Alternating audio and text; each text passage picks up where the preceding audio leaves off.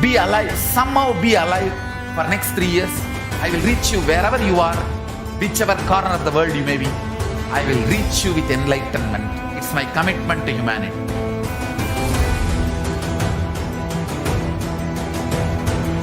I'm going to empower, enlighten each and every one of you with the fuel and energy of the parallel universe.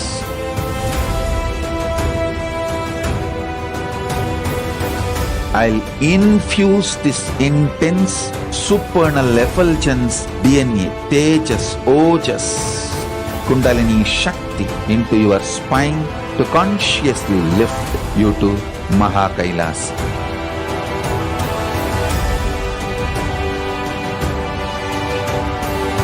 It is irreversible permanent enlightenment, irreversible power manifestation, irreversible permanent empowerment.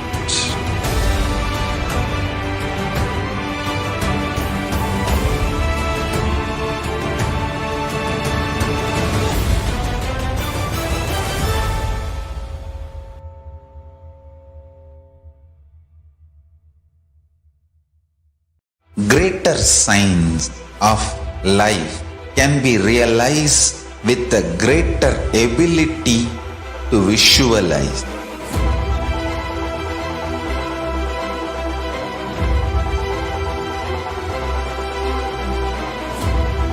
Greater science is the equivalent word for Hinduism.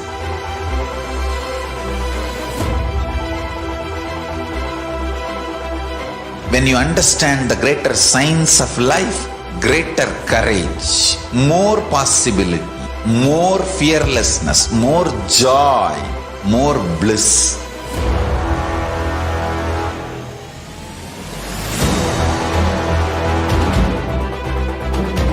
When you visualize Paramashiva with 25 heads, 75 eyes, 50 hands, your consciousness becomes ferocious, and that ability to visualize, you will get involved in everything deeply.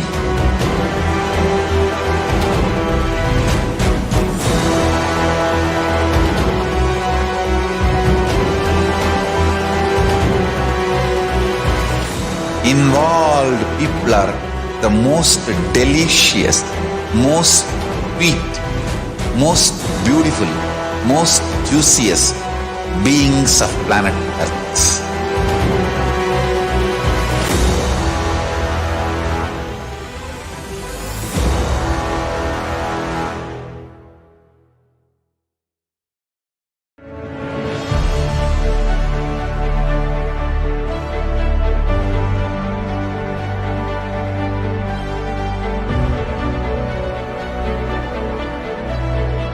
I am your Guru.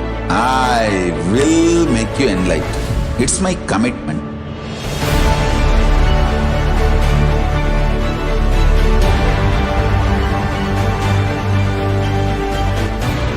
Till you become Paramashiva, I won't rest. Don't worry at all.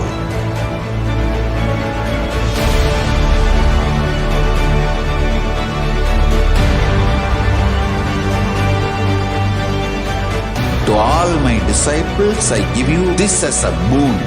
I'll swallow everything with which you are stuck and liberate you all.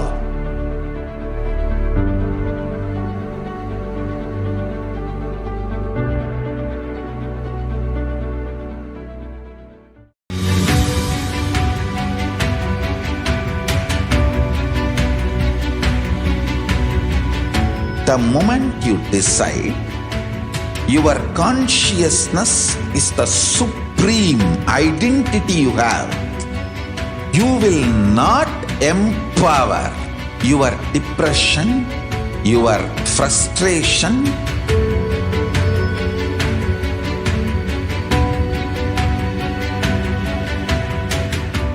deal your problems, whether it is simple headache or depression, or the worst suicidal patterns, or life negativity, only through consciousness. Don't go for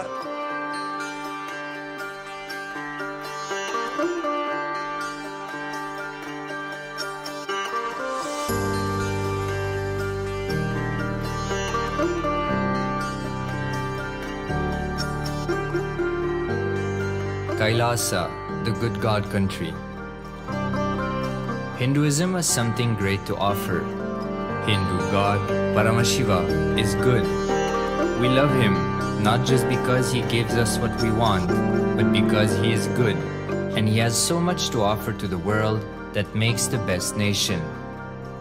Hindu God has life positive, all-inclusive, good, spiritual, social, political, and moral principles.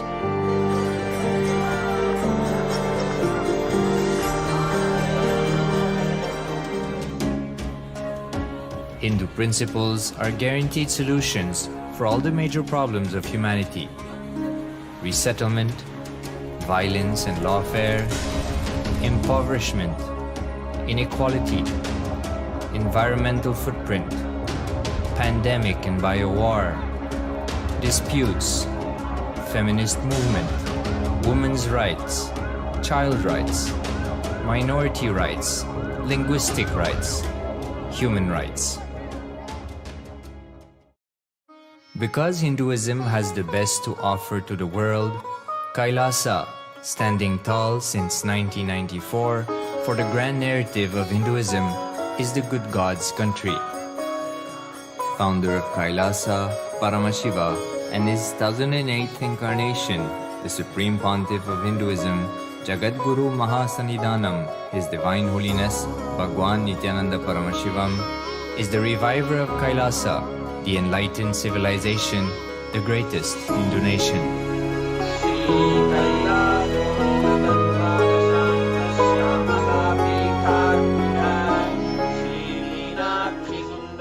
His Divine Holiness was birthed by his predecessors of enlightened masters,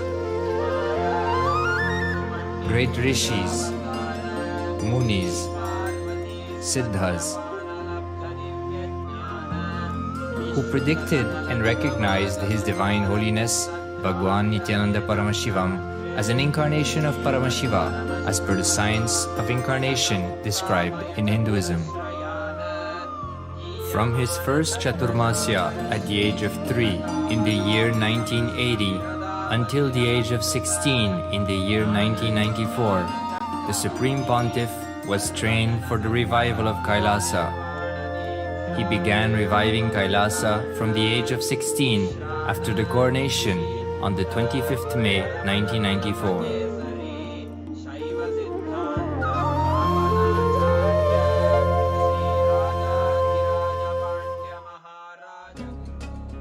KAILASA that we see today is 26 years of sincere hard work of the reviver and Hindu diaspora all over the world.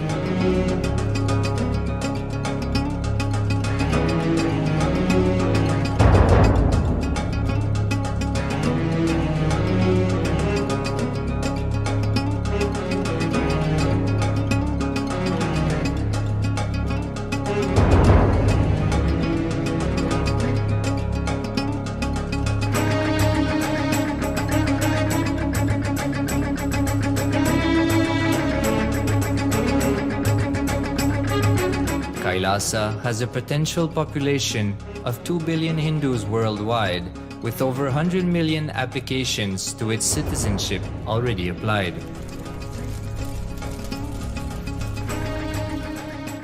Hinduism has stood over 10,000 years as an enlightened civilization, has been a global beacon of spiritual and timeless wisdom, technology, culture.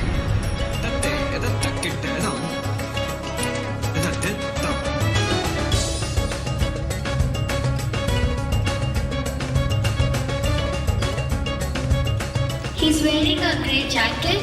His name is Boris.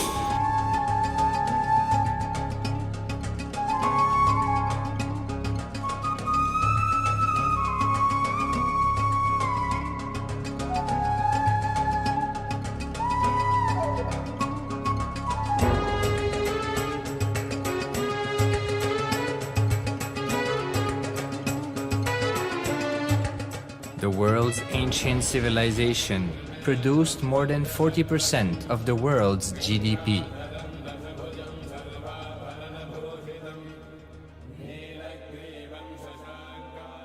purpose of life is to experience oneness with the ultimate reality, Paramashiva.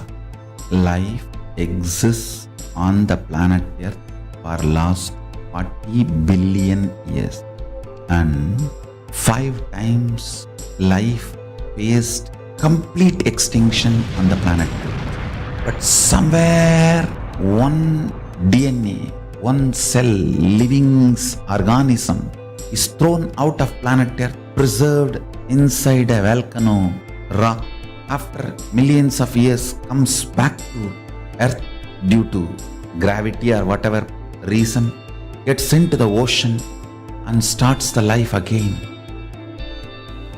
Sanatana Hindu Dharma is the conscious science to give breakthrough to your DNA through natural selection process and to your consciousness through the conscious decision process.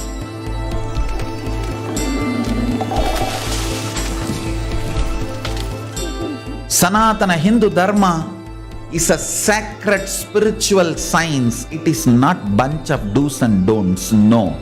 Please understand, it is the revelations of sacred truths, cosmic truths, powerful cognition. It is still alive, that science is available, time-tested, foolproof. This science of living enlightenment is the complete solution for all the problems individual or society or modern day humanity is facing. Then you will understand all the problems of the modern day humanity. Sanatana Hindu Dharma is solution.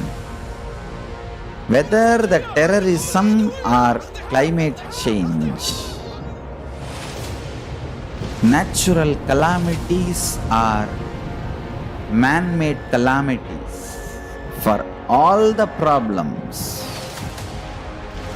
humanity is facing, the only solution is science of living enlightenment, revealed by Paramashiva from the Vedagamas in the modern day through this body.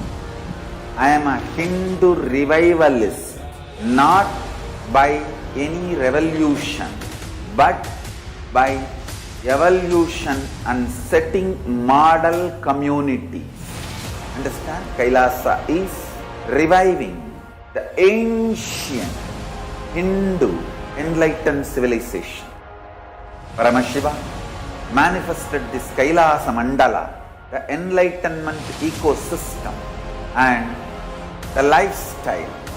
I am going to revive this whole enlightenment ecosystem, KAILASA, by creating a model KAILASAs all over the world. I will work sincerely and revive this spiritual science, which is the core for enlightenment ecosystem, making you all manifest the state, space, powers, being, superconsciousness and KAILASA of Paramashiva, and making all of us manifest Paramashiva. In a world ravaged by war, ecological destruction, hatred and division, KAILASA stands as a bold vision of human potential, coexistence, organic living, and alignment with nature.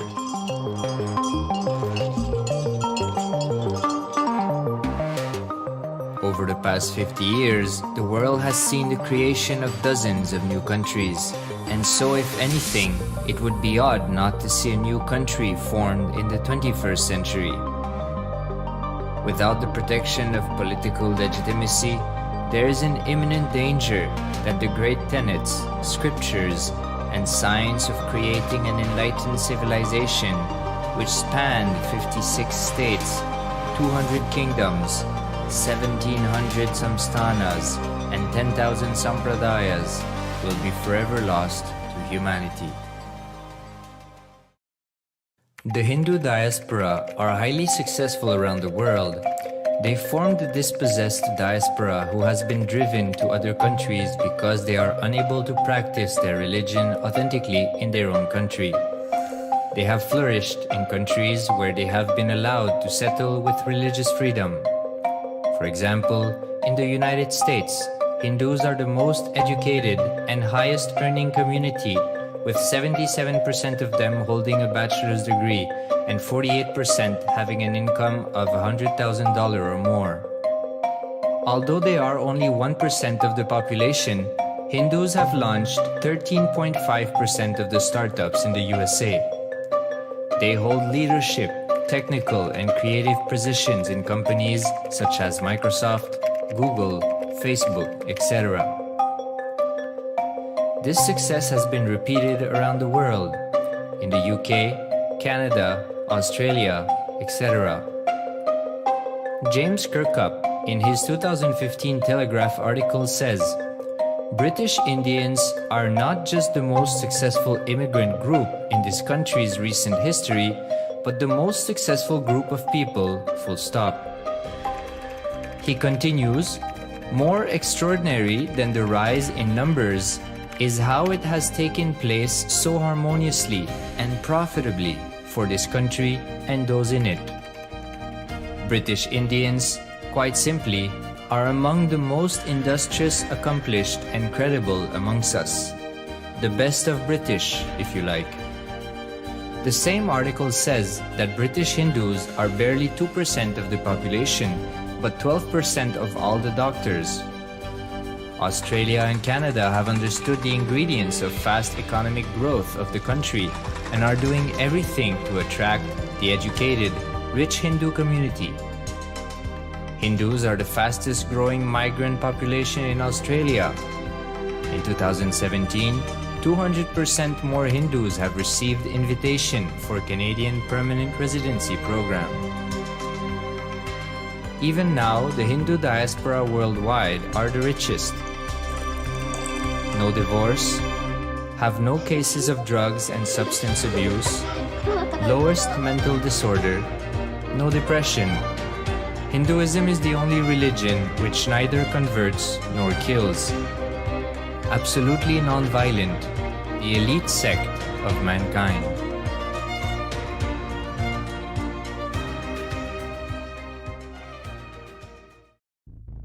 Because the Hindu diaspora worldwide and the Supreme Pontiff are successful in spreading their spiritual Hindu message of openness and inclusiveness against the forces of hatred and exclusivity, they have become the victims of relentless attacks by multi-armed apparatus of state power. Anti-Hindu forces, extremist caste, supremacist militant organization want a one ideology, Hinduism, under their exclusive domain. What they cannot digest into themselves, they systematically delegitimize and exterminate. Lawfare, assassination attempts, character assassination of the Supreme Pontiff of Hinduism, Jagadguru Mahasannidhanam, His Divine Holiness, Bhagwan Nithyananda Paramashivam.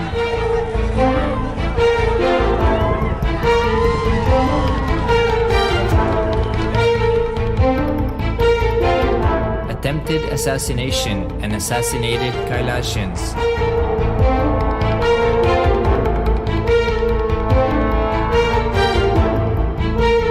Sexual assaults and rape of female monks of Kailasa. Objectification. Character assassination.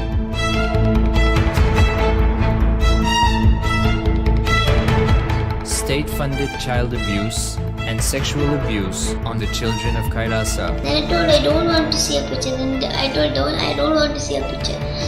Then they showed him a picture. State-operated embezzlement of funds, properties and assets donated by the Hindu diaspora worldwide for the purpose of the revival of Kailasa.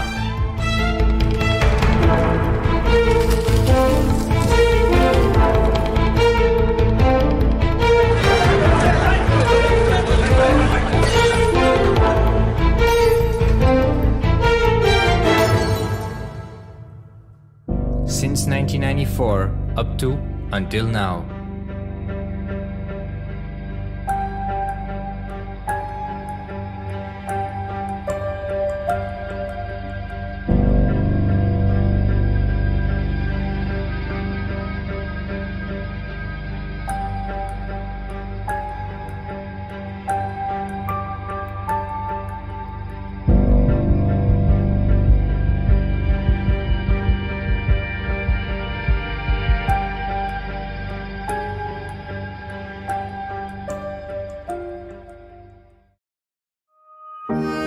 Building a nation is not a project accomplished overnight or by virtue of hope. KAILASA is the manifestation of 26 years of sincere hard work, sacrifices, integrity of the Supreme Pontiff of Hinduism, Jagadguru Mahasannidhanam, His Divine Holiness Bhagwan Nithyananda Paramashivam, and the Hindu diaspora worldwide for the past 26 years for the enlightenment of humanity.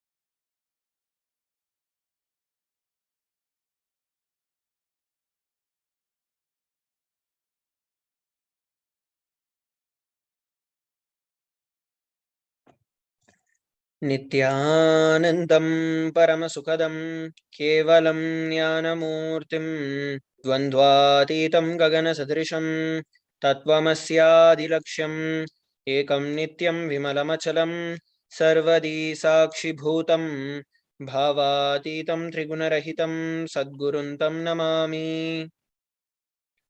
Nityanam, everybody.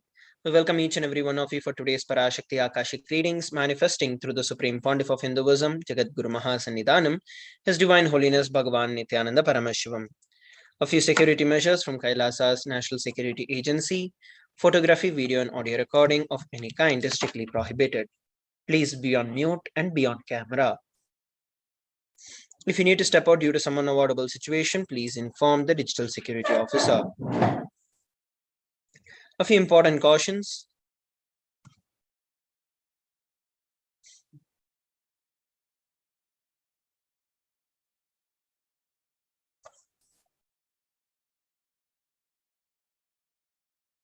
We welcome all the Kailasavasis attending from Kailasa's monasteries, gurukuls, temples, ashrams, and centers from around the world. We welcome all the Facebook, Instagram, Nithyananda TV, Kailasa TV, Hinduism Now TV, Twitter and YouTube viewers, and all those who are blessed to have the Nayana Diksha, which is the two-way video conferencing, for joining us for today's sacred spiritual program, the Devi Bhava Samadhi Darshan. So let us now learn about Devi Parashakti, the Divine Cosmic Mother.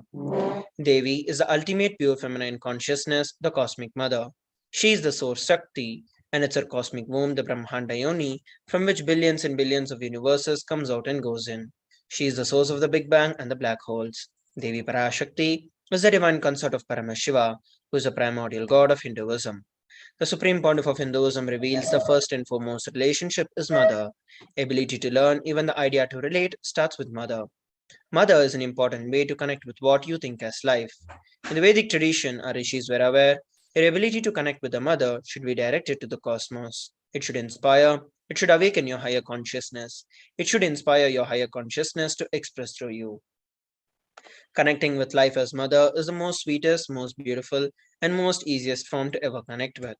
And today, out of his extreme love and compassion, the Supreme Pontiff of Hinduism is manifesting Devi Parashakti herself and gracing us, answering all our prayers, giving boons, healing us, revealing our past, present, and future, and delivering profound spiritual truths, ultimately giving us the experience of Paramashivoham itself. So, what is Bhava Samadhi Darshan? The very word Samadhi comes from the Sanskrit root words Sama and Adi. Sama means oneness and Adi means source. And Samadhi means one with the source. And Bhava means attitude or aspect. Bhava, Samadhi, means being one with the source through this aspect. And Darshan means to have a glimpse of. In the Vedic tradition, it is used to describe the moment when we behold a deity, an avatar, a saint, or an enlightened being. As just seeing such a being can cleanse karmas of lifetimes and create a deep and a lasting transformation in the receiver. Darshan is the powerful superconscious vibration that is present around an avatar at all times. He simply radiates darshan just as the sun continuously radiates light. The auspicious moment, when you're able to catch it, becomes the moment of darshan for you, raising you to the next level of superconscious breakthrough, like hitting the reset button on your being. So let us now learn about the signs of the Bhava Samadhi Darshan.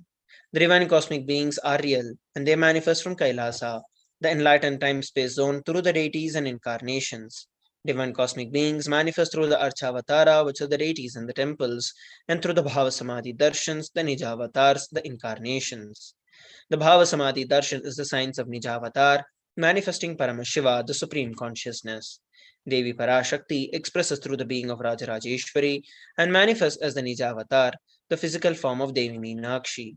The Archavatar, which is the deity, reflects the consciousness and the manifestation of the superconscious energy. But human beings are not mature enough to receive the higher level experiences from the Archavatar directly.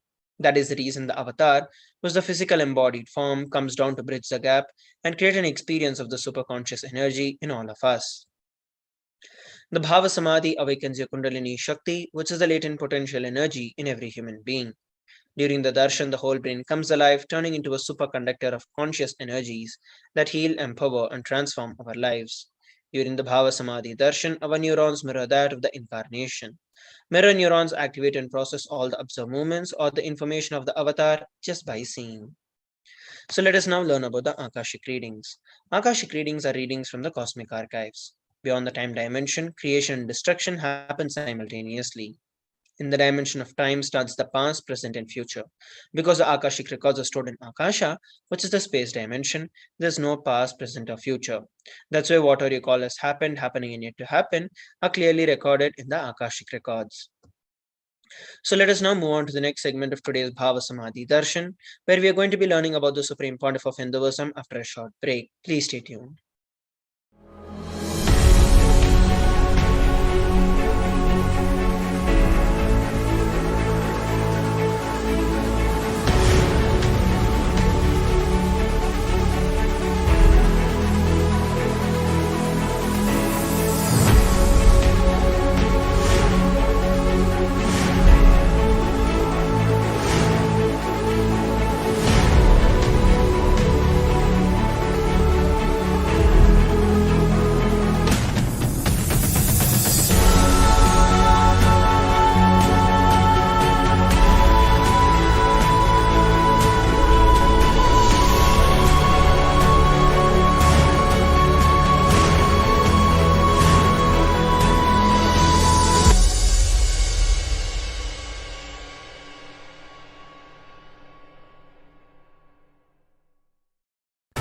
Just be alive for next 3 years. Don't die within next 3 years. I guarantee you, I will reach you wherever you are.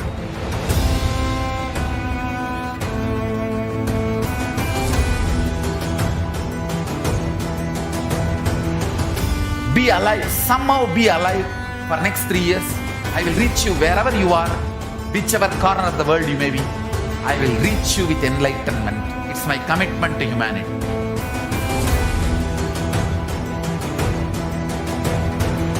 I'm going to empower, enlighten each and every one of you with the fuel and energy of the parallel universe.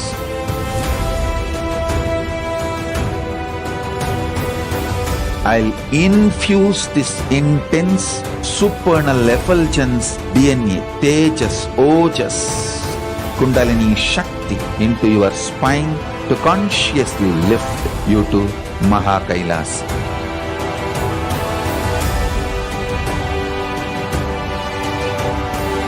It is irreversible permanent enlightenment, irreversible power manifestation, irreversible permanent empowerment.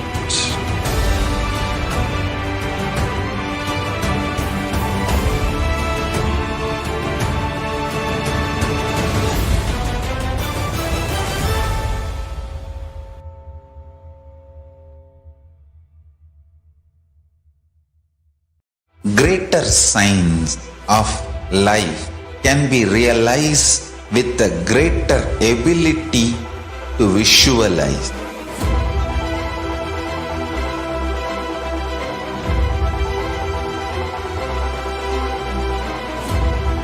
Greater science is the equivalent word for Hinduism.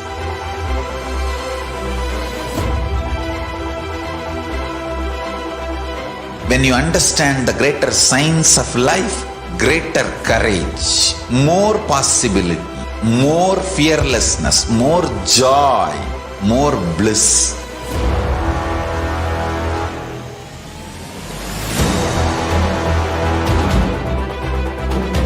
When you visualize Paramashiva with 25 heads, 75 eyes, 50 hands, your consciousness becomes ferocious, and that ability to visualize, you will get involved in everything deeply.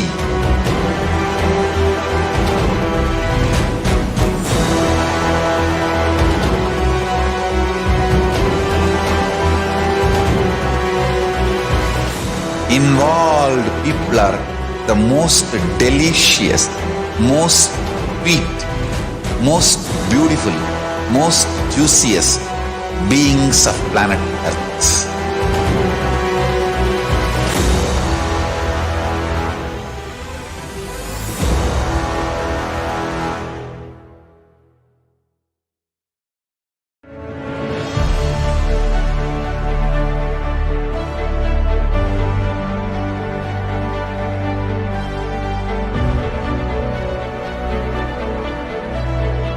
I am your Guru. I will make you enlightened. It's my commitment.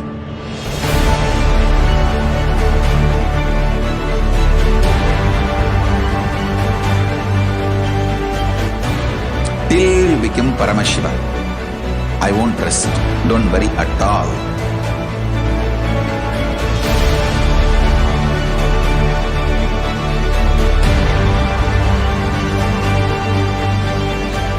To all my disciples, I give you this as a boon. I'll swallow everything with which you are stuck and liberate you all.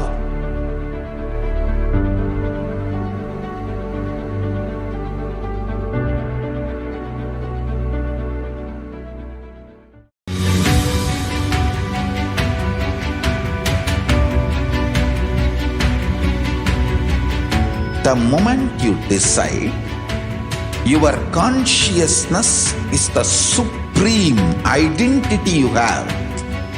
You will not empower your depression, your frustration,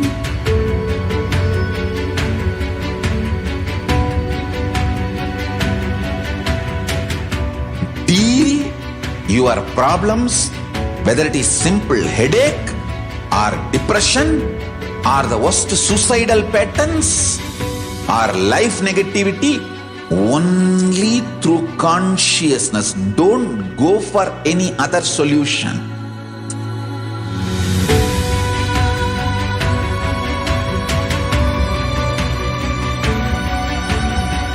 Don't keep stupid, toxic, life negative struggles inside.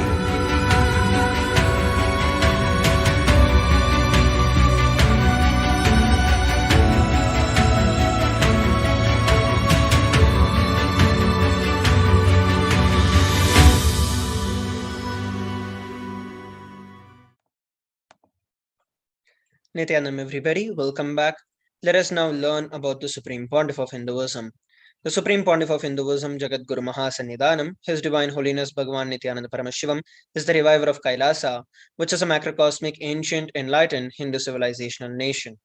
The Supreme Pontiff of Hinduism is the 1008th incarnation of Paramashiva as per Hinduism and has been recognized by his predecessors, who are enlightened masters and adepts. The Supreme Pontiff of Hinduism has made the science of power manifestation, yoga, and temple-based universities a lifestyle for humanity.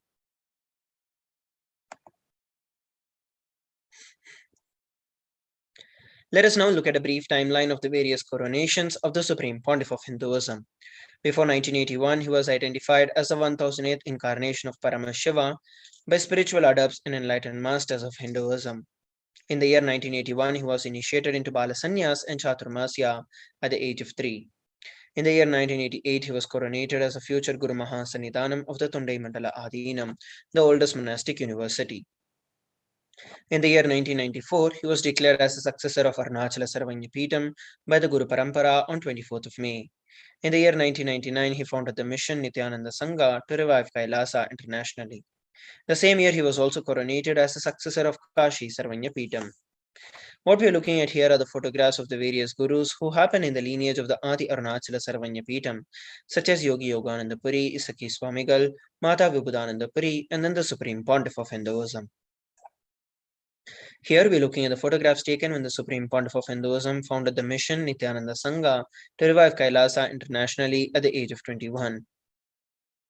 And these are the photographs of the Supreme Pontiff of Hinduism being coronated as the successor of Kashi Sarvanya Peetham at the age of 21.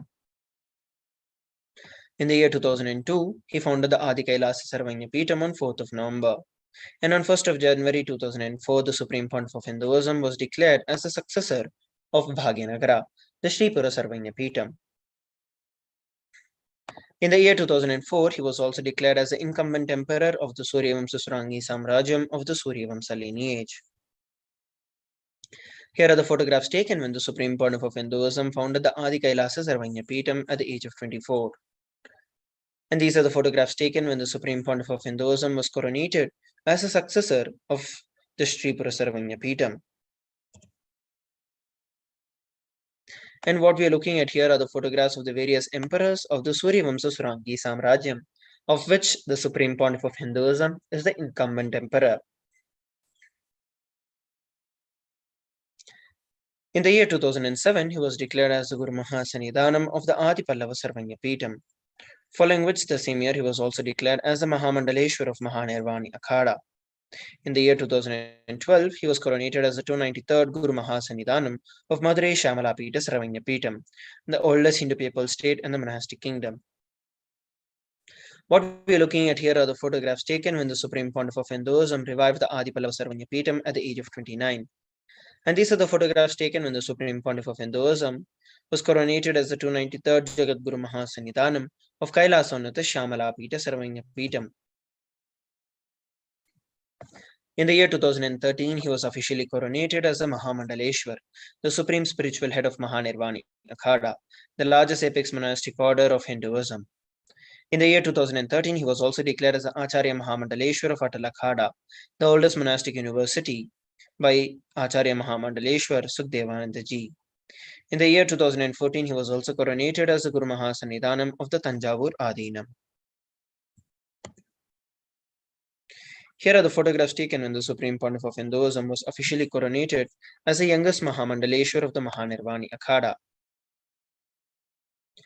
And what we're looking at here are the photographs taken when the Supreme Pontiff of Hinduism was coronated as the Guru Mahasannidhanam of the Tanjavur Adhinam. In the year 2014, he was coronated as the Guru Mahasannidhanam of the Tiruvarur Adhinam, Vedaranyam Adhinam, and Panchanadikulam. And these are the photographs of the gurus of the Veda Tiruvarur Adinam and the Vedaranyam Adinam. In the year 2015, he was coronated as a Guru Mahasannidhanam of Dharma Mukti Swargapuram Adinam. Following which, the same year, he was also coronated as a Guru Mahasannidhanam of the Adipita Kolada Matha and was also elected as the Supreme Pontiff of Hinduism by a congregation of over 1,000 spiritual leaders. Here are the photographs taken of the various gurus of the Dharma Mukti Swargapuram Adinam. And here we're looking at the photographs taken when the Supreme Pontiff of Hinduism was coronated as the Guru Mahasannidhanam of the Adipita Kolada Matha. And what we're looking at here are the photographs taken when the Supreme Pontiff of Hinduism was elected as the Supreme Pontiff of Hinduism by a congregation of over 1,000 spiritual leaders and pontiffs. So let us now move on to the next segment of today's Bhava Samadhi Darshan after a short break. Please stay tuned.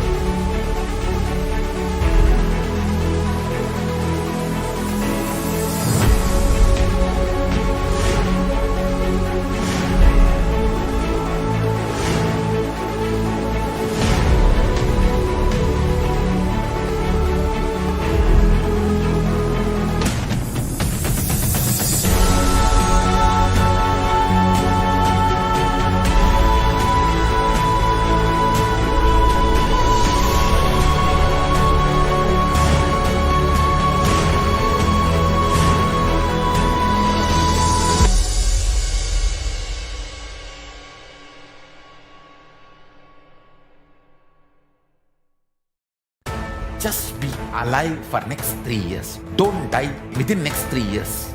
I guarantee you, I will reach you wherever you are.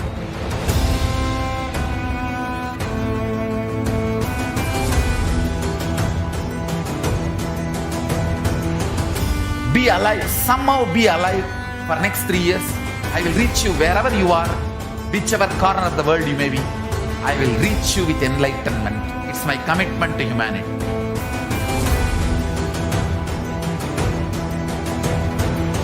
I'm going to empower, enlighten each and every one of you with the fuel and energy of the parallel universe.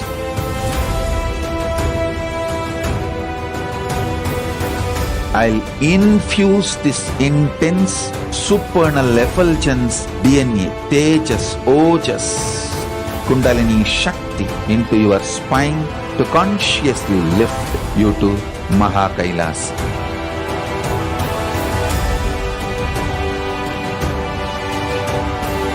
It is irreversible permanent enlightenment, irreversible power manifestation, irreversible permanent empowerment.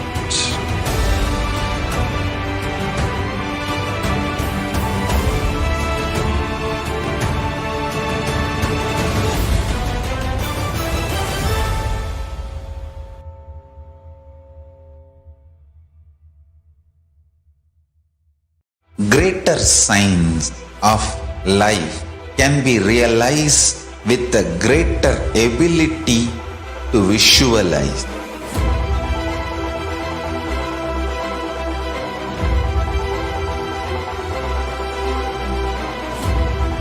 Greater science is the equivalent word for Hinduism.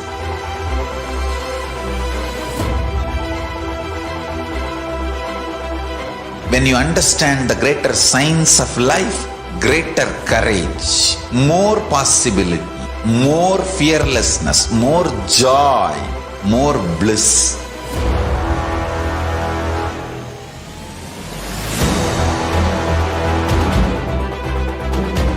When you visualize Paramashiva with 25 heads, 75 eyes, 50 hands, your consciousness becomes ferocious, and that ability to visualize, you will get involved in everything deeply.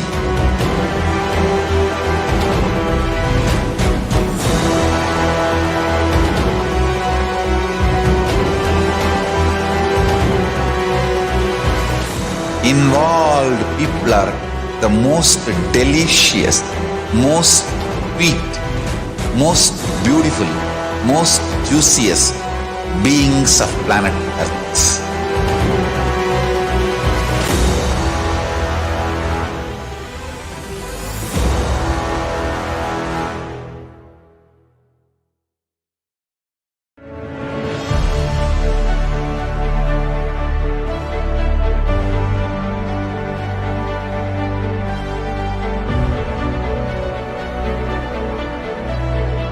I am your Guru. I will make you enlightened. It's my commitment.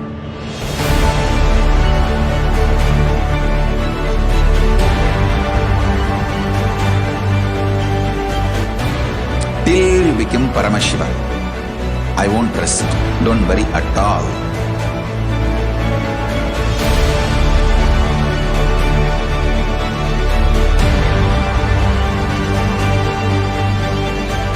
To all my disciples, I give you this as a boon.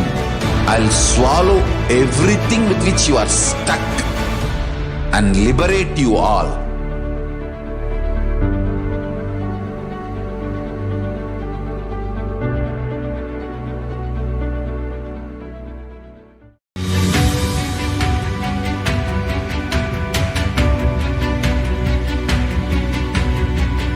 The moment you decide, your consciousness is the supreme identity you have. You will not empower your depression, your frustration,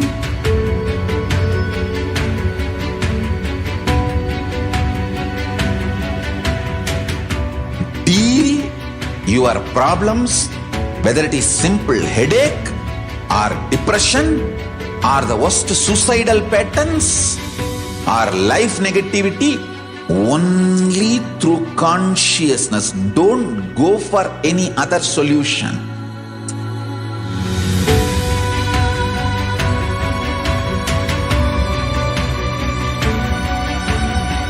Don't keep stupid, toxic, life negative struggles inside.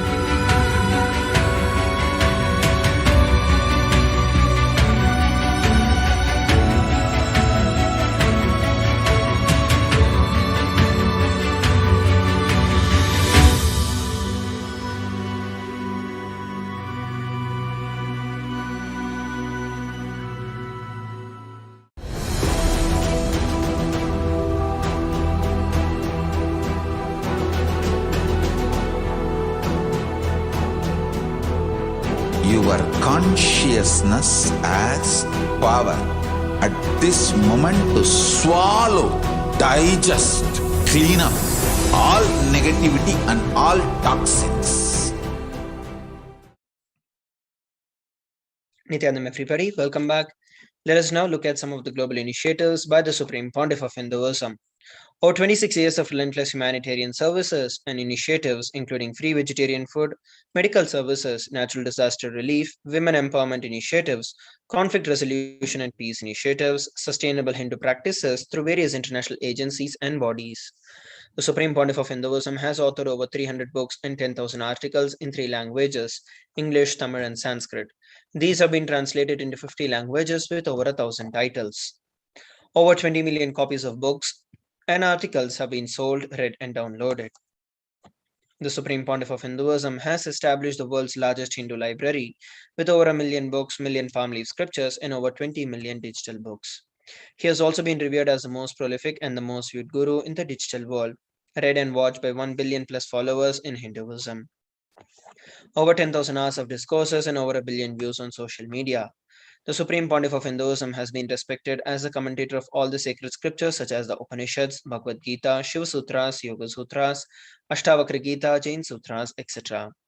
He has also been honored as a leader of Hinduism, the most awarded internationally recognized Hindu leader.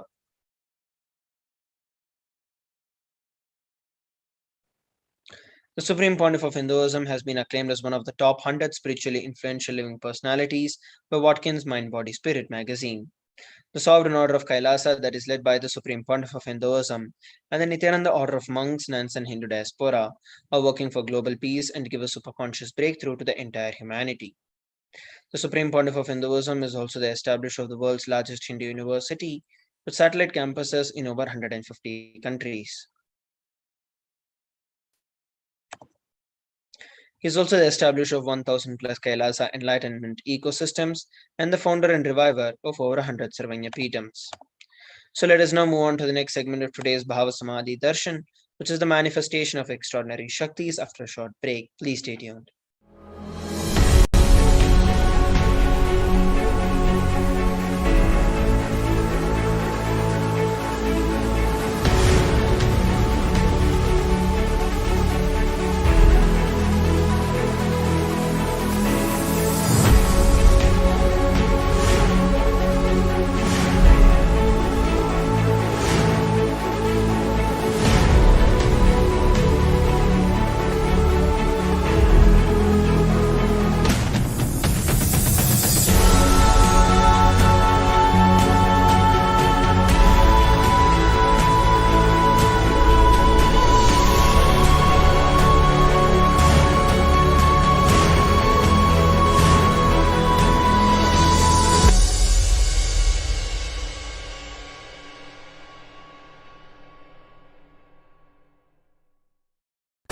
Just be alive for next 3 years. Don't die within next 3 years.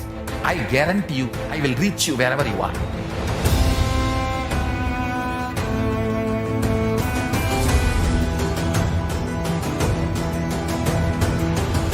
Be alive, somehow be alive for next 3 years. I will reach you wherever you are, whichever corner of the world you may be. I will reach you with enlightenment. It's my commitment to humanity.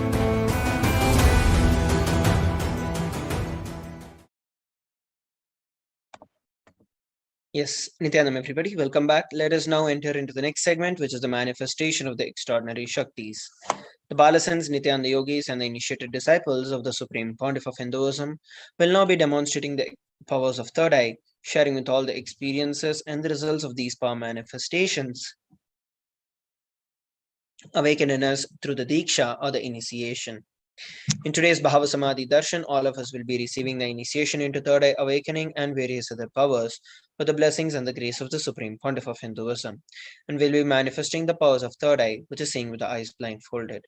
The Third Eye is a cosmic browsing center that is located in between your eyebrows, which upon initiation one can effortlessly express the powers and see through the third eye, just as one would do with their two eyes. So what are Shaktis? In the Veda Agamas, which are the source scriptures of Hinduism, Paramashiva reveals in elaborate detail that every human being is hardwired to manifest 463 plus extraordinary Shaktis or the divine powers. Manifesting Shaktis are described as a system, a method, and a science for human beings to explore the various powers and possibilities and have access to various states of consciousness. Shaktis manifest from the fundamental cognition that you are a divine and that you need to manifest divine, not that you are a man and that you need to reach divine. Let us look at some of the differences between Shaktis and Siddhis. Shakti is expressed from the space of enlightenment as a side effect of feeling connection with the divine and high integrity with the Guru. Shaktis are the source of enlightenment, whereas Siddhis are powers that manifest from tapas or penance for enlightenment, and Siddhis happen on the path of enlightenment. The Shaktis of Paramashiva manifest through ordinary human beings in an extraordinary way after the initiation from the avatar. And Shaktis are permanent, whereas Siddhis are not, and Siddhis may divert you from enlightenment. Paramashiva is the source of these Shaktis. He is a primordial divinity in Hinduism, the ultimate reality and cause which is self-effulgent, Swayam Prakasha, all-pervading, unchanging beyond time, space, form, and causality. As a fundamental base of Avyakta, the unmanifest, and the manifest existence, he performs the Panchakritya, or the 5 cosmic acts of Srishti, Sthiti, Samhara, through bhava and anugraha, creation, sustenance, rejuvenation, pulling out of delusion, and liberation. The Supreme Pontiff of Hinduism is the 1008th living incarnation and the representative of Paramashiva. He is also the reviver of Sri KAILASA, and ever since the beginning of the civilization, the Sanatana Hindu Dharma has been a cradle of enlightened beings and highly advanced sciences. It was where the science of enlightenment was lived and taught as a lifestyle. For the very first time in the modern day, the Supreme Pontiff of Hinduism is reviving these yogic sciences and transmitting it to the world at a record-breaking pace never accomplished before. The knowledge and the science of manifesting these Shaktis are passed on from one generation to the next through the Diksha or the initiation by the enlightened gurus. The Supreme Pontiff of Hinduism, being recognized as an incarnation at a very young age, was trained and taught these sciences to revive the initiations and the knowledge repositories for billions to manifest the science of power manifestation from the disciplines of Vedanta, Tantra, Sri Vidya, Yoga and Yogic powers, Mantra Shastra, Siddha Vidya, science of Aushadha, Advaita and Bhakti Yoga, Paramashvajnana and Paramashvavijnana. So how do we awaken these divine Shaktis in us? Every ultimate truth, which is Jnana, when it is mapped into our consciousness, which is your Prajna, manifests as the power and possibility of every being. So let us now look at a beautiful video on the science of initiation.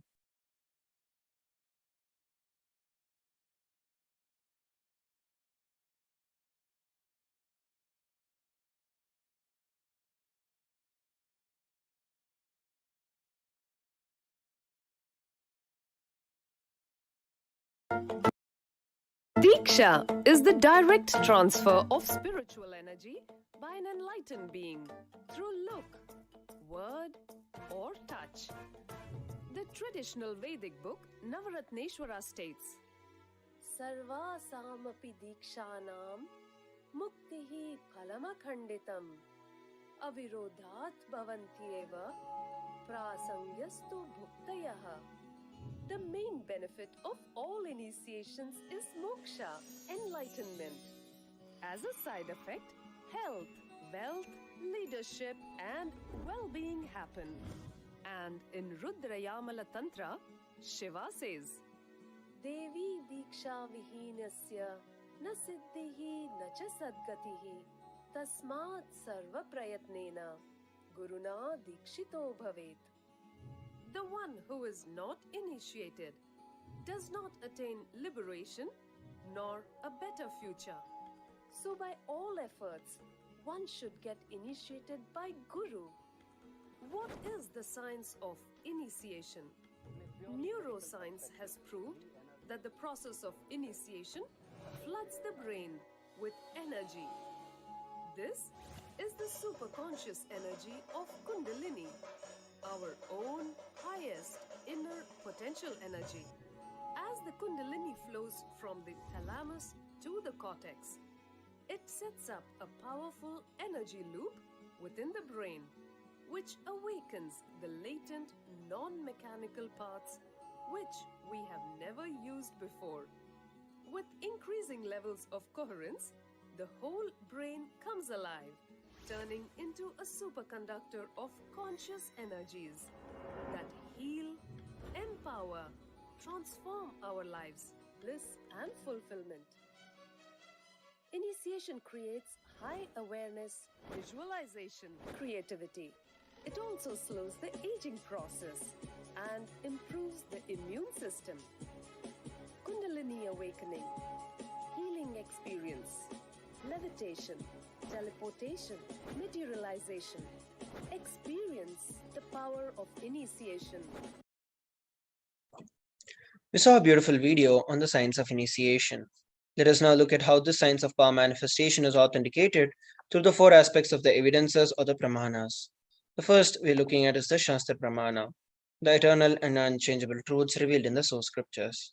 The next is the Apta Pramana, experiences and the results of Aptas or authorities of Hinduism, the Vedic rishis and scientists who have time tested and verified the science. And next we're looking at the Atma Pramana, which is a personal experience of sorry for the technical glitch.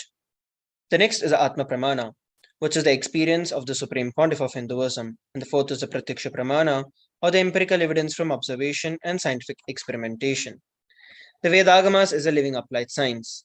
Vedas are the ultimate superior authority for Hindus. Vedas are the pure science where the ultimate truths are explained, and Agamas are the scriptures where the applied technology, the applied science is expanded.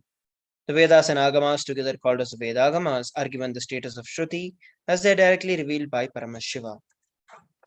So let us now get ready to witness a very unique and the exciting demonstration of the power of third eye. Today we're going to be manifesting the power of body scanning. Those of you who would like to experience this science of power manifestation can drop a message on our social media platform. So let us now enter into the power manifestation. So first we're going to be looking at the Shastra Pramana for this power of body scanning. It is given in the Vijnana Bhairava Tantra, Sutra 54. Swadehe jagato vapi sukshma sukshmatarani cha tattvani yani nilayam dhyatvante vyajyate para. Bhagavan Paramashiva says, cognize deeply that from the subtle to the subtlest constitutive principles of your whole body or of the whole universe simultaneously consist of the essential reality. They are being absorbed in their source cause Paramashiva. By the experience of such restful awareness, one becomes complete from all thoughts, and the ultimate universal divine power, Paradevi, Adi-Shakti is revealed, and the supreme power manifestation happens. And here we're looking at the Apta Pramana. Thereyer was a Siddha and one of the prominent disciples of Agatya. One day a man suffering from severe headache comes to Agatya for healing. Agatya uses the power of body scanning and finds out the root cause of the headache. He reveals that there is a small tere, which is a type of frog, sitting in the person's brain. Agatya immediately instructs Thereyer, his disciple, to perform an open-head surgery and to remove the frog. After the surgery is completed successfully, the person is healed and cured of the headache, thus he gained the name Thereyer. And here we're looking at the Atma Pramana, one of the experiences where the Supreme Pontiff of Hinduism himself recited, sharing his experience of going beyond the pain. Swamiji revealed, only when I had the multiple compound hand fracture, I was forced to go for surgery and therefore for medical checkup related to that. At that time, they detected heavy metal quantity in my different organs. It was revealed that I had been poisoned without our knowledge. I immediately used diagnostic methods instead of medical facilities to study the condition of the poisoning. Through body scanning, I found out what the problems and imbalances that happened and where the balance had to be done. I used allopathy as a second opinion to verify my findings. And here we're looking at the Sakshi Pramana, which is the experiences of these power manifestations happening through the initiated disciples of the Supreme Pontiff of Hinduism. So let us now enter into the power manifestation. We're going to be manifesting the power of body scanning. And today we're going to be manifesting this power for George, who has requested for the power of body scanning. So I'll now be chanting the Mahavakya, Om Nithyananda Paramashivoham, establishing myself in the space of oneness with Swamiji and sharing with all whatever Swamiji is revealing to me.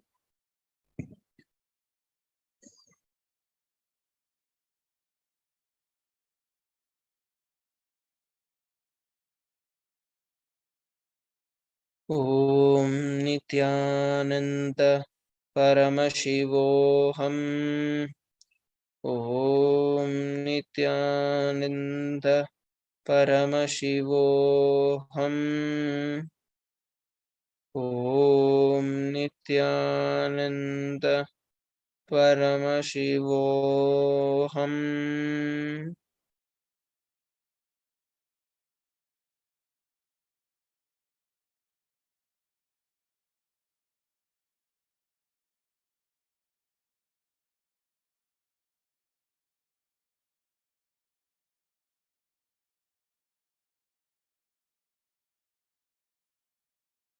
So what Swamiji revealed is that with respect to your health, the only major issue that you're having is with respect to your eyes, where you've been having frequent headaches, and you've also been having these problems where you see different things at the same time, and it's also like a blur kind of a feeling that you have. What Swamiji revealed is that you can completely heal out of your eye problems by receiving the darshan of the Supreme Pontiff of Hinduism. So you can attend the Paramashivoham Level 3 program, where you can experience the healing from Swamiji directly and once for all be healed from this problem. So this is what Swamiji revealed. You can share with all of us how you're able to relate with what was revealed. So with that, we're coming towards the conclusion of this particular segment. Let us move on to the next segment of today's Bhava Samadhi Darshan after a short break. Please stay tuned.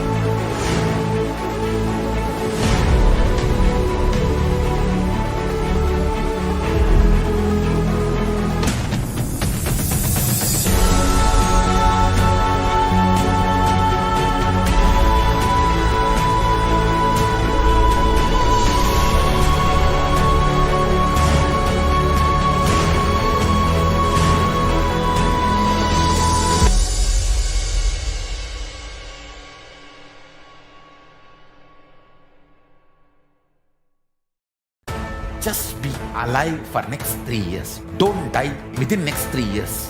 I guarantee you, I will reach you wherever you are.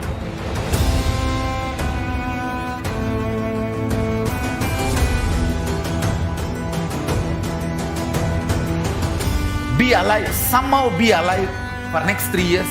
I will reach you wherever you are, whichever corner of the world you may be. I will reach you with enlightenment. It's my commitment to humanity.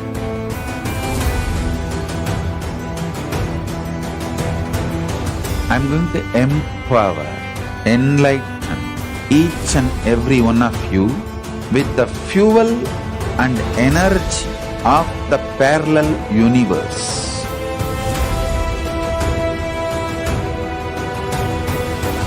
I'll infuse this intense supernal effulgence DNA, Tejas, Ojas, Kundalini Shakti into your spine to consciously lift you to KAILASA.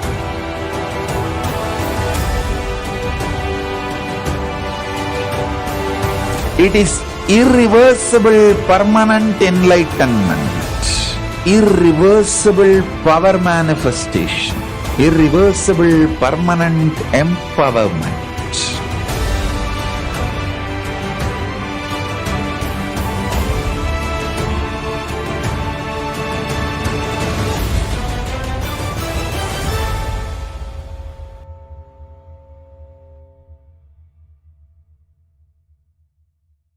Greater signs of life can be realized with a greater ability to visualize.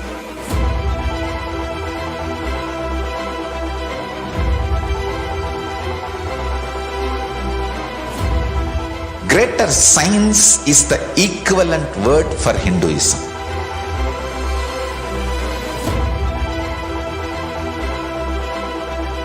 When you understand the greater science of life, greater courage, more possibility, more fearlessness, more joy, more bliss.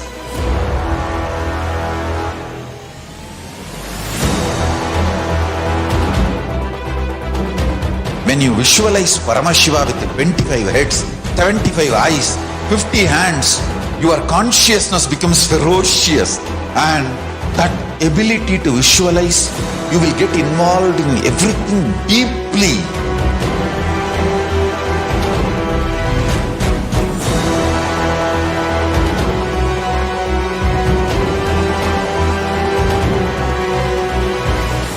Involved people are the most delicious, most sweet, most beautiful, most juiciest beings of planet Earth.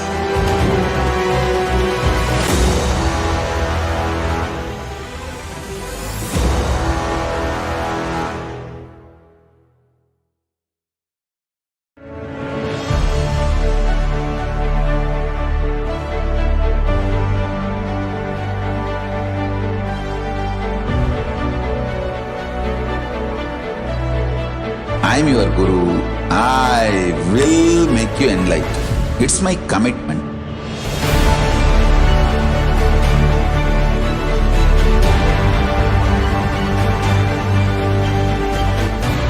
Till you become Paramashiva, I won't rest.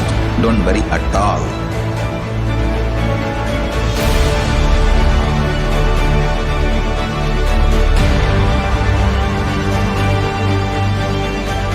To all my disciples, I give you this as a boon. I'll swallow everything with which you are stuck and liberate you all.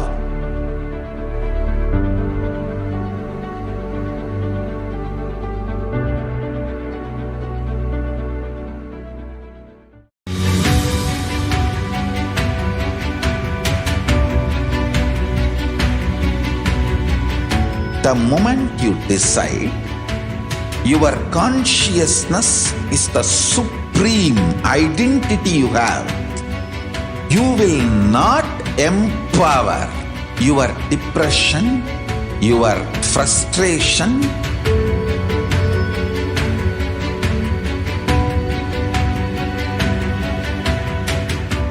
deal your problems, whether it is simple headache or depression or the worst suicidal patterns or life negativity, only through consciousness. Don't go for any other solution.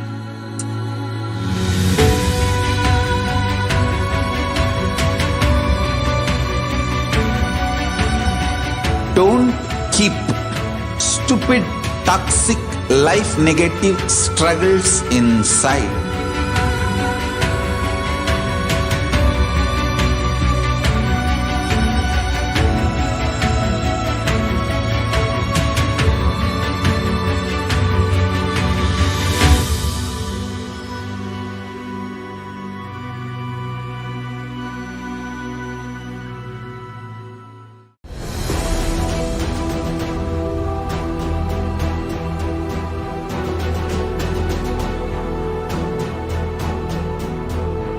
Your consciousness has power at this moment to swallow, digest, clean up all negativity and all toxins.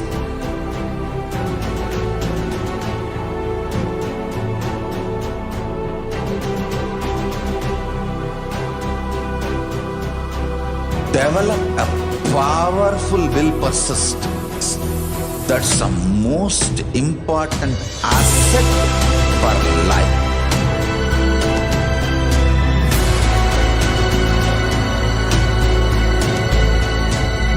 I am not giving you some life positive blah blah.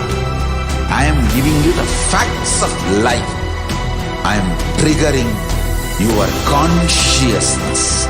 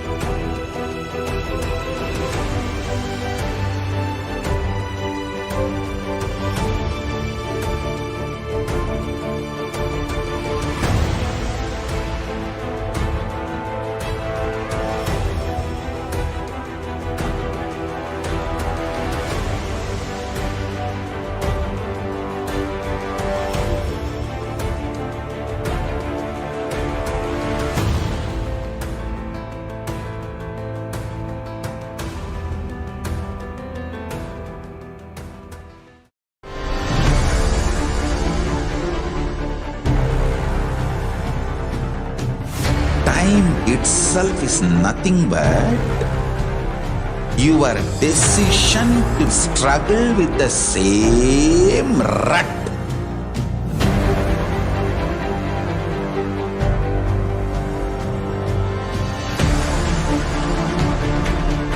Your decision to struggle with the same rut is time, Kala.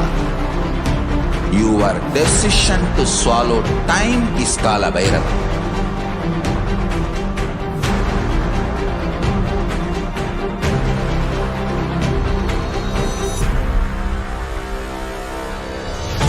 Stand.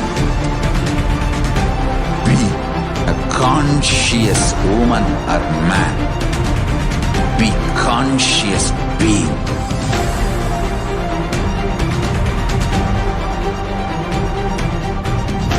Shrink the time through conscious will persistence. Make the future into present by being ferocious with yourself.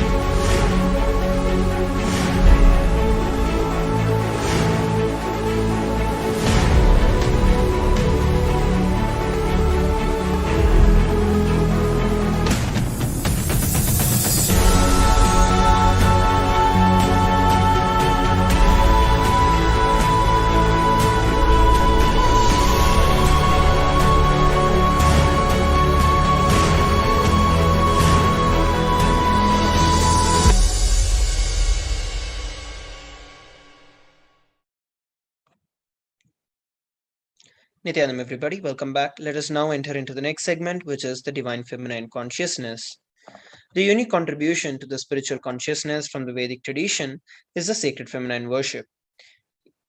Even if everything from what the Vedic tradition gave is lost, and just the sacred feminine tradition is there, then the whole thing can be revived because that is the seed. The Hinduism has at least 10,000 sampradayas, and if all the sampradayas are lost for some reason, and just the one sampradaya Devi worship remains, the whole thing can be brought back because everything is centered on Devi worship.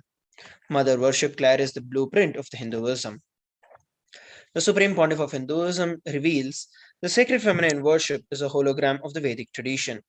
There is no enlightened being on the planet Earth without worshipping the sacred feminine, including me. I myself followed Devi worship. From the beginning, if you see my biography and all the deities I carved, the darshan I had, all are mother based, Devi based. Let us now listen from the Supreme Pontiff of Hinduism about Devi Parashakti and Hinduism.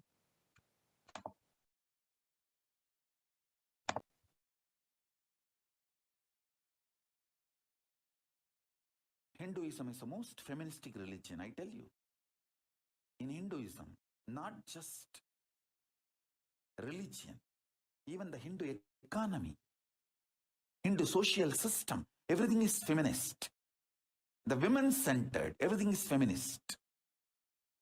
When time comes, I'll try to reveal more details about it. How the women is the foundation of Hindu civilization. They formed the basis of Hindu civilization. Someone asked Ramakrishna when he was in deathbed. Literally, everyone knows that he is going to leave the body soon. I should not use the word deathbed for the great incarnations like him. They never die, but the time to leave their body. Everyone knows that he is going to leave the body. Close, sincere devotees of him, they come and ask him, Bhagavan, how can you leave the body so soon? Still, you have not trained enough people to continue your mission. Only few boys are trained and they are too young. He smiles and says, one woman is enough to carry my mission. She is already trained. Sharada Devi. She is trained enough. She will be the foundation from which this Ramakrishna Sampradaya, this whole civilization, revival will start. And that's true. It is she, Parashakti, Jagat Janani, Sharada Devi. She formed the foundation for this whole Ramakrishna Sampradaya to flower. I tell you, in Hindu civilization, spirituality, religion, Hindu economy, everything is centered on mother, on women.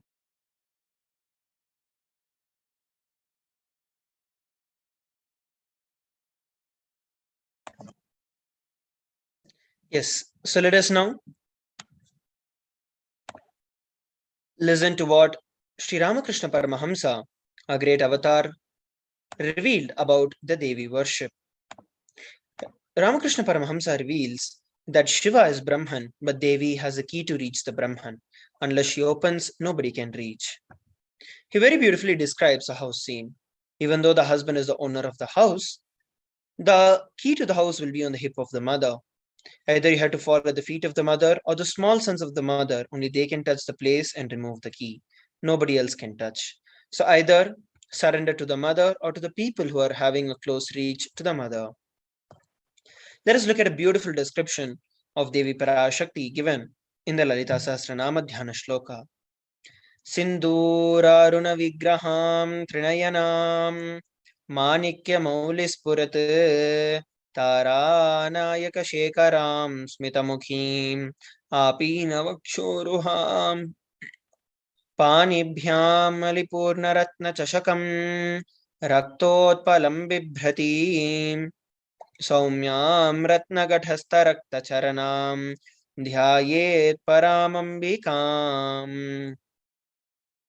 The Divine Mother is to be meditated upon as shining in a vermilion red body with triple eyes, sporting a crown of rubies, studded with crescent moon, and a face of all smiles. A splendid bust, one hand holding a jewel cup brimming with mid, and the other twirling a red lotus. Aruna Karuna Tarangitakshim Dhritapaşankuşapuşpabhana chapam Animadibhiravritam Mayukhair Ahamitye Vibhavaye Bhavani. I meditate on the great Empress. She is red in color and her eyes are full of compassion. She holds the noose, the gourd, the bow, and the flowery arrow in her hands. She is surrounded on all sides by powers such as Anima for race, and she is the self within me. The Devi is the ultimate pure feminine consciousness. Parashakti is a cosmic mother, and it's a cosmic womb from which billions and billions of universes comes out and goes in. She is the source where the big bangs and the black holes go on. Devi Parashakti is the source Shakti, the source energy, the source power from which all of us came, in which all of us are even now, and in which all of us are going to merge. Out of her extreme love and compassion, Devi Parashakti herself is manifesting through the embodied form as the Nijavatara of the Supreme Pontiff of Hinduism, gracing us, answering all our questions, attending to our prayers, giving boons, healing us, revealing our past, present, and future, and delivering profound spiritual truths, ultimately giving us the experience of Paramashivoham itself. Let us now listen about Devi Parashakti in her own words.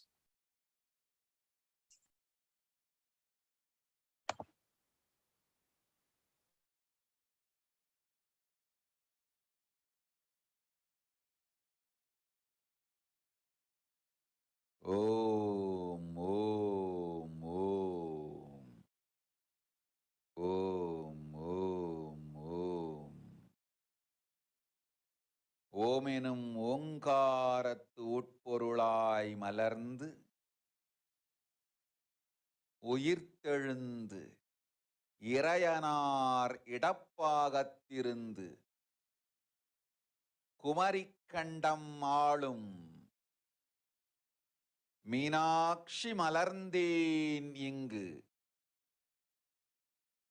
நல்லருள் செய்திடவும் நல்வாக்கு தந்திடவும் ஆனந்தம் ஞானத்தொடு பூரண அன்பு ஏகம் அநேகமாய் ஆகிய இப்புவுலகிற்கு பரமசிவன் ஞானம் தர வந்தேன் பராசக்தி மீனாட்சி. அருளாட்சி அரசாட்சி பொருளாட்சியோடு நன்மாட்சிமையோடு ஆட்சி செய்யும் பராசக்தி மீனாட்சி நான். கருணையே வடிவாய் கண்மலர்ந்து நன்மை செய்திட வந்திட்டேன். மாந்தர்கள் கேளுங்கள் இந்த பெருநன்மை சத்தியத்தை, கேட்டு நீங்கள் வாழ்ந்திட கேடும் பெருந்துக்கமும் உங்களுக்கில்லை. கேட்டிடுங்கள் இவ்வினாடி என்னை கண்டுகொண்டும் கேட்டுக்கொண்டும் இருக்கும் உங்கள் எல்லோர்க்கும் நான் அளிக்கும் தீட்சை. நானே நினைப்பும் மறப்பும் கடந்த உயிர்ப்பாய் உங்கள் எல்லோருக்குள்ளும் இருக்கின்றேன். பரமசிவோகம் பரமசிவோகம் பரமசிவோகம் பரமசிவோகம் பரமசிவோகம் பரமசிவோகம் பரமசிவோகம். இதை தீட்சையாய் ஏற்று இதே உணர்வோடு அமர்ந்திருங்கள்.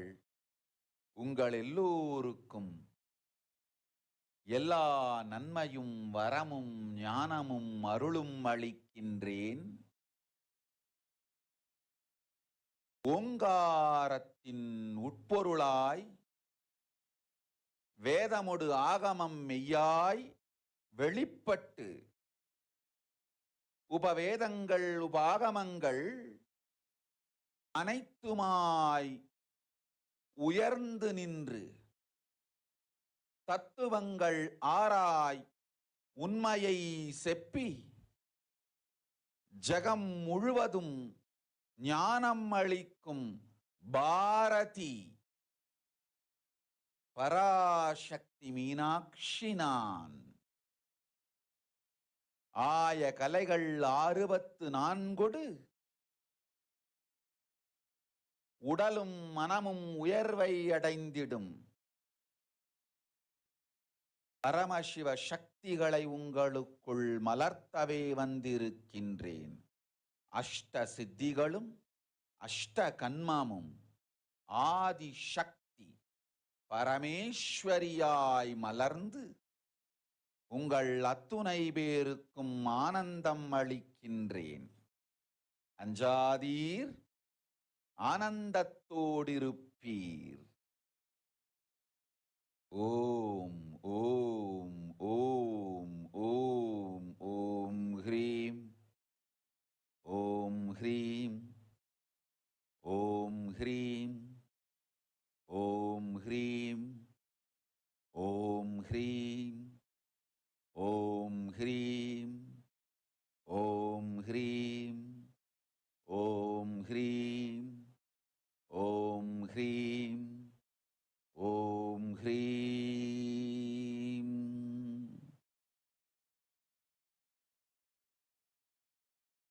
ஓம் ஓம் ஓம்.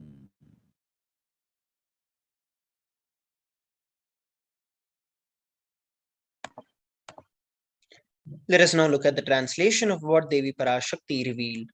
Raising as Omkara, expressing as the Vedas and Agamas, blossomed as Srimkara, filled as Parashodasi, living in the 40 triangles, Kailasa Swamini, who is in Kailasa Shri Purachintamani, Parashodasi, sitting as part of Paramashiva, Parameshwari, who rules the world, Paramashakti Manonmani Meenakshi. As Nithyananda, I took the Nija Avatara here to give good boon to everyone, to bestow all goodness. Hiranyagarbha Swarupini, Brahmandayoni, Shami, Chandramauli, Rapala, Aparna, Uma, Parvati, Savitri, Navayavana, Samrajya Lakshmi, Parameshwari, Parashodasi Meenakshi. Taking the form of Nithyananda, I came here as Nijavatara with great compassion and blessing. Listen, people, to do good to all of you, I came down as a Nijavatara, as Nithyananda. So here we looked at the revelations of Devi Parashakti about herself. Next, we're going to be learning about how we can receive the grace and the blessings of Devi Parashakti after a short break. Please stay tuned.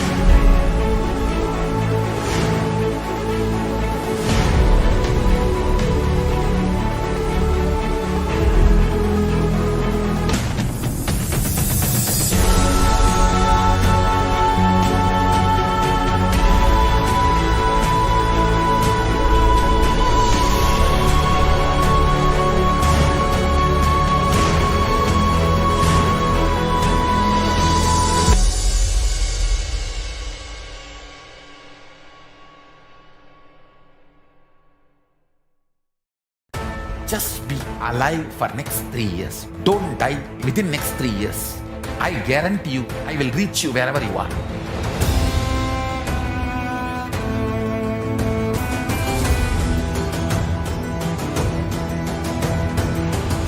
Be alive, somehow be alive for next 3 years. I will reach you wherever you are, whichever corner of the world you may be. I will reach you with enlightenment. It's It's my commitment to humanity.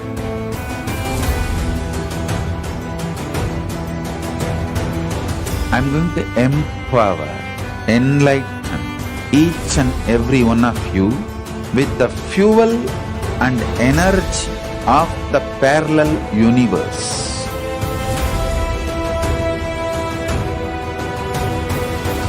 I'll infuse this intense supernal effulgence DNA, Tejas, Ojas, Kundalini Shakti into your spine to consciously lift you to KAILASA.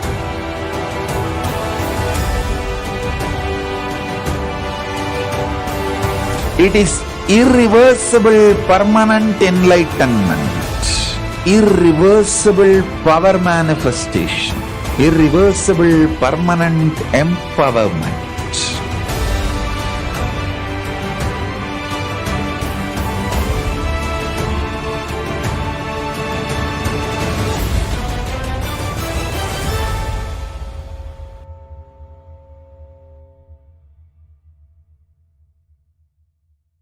Greater signs of life can be realized with a greater ability to visualize.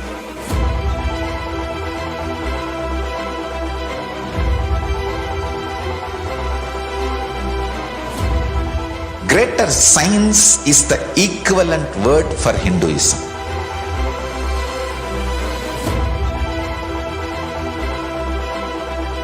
When you understand the greater science of life, greater courage, more possibility, more fearlessness, more joy, more bliss.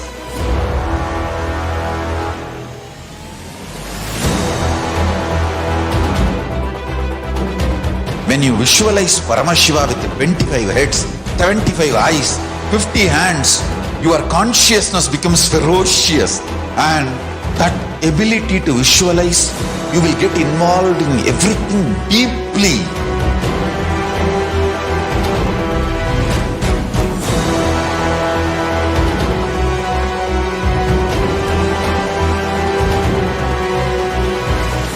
Involved people are the most delicious, most sweet, most beautiful, most juiciest beings of planet Earth.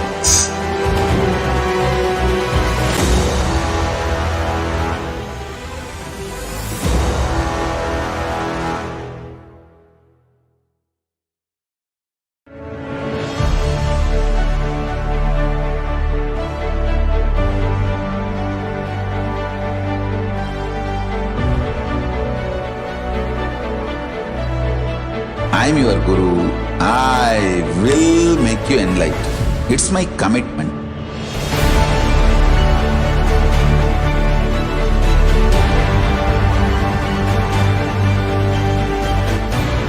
Till you become Paramashiva, I won't rest. Don't worry at all.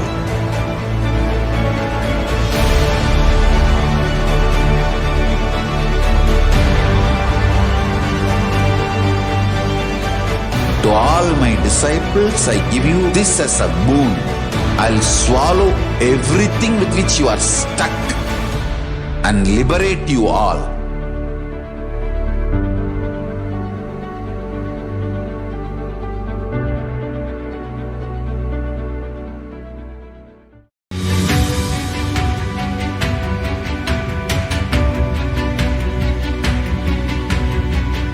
The moment you decide, your consciousness is the supreme identity you have. You will not empower your depression, your frustration,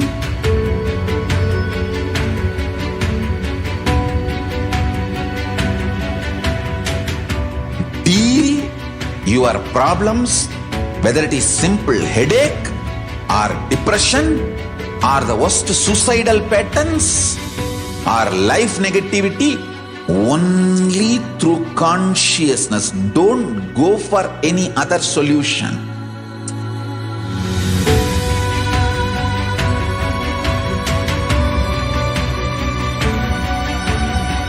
Don't keep stupid stupid, toxic, life negative struggles inside.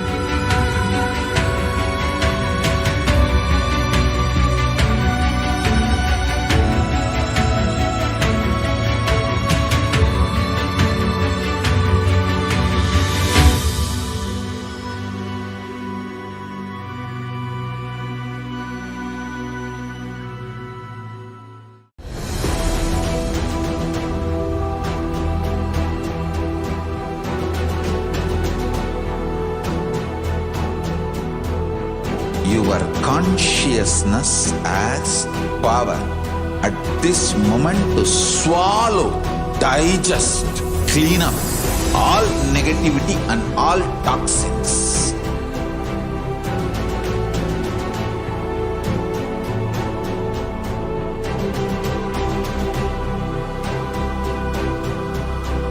Develop a powerful will persistence. That's the most important asset for life.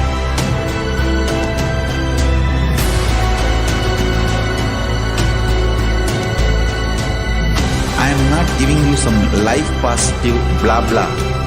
I am giving you the facts of life. I am triggering your consciousness.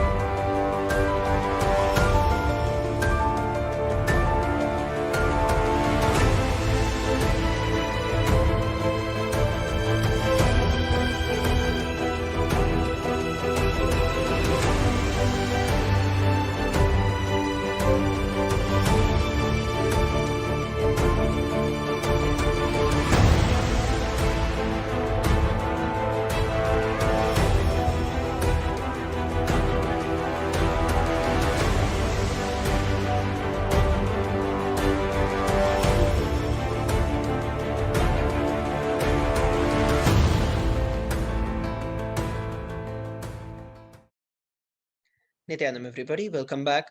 Let us now look at how we can receive the grace and the blessings of Devi Parashakti. The Supreme Pontiff of Hinduism reveals literally you are seeing Paramashiva and Parashakti at that moment. She is there in your screen, so always receive her very traditionally. Keep 2 betel leaf, 1 banana, 1 betel nut, and a coin in front of the screen, and watch Devi Parashakti. Coin is considered as the traditional dakshina in the Hindu tradition, and it can be of any value. Offer it to Devi. After the darshan is over, do the namaskar and eat the banana. The betel leaf and the betel nut, take it as a prasadam immediately. Collect these coins and send it to the LA temple. The betel leaf, betel nut may look too small, but in a few days you will see how much of sentiment it adds to your value. That Devi is really there. You will not take Devi's darshan for granted. Rituals break your monotonous unconscious mentality and lifestyle and remind you and raise you to the powerful cognition. It will break your unconscious behavior. Let us now listen from the Supreme Pontiff of Hinduism, the best method for us to receive the grace and the blessings of Devi Parashakti.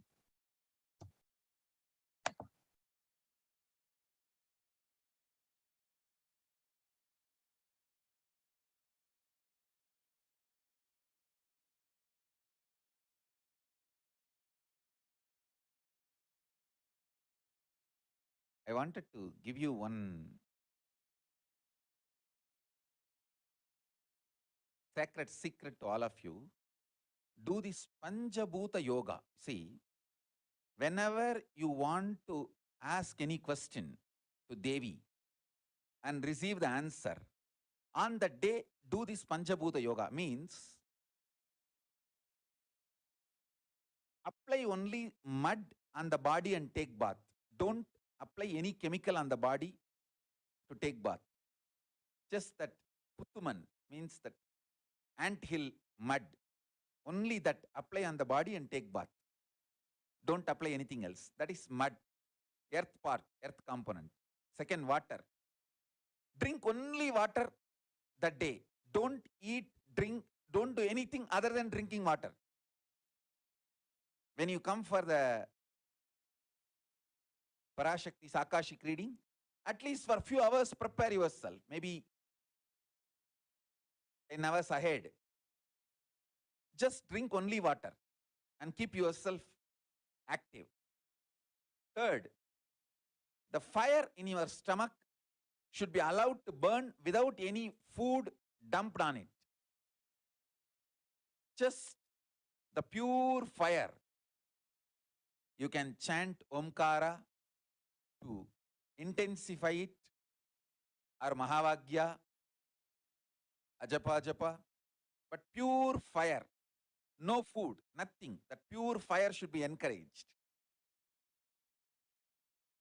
And just be in the free air, open space, breathing the whole sky at least few hours before.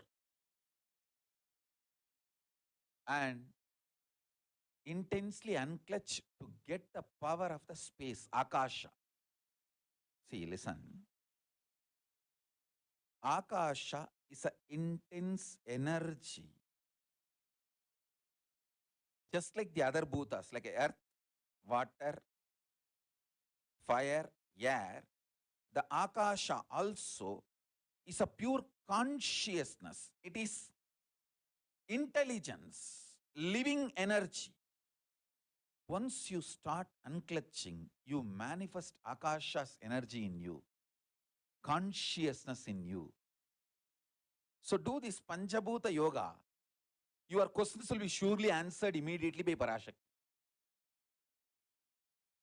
If you just do this Panchabhuta Yoga and come for the Devi's Akashic reading, she will simply answer your questions. I'll repeat. Apply the ant hill mud and take bath, or even clay. Don't use any other chemical. Take bath just with a mud. Second, drink only water. No other food or juice, at least for 10 hours ahead. If possible, that whole day. Third, intensify the Agni in your stomach without dumping any food on it. Just through the Omkara, Ajapa Japa, ignite it, intensify it. Fourth, walk around and breathe in an open space, at least for a few hours before. Fifth, try to unclutch as intensely as possible to receive the Akasha energy, Chitambara, Chitambara, that energy of cosmic space. With this Panchabhuta Yoga, come to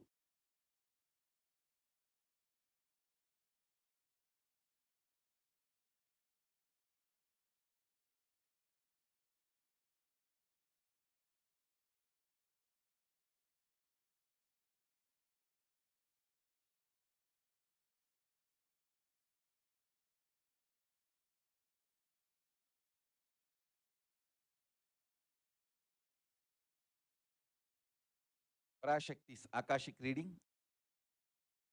Surely she will answer your questions.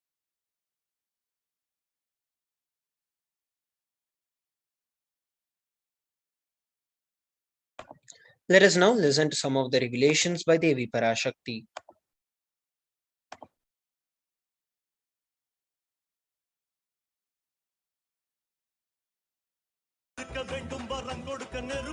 Om, Om, Om, Om, Om, Om, Omgaratuyarnd. Vangai Vedamodu Agamamai Velipattu.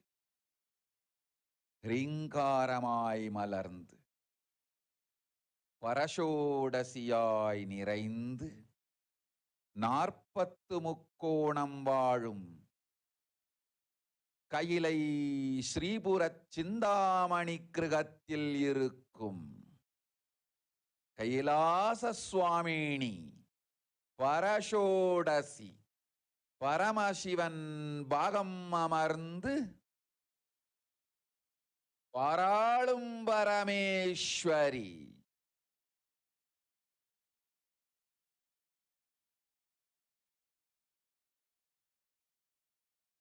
பரமசக்தி Manonmani Meenakshi நித்யானந்தனாய் நிஜாவதாரம் கொண்டேன் இங்கு எல்லோர்க்கும் நல்வரம் தந்திட எல்லா நன்மையும் அருளிட. ஹிரண்ய கர்ப்பஸ்வரூபிணி பிரம்மாண்டயோனி சாம்பவி சந்திரமௌலி ரபலா அபர்ணா உமா பார்வதி சாவித்ரி நவயவனா சாம்ராஜ்யலக்ஷ்மி பரமேஸ்வரி பரஷோடசி மீனாட்சி நித்யானந்தனாய் உருக்கொண்டு இங்கு நிஜாவதாரமாய் வந்தேன். அருட்பெருங்கருணையினால் அருளுகின்றேன் கேளுங்கள். மக்களே, உங்கள் எல்லோருக்கும் நன்மை செய்யவே நாம் இங்கு நித்யானந்தன் வடிவு கொண்டு நிஜாவதாரமாய் இறங்கி வந்தோம். இந்திய நாட்டு மக்களே, கேட்டுக்கொள்ளுங்கள், நன்றாய் கேளுங்கள். காலம் காலமாய் அவதார புருஷர்கள் வந்து மலர்ந்து உலகிற்கு நன்மை செய்யும் மிக பெரும் ஞான பூமி பாரதம். இருக்கின்ற ஒரு பாரதத்தை இழக்க இயலாது மக்களே. ஞான கர்ப்பத்தை மலடாக்க இயலாது. வாழையடி வாழையென ஞானிகளும் அவதார புருஷர்களும் வந்தே தீர வேண்டும், வாழ்ந்தே தீர வேண்டும், மலர்ந்தே தீர வேண்டும். உலகிற்கு அதுவே உத்தம நன்மை. ஒரு சில கயவர்கள் மாயையில் சிக்கி செய்திட்ட சதிகளால் உலகை பலி கொடுக்க ஆகாது. சிருஷ்டி நஷ்டமடைய கூடாது. பிரபஞ்சம் அழிந்துவிடக் கூடாது. பிரளயத்து இருந்து இந்த பிரபஞ்சத்தை காக்கவே பெரும் கப்பல் நானொன்று செய்தேன். அதன் பெயரே ஆதி கைலாசம். ஆதி கைலாசம் இந்த பிரபஞ்சத்தில் இருக்கும் ஞான சக்திகளை ஒன்றாய் திரட்டி பிரளயத்திலிருந்து மக்களை காத்திடவே நாம் செய்த கப்பல். துரோகிகள் சூழ்ச்சியாலும் விரோதிகள் ஆட்சியாலும் வழியின்றி கப்பலை விட்டு மாலுமியே ஒதுங்க வேண்டிய காலம் வந்ததையா. அதனால்தான் ககனம் கொந்தளித்து பேரழிவை நோக்கி சென்று கொண்டிருக்கின்றது. மக்களே, அறியாத தனத்தினால் மாயையில் சிக்கி குழந்தைகள் தவறு செய்தாலும் பிரபஞ்சம் அழியாது காக்க வேண்டியது பராசக்தி, பரமசக்தி பரஷோடசி மனோன்மணியின் பொறுப்பென்பதால் சத்தியங்கள் சிலவற்றை சொல்லுகின்றேன். நன்றாய் கேட்டுக்கொள்ளுங்கள். அடுத்த சில மாதங்களில் 1000 அல்ல, லட்சம் அல்ல, கோடியில் உயிர்கள் பலியாகும். இந்திய நாட்டினில் கோடியில் உயிர்கள் பலியாகும். உண்மையை சொல்லுகின்றேன், நன்மையை சொல்லுகின்றேன், தேடிக்கொள்ளுங்கள் உங்கள் வாழ்க்கைக்கு பாதுகாப்பை. ஆதி கைலாசத்தை நிர்வகிக்கும் அன்பர்களே, நன்றாய் கேளுங்கள். 12 ஆண்டுகளுக்கு முன்பாக வரப்போகும் இந்த மாபெரும் பிரளயத்தை தெரிந்து கொண்டு உலகில் இருக்கும் எல்லா ஔஷத சக்திகளையும் ஒன்றாய் திரட்டி நவபாஷாணத்து நிறுத்தி ஆனந்த லிங்கமாய் வைத்திய சரோவரத்தில் ஸ்தாபித்து வைத்தேன். வருகின்ற குரு பூர்ணிமையோடு 12 ஆண்டுகள் அந்த ஞான ரசவாதம் பழுத்து முதிர்ந்து முழுமையான நவபாஷாண லிங்கமாய் மலர்ந்து விடுகின்றது. வருகின்ற குரு பௌர்ணமியில் இருந்து வருகின்ற எல்லோரும் அங்கு வந்து நவபாஷாண தீர்த்தத்தில் தீர்த்தமாடிச் செல்ல அனுமதியுங்கள். அதற்கு வகை செய்யும் விதத்திலே நல்ல முறையிலே எல்லா நன்மையும் செய்து வையுங்கள். இந்த தீர்த்தத்தில் தீர்த்தமாடியோர்க்கும் அந்த தீர்த்தத்தை அருந்தியோர்க்கும் கொரோனா கொடுந்தொற்று வராது, மரணம் இல்லை, துக்கம் இல்லை. இது அறிவியல் பூர்வமாய் அனுபவ பூர்வமாய் நிரூபிக்கப்படும். அதனால் கோடிக்கணக்கில் மக்கள் வரிசையில் நின்று தினந்தோறும் வந்து நவபாஷாணத்தாலான ஆனந்த லிங்கத்தில், நித்யானந்த லிங்கத்தில் நீராடி வணங்கி நன்மை பெற்றுச் செல்வார்கள். நன்றாய் கேளுங்கள் மக்களே. ஆதி கைலாசத்து நிர்வாகிகளே, இந்த ஒரு சேவையை உலகத்திற்கு செய்யுங்கள். நீங்கள் செய்த எல்லா கர்மங்களுக்கும் பிராயஷ்சித்தமாகும். நல் அமைதியும் ஞானமும் யோகமும் உங்களுக்கும் கிட்டும், உலகத்திற்கும் கிட்டும். 12 ஆண்டுகள் முன்பாக பராசக்தி நான் செய்து வைத்த நவபாஷாணம் சித்தித்து புளித்து பழுத்து முதிர்ந்து ரசவாத யோகத்தில் சித்தியாகி இன்று நிறைந்த நவபாஷாண நித்யானந்த லிங்கமாய் வைத்திய சரோவரத்தில் மலர்ந்திருக்கின்றது. இதை செய்த காரணம் வரப்போகும் பிரபஞ்சத்தின் பிரளயத்திலிருந்து மக்களை காத்திடவே. எல்லோரும் கேளுங்கள். ஆதி கைலாசத்து நேரடியாய் மறைமுகமாய் உதவி செய்து உடன் இருந்த எல்லோரும் கேளுங்கள். உங்கள் எல்லோரையும் நம்பியே இந்த படகை நாம் உருவாக்கினோம். இந்த பெரும் சேவையில் எல்லோரும் வந்து பாகமாயிருந்து கொரோனா வராதவர், வந்தவர், வந்து நீங்கியோர், இவர்கள் எல்லோருக்கும் மாபெரும் மருந்து நவபாஷாண நித்யானந்த லிங்கத்து தீர்த்த விருந்து. எல்லோரும் வந்து நல் நீராடி தற்காப்பும் பெற்று நோய் கண்டவர் நோயும் தீர்ந்து நன்மையெல்லாம் அடைந்திட இந்திய நாட்டு மக்களே, உங்களால் இயன்றதை செய்திடுங்கள். உங்கள் எல்லோர்க்கும் நல் பாதுகாப்பும் உண்டு, நல்லதும் உண்டு. என்னை இழந்தாலும், என்னை நீங்கள் மறுத்தாலும் உங்களை நான் காப்பேன். அஞ்சாதீர்கள்.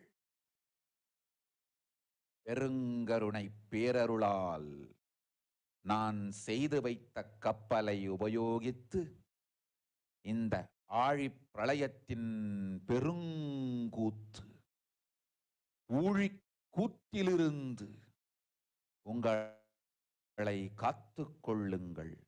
உண்மையை சொல்லிவிட்டேன், நன்மையை சொல்லிவிட்டேன்.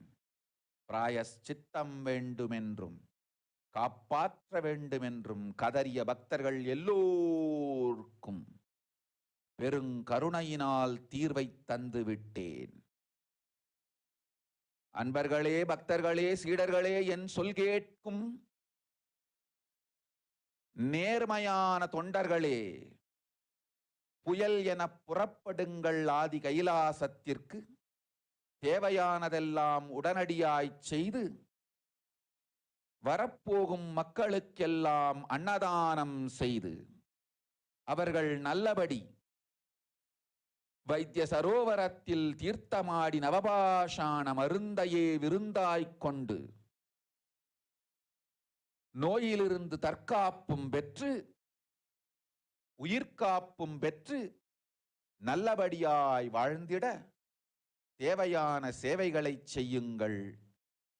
இதுதான் உங்கள் எல்லோருக்கும் பிராயஷ்சித்தம்.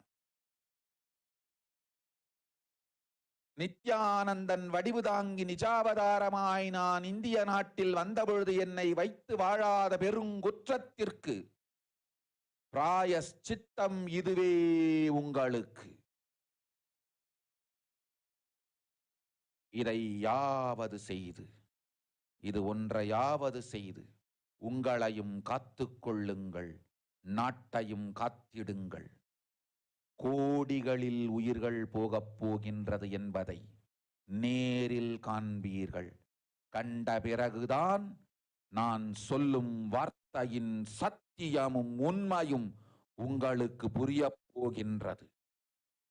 அழிவதற்கு முன் வந்து நவபாஷான மருந்தை விருந்தாய் பெற்று மரணத்திலிருந்து உங்களை காத்துக் கொள்ளுங்கள்.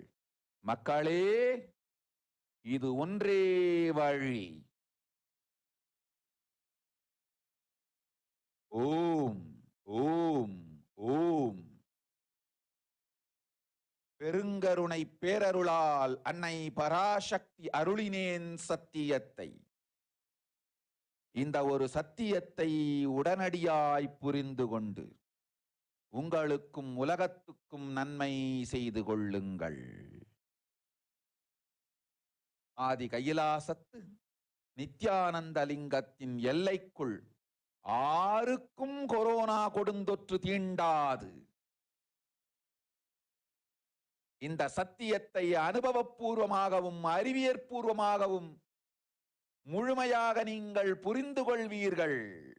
இது நிரூபணமாகும்.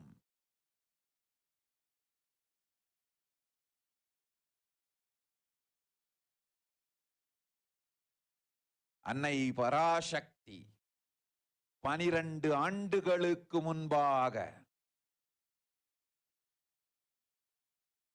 உள்ள ஞான ஔஷத சக்திகள் அனைத்தையும் பிரம்மாண்ட யோனி ஹிரண்ய கர்ப்பத்திலிருந்து கொண்டு வந்து உருவாக்கி வைத்த நவபாஷான லிங்கம் இன்று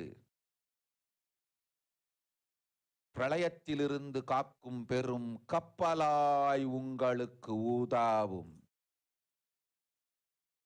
என்னை இழந்தாலும் நான் செய்து வைத்த இந்த ரசவாத ஞானத்தின் துணை இழக்காமல் உங்களை நீங்களே காத்துக் கொள்ளுங்கள். இது ஒன்றே வழி.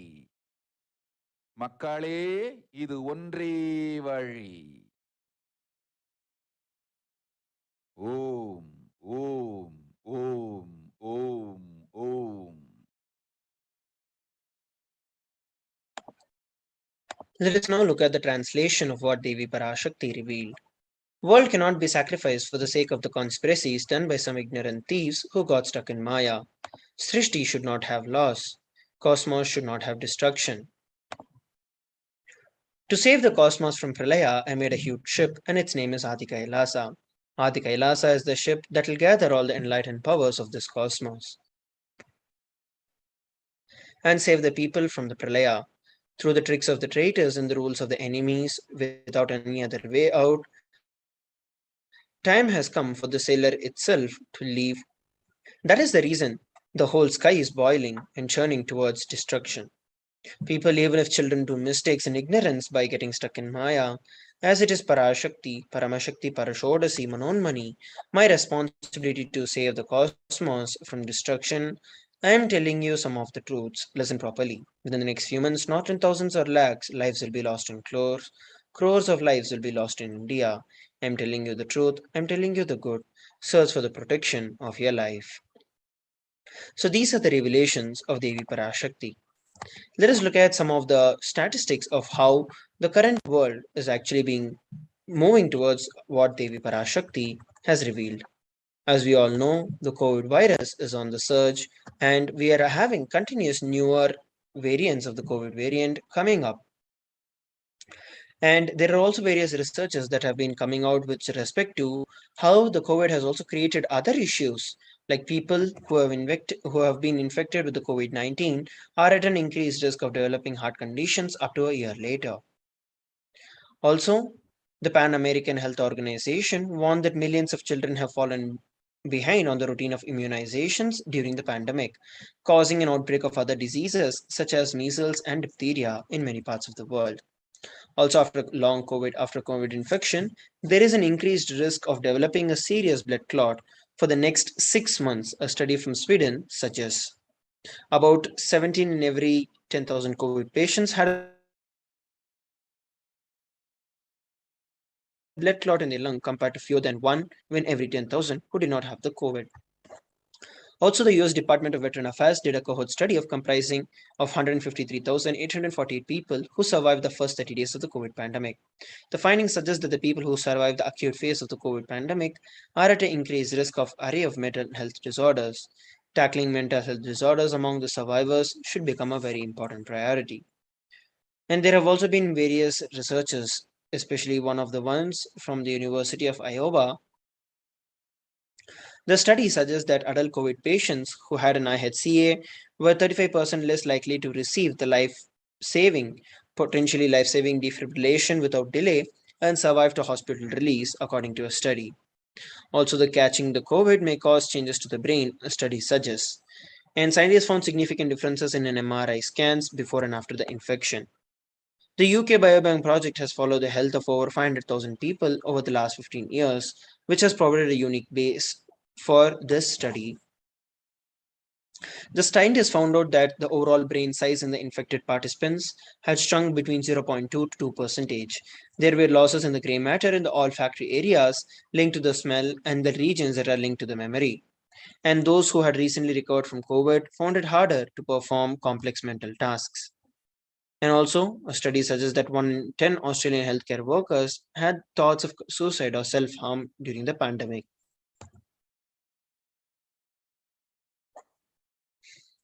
Also, the pandemic has affected the future generation, where the kids and the next generation are very clearly understanding that there is no crisis proof planning possible.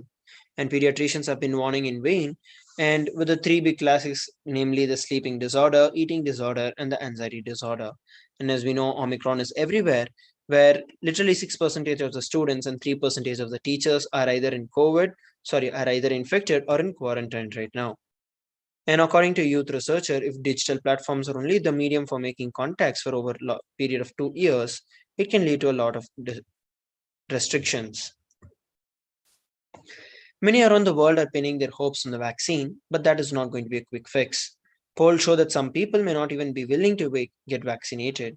And even if someone is vaccinated, scientists are not yet sure whether it's possible that they could get another virus or spread it even though they don't get sick themselves. UK's recent announcement that it has identified a new strain of the coronavirus appears to be 70% more infectious than the older strain. The virus is only getting more and more virulent and more stronger. So as we know, overall, the world itself has been moving on with the new variant, the BA2 subvariant of the Omicron, and it has become the dominant variant worldwide since it was first detected in South Africa. Its weekly epidemiological update, the World Health Organization said that the variant accounts for over 93% of all the COVID specimens that have been collected over the past month. The data from the New York State Health Department shows that the BA2 is quickly moving to dominate its viral kin. The pattern is just mind-boggling given that what New York experienced last winter. Since Omicron's discovery in the late November, the state has registered over 2.2 million COVID cases, which is the biggest surge in the COVID pandemic. The findings come from a large continuing study, and the react testing. When the selective chain was done, and when the selection of them was sequenced to check what type of COVID was to blame, virtually all of them were Omicron. The COVID virus can infect a person for more than 200 days in a typical case. The study has served as an alert regarding the risk of limiting quarantine to either 7, 10, or even 14 days. About 8% of the people who are infected by COVID may be able to transmit the virus for more than 2 months without necessarily having to manifest any symptoms. So let us now look at 8 different methodologies that Devi Parashakti has given for us to protect ourselves from this COVID pandemic.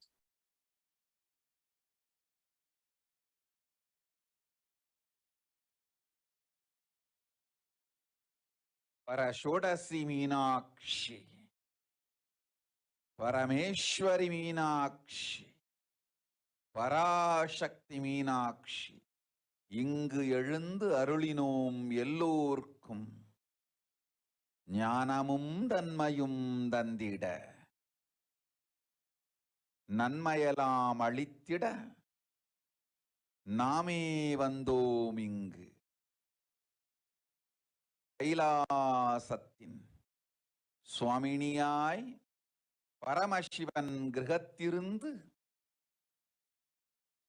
நம் அனுக்கிரகத்தினால் நித்யானந்தன் விக்கிரகமாய் மலர்ந்தோம்.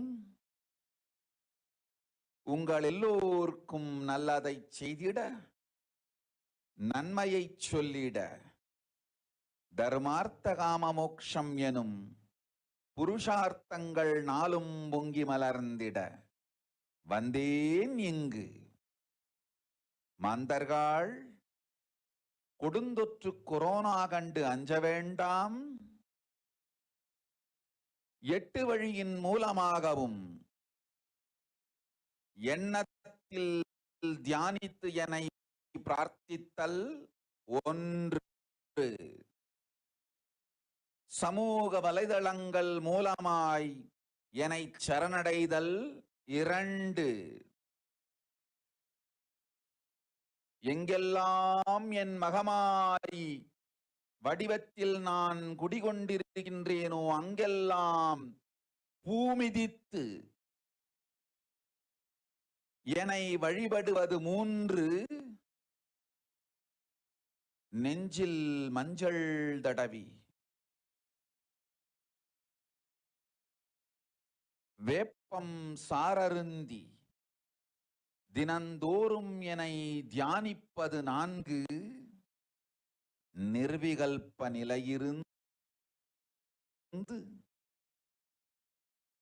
நித்யானந்தத்தை நிறைத்து உயிர்வது 5, சிவ சிவ சிவ எனும் பிரபஞ்ச பெரும்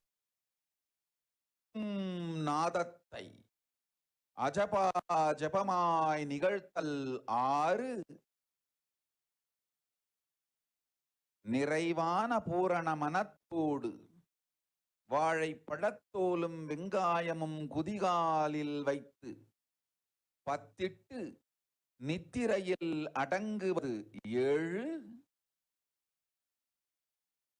பூரணமாய் பரிபூரணமாய் அருணாச்சல ஸ்மரணையில் நினைப்பும் மறப்பும் அருந்த உணர்வு ஸ்மரணையில் அகம் அகம் என ஸ்புரிக்கும் அருணாச்சல ஸ்மரணையில் ஆனந்த ஸ்புரணத்தில் இருப்பது 8 எனும் 8 முறையிலும் என எண்ணியோர் அத்துணை பேருக்கும் இல்லை கொரோனா கொடுந்தொற்றின் தாக்கமும்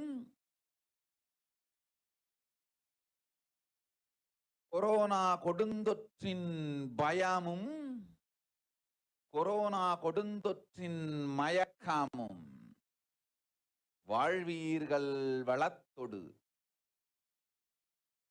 நல் ஞானம் யோகத்தொடு நாமே நிம்மோடு நானே நீயாய் நீயே நானாய் நல்வாழ்வு வாழ்வீர்கள். எட்டில் ஒன்று செய்தாலும் கொரோனா உங்களை எட்டவிடாது காப்.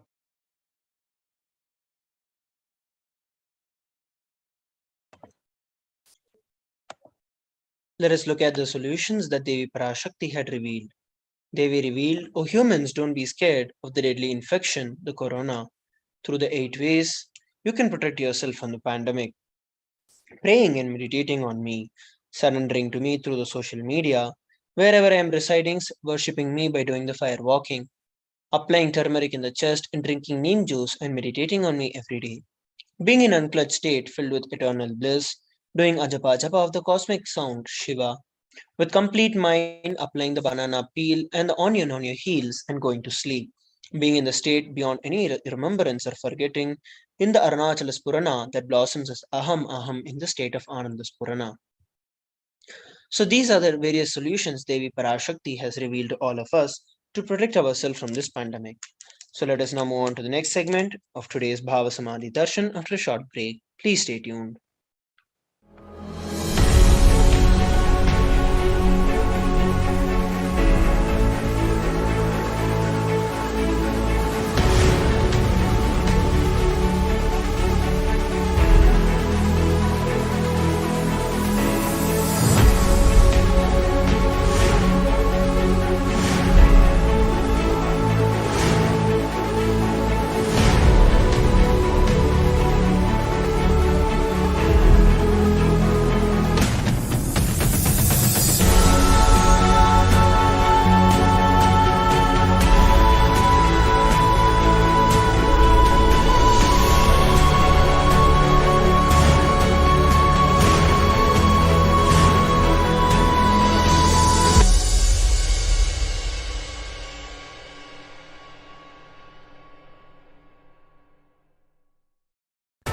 Just be alive for next 3 years. Don't die within next 3 years. I guarantee you, I will reach you wherever you are.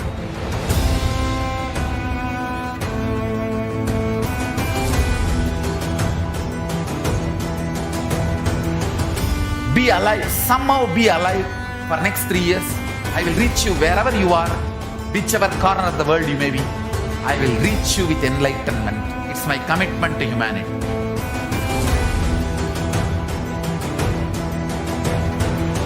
I'm going to empower, enlighten each and every one of you with the fuel and energy of the parallel universe.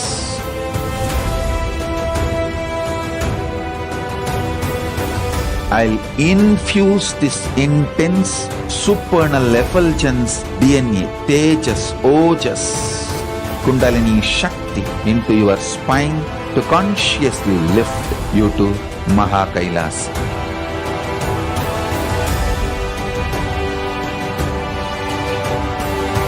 It is irreversible permanent enlightenment, irreversible power manifestation, irreversible permanent empowerment.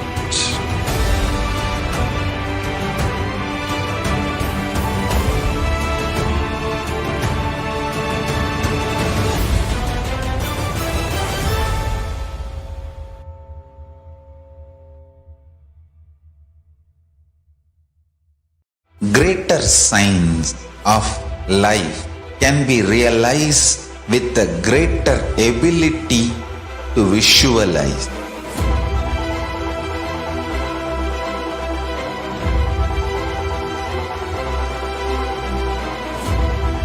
Greater science is the equivalent word for Hinduism.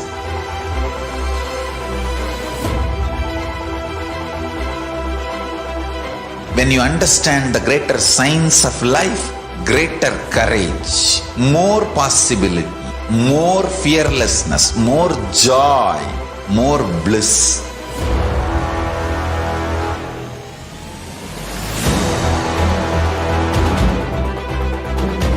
When you visualize Paramashiva with 25 heads, 75 eyes, 50 hands, your consciousness becomes ferocious, and that ability to visualize, you will get involved in everything deeply.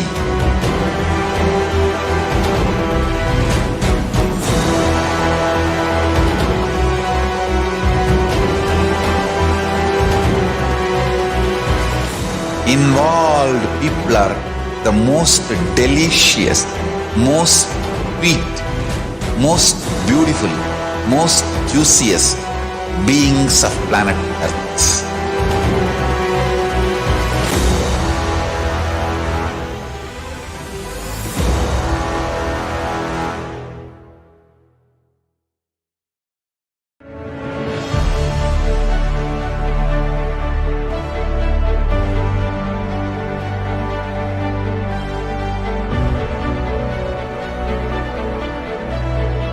I am your Guru. I will make you enlightened. It's my commitment.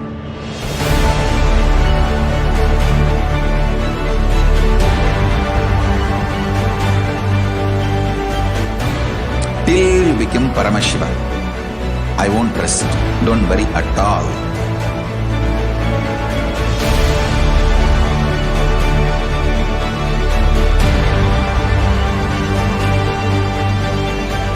To all my disciples, I give you this as a boon.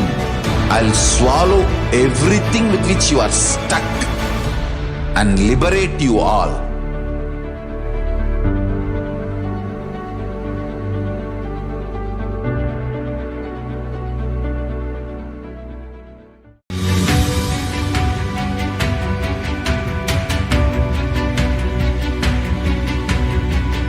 The moment you decide, your consciousness is the supreme identity you have. You will not empower your depression, your frustration,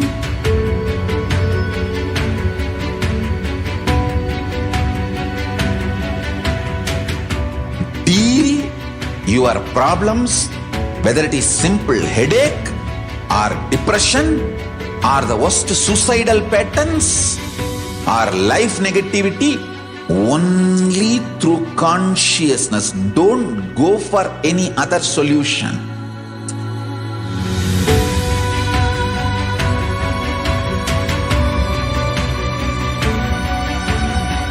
Don't keep stupid, toxic, life negative struggles inside.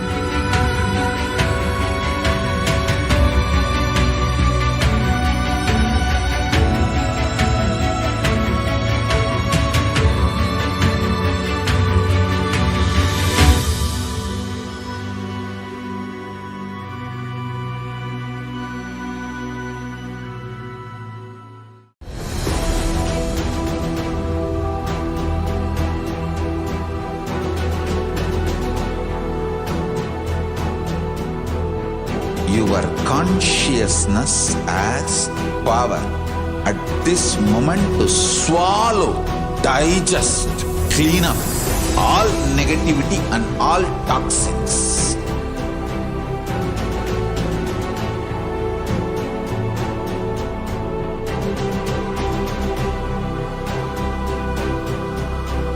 Develop a powerful will persistence. That's the most important asset for life.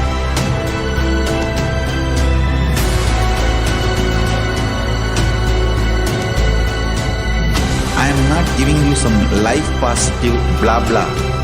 I am giving you the facts of life. I am triggering your consciousness.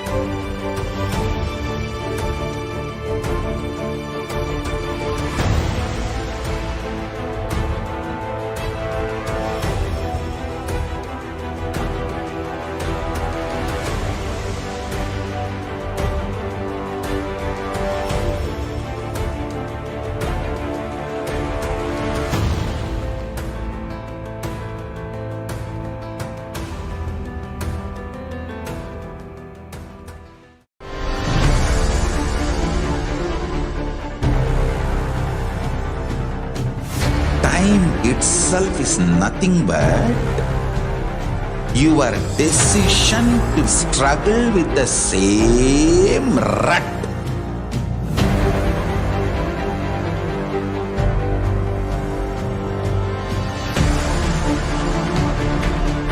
Your decision to struggle with the same rut is time, Kala. Your decision to swallow time is Kala Bhairava.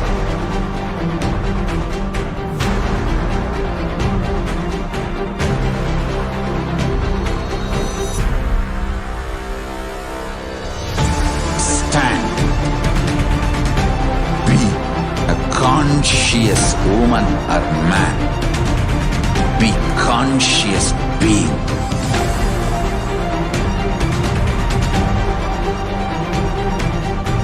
Shrink the time through conscious will persistence. Make the future into present by being ferocious with yourself.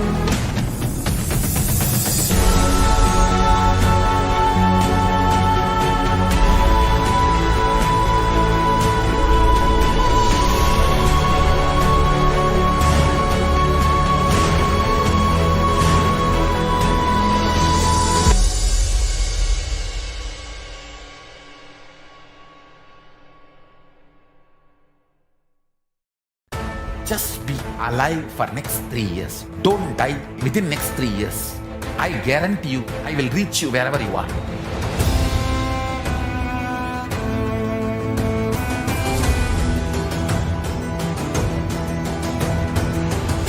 Be alive, somehow be alive for next 3 years. I will reach you wherever you are, whichever corner of the world you may be. I will reach you with enlightenment. It's my commitment to humanity.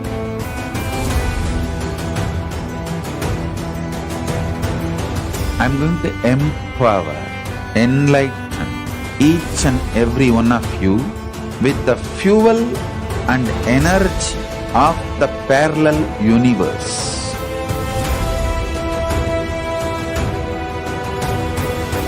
I'll infuse this intense supernal effulgence DNA, Tejas, Ojas, Kundalini Shakti into your spine to consciously lift you to KAILASA.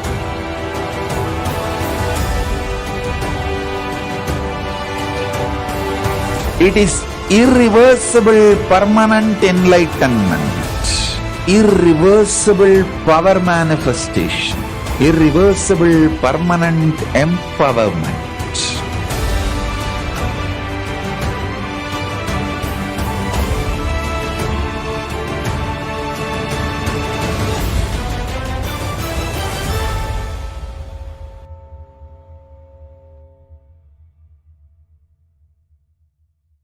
Greater signs of life can be realized with a greater ability to visualize.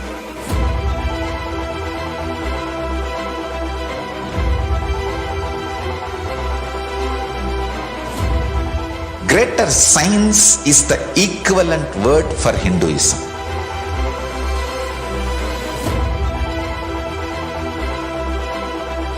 When you understand the greater science of life, greater courage, more possibility, more fearlessness, more joy, more bliss.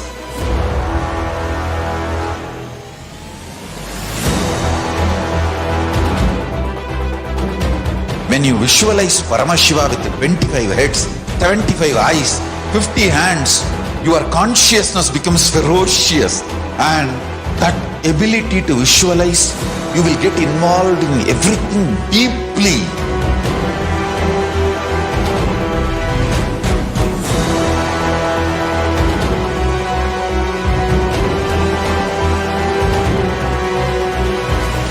Involved people are the most delicious, most sweet, most beautiful, most juiciest beings of planet Earth.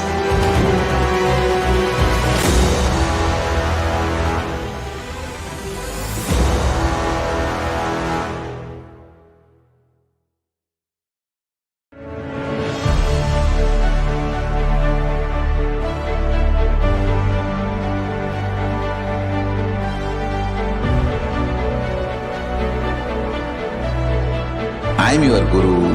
I will make you enlightened. It's my commitment.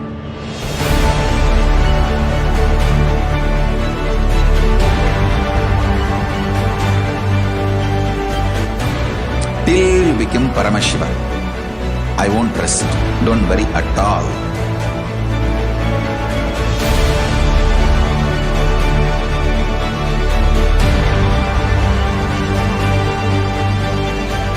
To all my disciples, I give you this as a boon. I'll swallow everything with which you are stuck and liberate you all.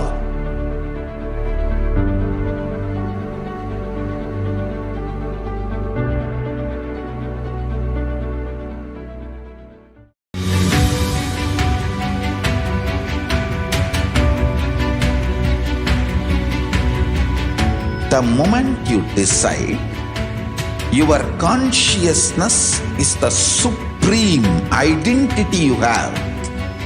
You will not empower your depression, your frustration,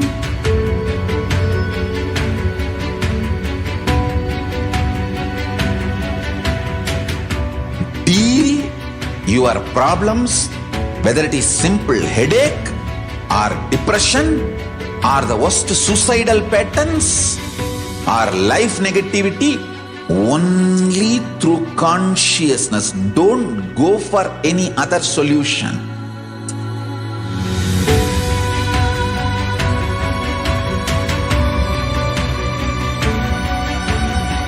Don't keep stupid, toxic, life negative struggles inside.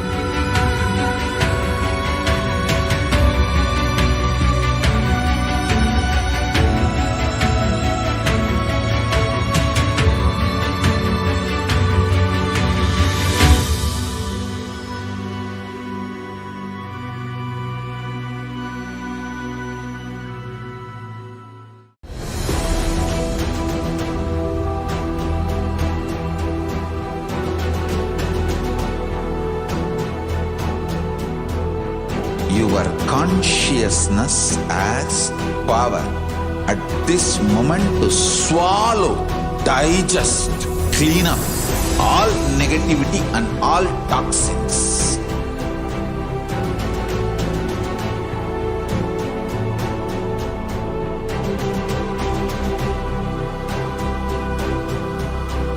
Develop a powerful will persistence. That's the most important asset for life.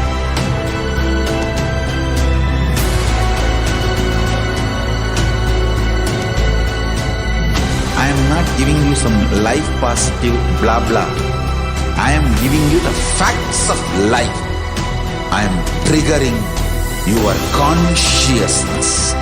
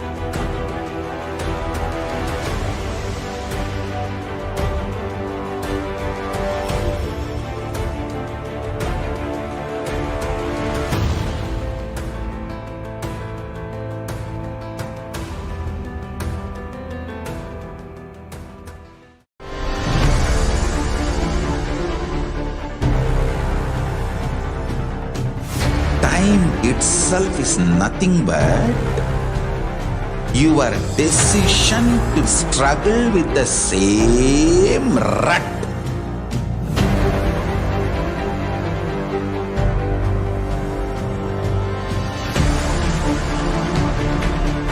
Your decision to struggle with the same rut is time, Kala. Your decision to swallow time is Kala Bhairava.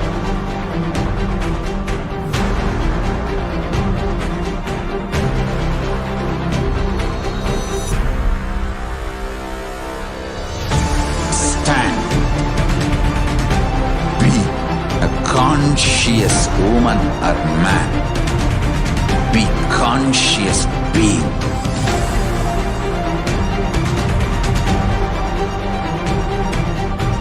Shrink the time through conscious will persistence. Make the future into present by being ferocious with yourself.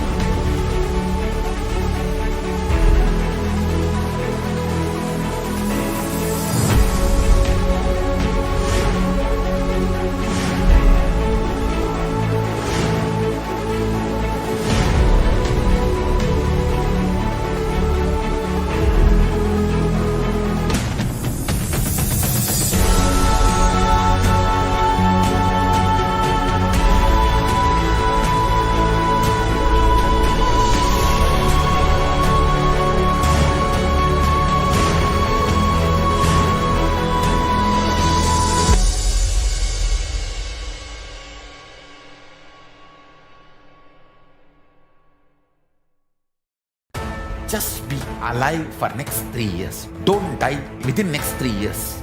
I guarantee you, I will reach you wherever you are.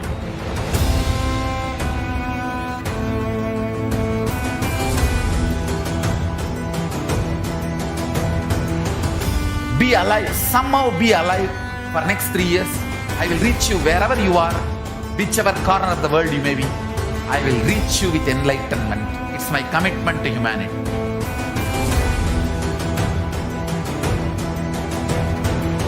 I'm going to empower, enlighten each and every one of you with the fuel and energy of the parallel universe.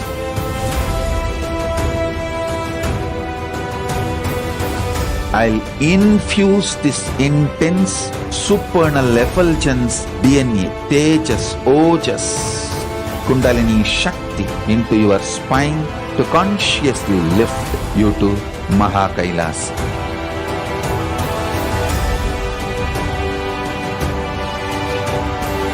It is irreversible permanent enlightenment, irreversible power manifestation. Yes, Nithyanandam. We will now be entering into the segment where we will be seeing how to connect to Devi Parashakti through the social media. So let us now jump into the first platform, which is the YouTube platform.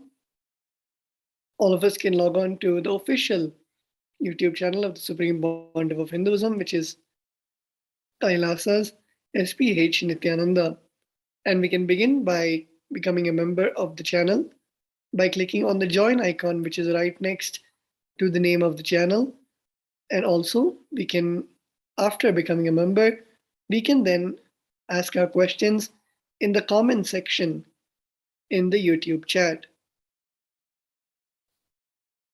The next, all of us can log on to the official Facebook page of the Supreme Pontiff of Hinduism, which is KAILASA's SPH Nithyananda Paramashivam. We can begin by liking and following the Supreme Pontiff of Hinduism on Facebook, and you can ask your questions in the live video of the Devi Parashakti Akashic readings. And next, in the Twitter platform, all of us can begin by following at Sri Nithyananda on Twitter. And you can ask your questions in the reply section of the tweet with the hashtag AskTheAvatar. The next is the Instagram platform. All of us can begin by following the Supreme Pontiff of Hinduism on Instagram. And you can ask your questions in the comment section of the most recent Instagram post of the Devi Parashakti Akashic readings. And finally, on kailasa.org, all of us can log on to the bottom left corner in the Kailasa WhatsApp chat, and we can ask our questions to Devi Parashakti through the WhatsApp chat. So these are the 5 ways through which all of us can connect to Devi Parashakti through the social media. And we will now be moving on to the offerings to Devi Parashakti. Let us begin by looking at the context for the offerings to Devi Parashakti, the benefits of the offerings. Let us move on to the first verse, which is from the Bhagavata Purana, the verse 37. Dharmaya yashasirthaya kamaya svajanaya cha panchadha vibhajan vittam iha mutra cha modate. The meaning of the mantra is: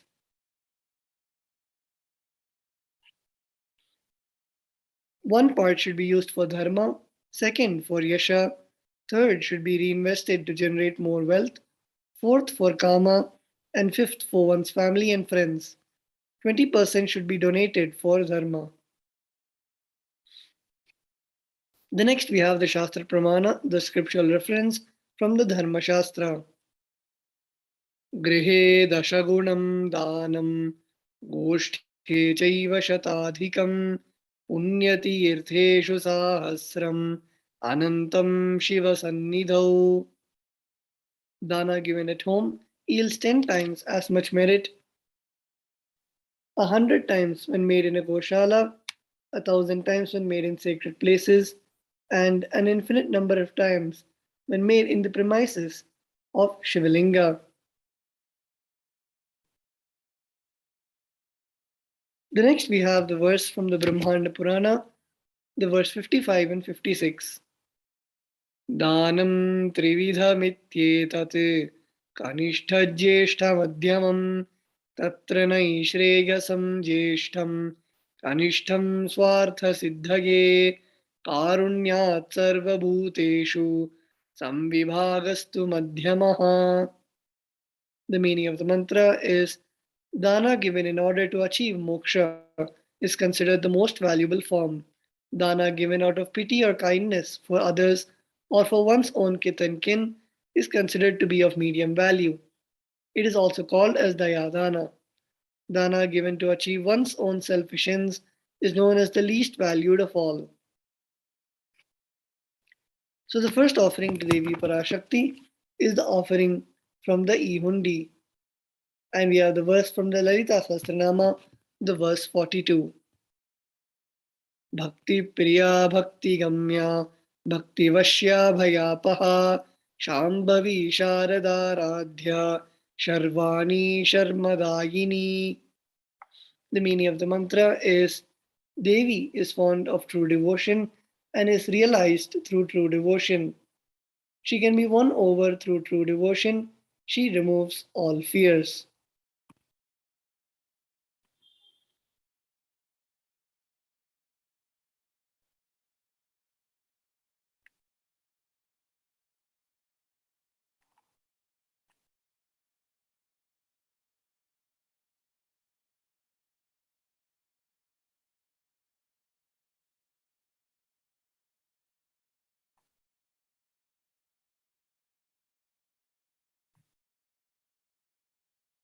You can offer your gratitude and devotion to Devi Parashakti by offering your kanika, and your name shall be chanted out during the puja to Devi.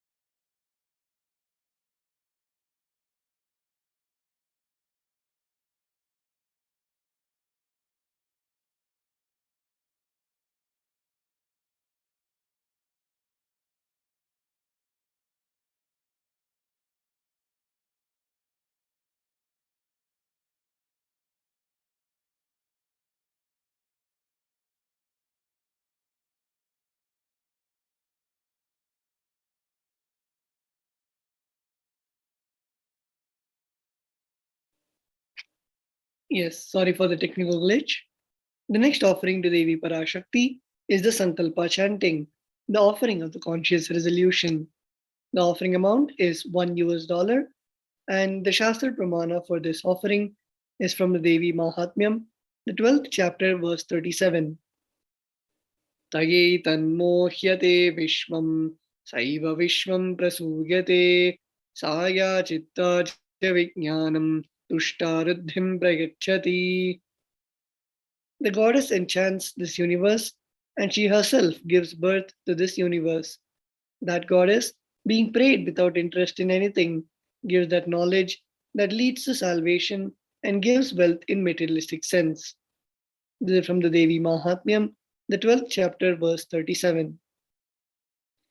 Offering the Sankalpa, the conscious resolution, blesses the person offering with all fruition of the desires and wishes he or she is yearning for. Let us now look at the significance of the divine element gold. Gold is present in all Hindu scriptures, Agamas, Vedas, Shrutis, Smritis, Itihasas, and Puranas. In all Hindu scriptures, it is abundantly displayed that gold is the most auspicious and purest metal which purifies our being.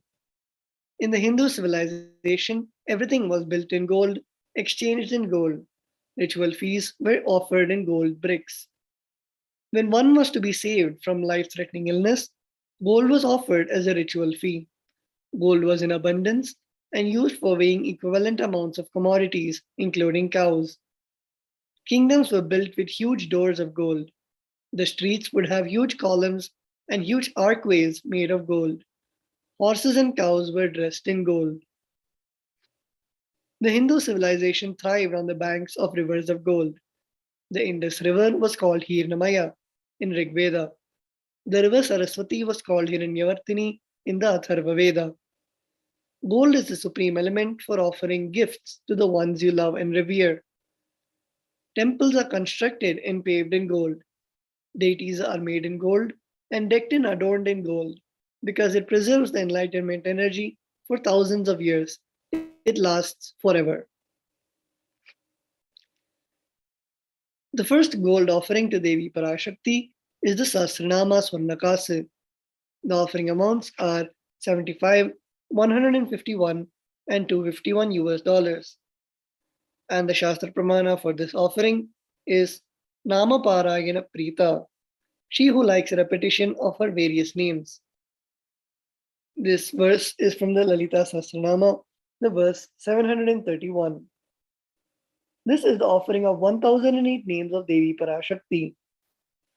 It's a very special and unique archana offered to the Mahameru of Devi Parashakti. Offer the gold coin to Devi Parashakti to manifest any dimension or attribute of hers that you always wanted to imbibe within you. The next offering to Devi Parashakti is the Mukta Anguti, the finger ring with a pearl. The offering amounts are 251, 501, and 750 US. And the Shastra Pramana for this offering is from the Meenakshi Pancharatnam, the verse 2. Muktahara lasat kirita ruchiram Purnendu vaktra prabham Sinjannu purakinkini manidharam Padma prabhabasuram Sarvabhishtabhalapradam girisutam Vani Rama Sevitam Meenakshim pranatosmi santatamaham Karunyavara nidhim. I bow to the goddess Meenakshi, whose crown has garlands of pearls and the face shining like a full moon, who has anklets that are studded with gemstones and has small bells, who is shining like the splendor of lotus, who grants all the wishes, the daughter of the mountain, who is worshipped by goddesses Vani and Rama. I remain ever bowing to the goddess Meenakshi, the ocean of compassion. Offer the finger ring with a pearl to the Cosmic Mother and experience blessings and healing with your mother. The next is the offering of the Swarna Padma Pushpa, the golden lotus. The offering amount is 600 US. And the Shastra Pramana for this offering is from the Kamikagama. Ashtavidyeshwarupeta Kumbha Varana Samyutam Sarve Sasutra Vastradhya Hema Pankaja Bhushita Sapidhanas Sakurchascha Pakva Bilva Phalaprabha Snapanadhyaya Samsiddha Pramanena Samanvita. The meaning of this verse is all the kalashas should be wound around with suitable thread and covered with a new cloth. They should be adorned with a lotus flower made of gold. There are hundreds of scriptural references for using the lotus in the worship of the ultimate. Almost everything in the worship of the ultimate involves the lotus flower, lotus leaf, lotus pericarp, or the lotus petals. The lotus is a divine flower. Whether it is the consecration of deities of worship, or the object of meditation, or the mudras and asanas used during worship, in every dimension, the lotus flower is involved and offered. The Shakti of Paramashiva is also called as lotus. The base of the Paramashiva Linga is also a lotus. The disciple of Paramashiva is also considered as a lotus about to bloom. Offer the golden lotus in any size you wish and express gratitude to the tyaga and sacrifice of your mother. The next is the offering of the Swarnameti, the gold toe ring. The offering amount is $750. And the Shastra Pramana for this offering is from the Saundarya Lahari, the verse 45.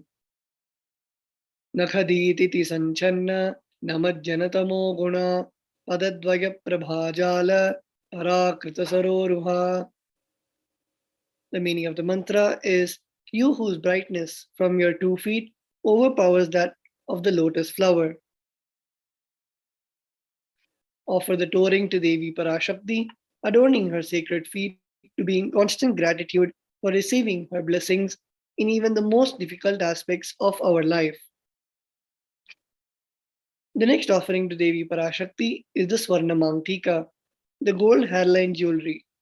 The offering amount is $750. And the Shastra Pramana for this offering is Sudha Sarabhi Varshini. She who makes nectar flow in all our nerves from Sahasrara. She who gives the very pleasant experience of the ultimate. The Mangtika represents the nectar flowing from the Sahasrara Chakra, which is fully opened and blossomed. Offer the Mangtika to Devi Parashakti and receive blessings of achieving the blissful state of overflowing gratitude in the space of complete completion.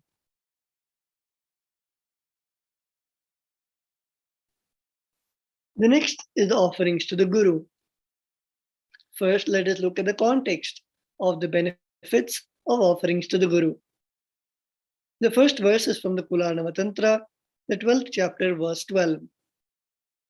Napaduka paro manyo nadeva shri guru paraha nahi shaktat paradiksha na punyam kula pujanat. There is no mantra higher than Paduka, no God higher than Guru, no initiation higher than the Shakti, and no merit higher than Kula worship.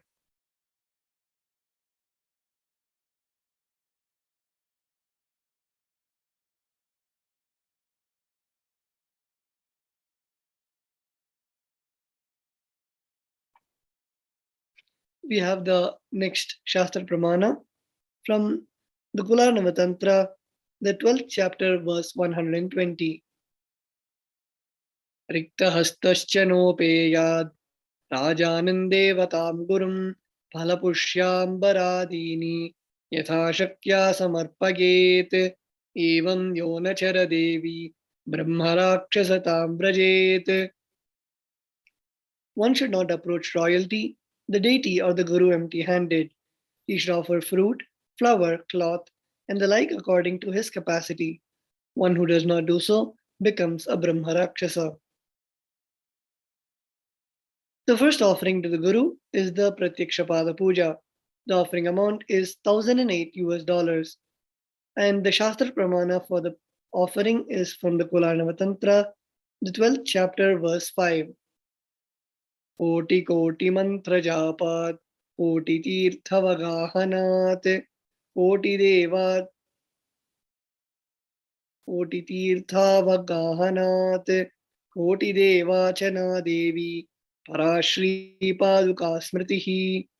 O Devi, remember this Paduka, which yields infinitely greater merit than billions and billions of mantra japa, billions and billions of pilgrimages, and billions of worship. We also have the offering of the Vastra Seva, which is also at $1,008.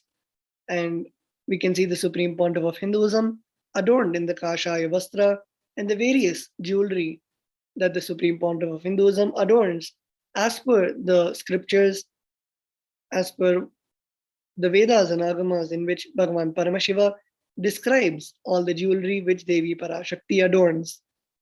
And all of us now have a chance to offer all of these sacred jewelry to the Supreme Pontiff of Hinduism, to Devi Parashakti, at gateway.nithyanandeshwarahindutemple.org/NHTLA.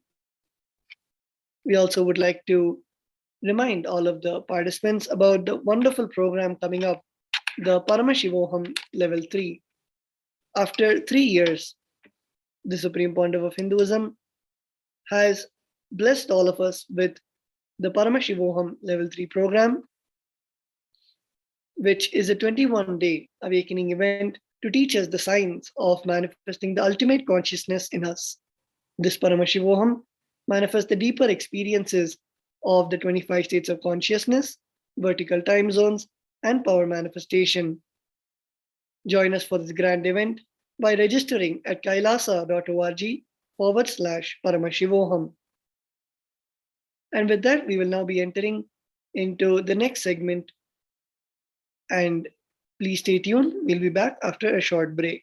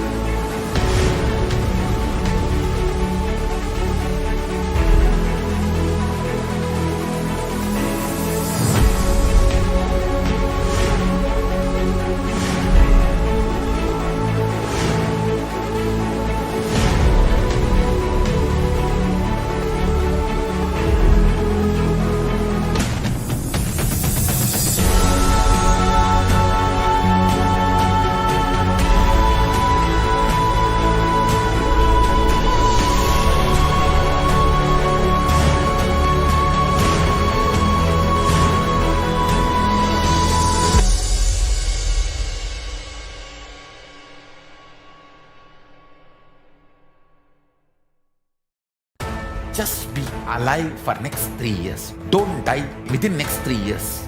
I guarantee you, I will reach you wherever you are.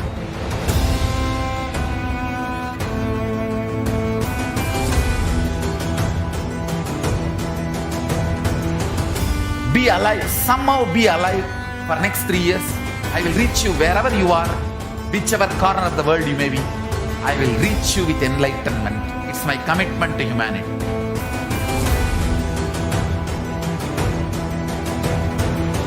I'm going to empower, enlighten each and every one of you with the fuel and energy of the parallel universe.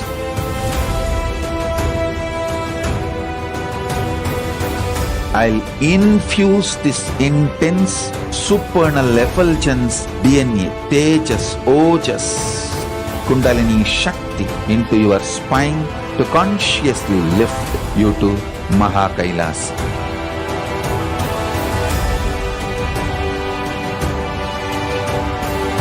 It is irreversible permanent enlightenment, irreversible power manifestation, irreversible permanent empowerment.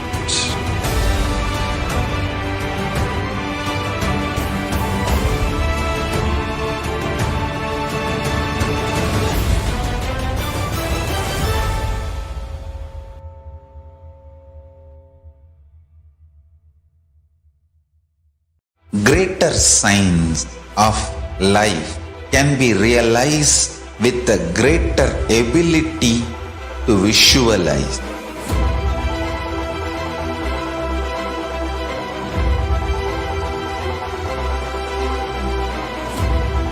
Greater science is the equivalent word for Hinduism.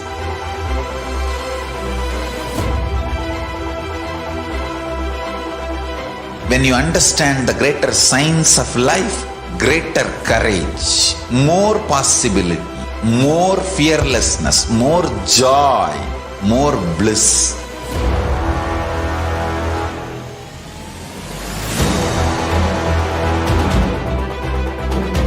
When you visualize Paramashiva with 25 heads, 75 eyes, 50 hands, your consciousness becomes ferocious, and that ability to visualize, you will get involved in everything deeply.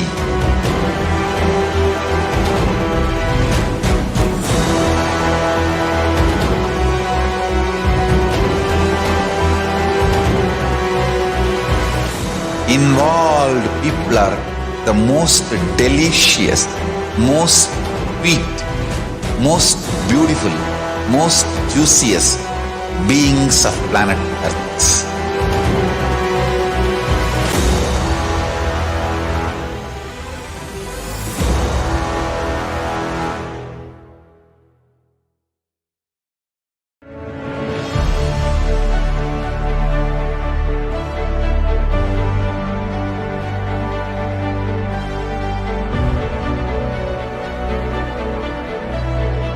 I am your Guru. I will make you enlightened. It's my commitment.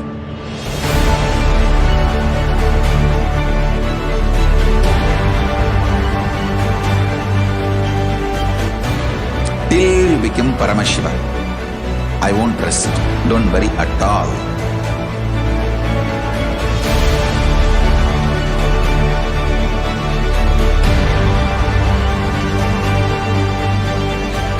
To all my disciples, I give you this as a boon. I'll swallow everything with which you are stuck and liberate you all.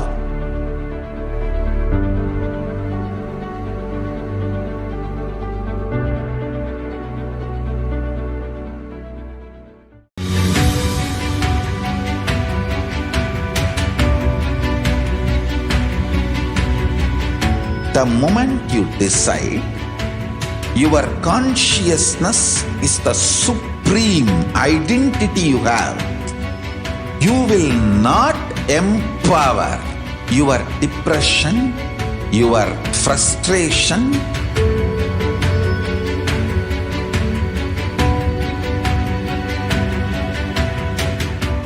deal your problems, whether it is simple headache or depression, or the worst suicidal patterns, or life negativity, only through consciousness. Don't go for any other solution.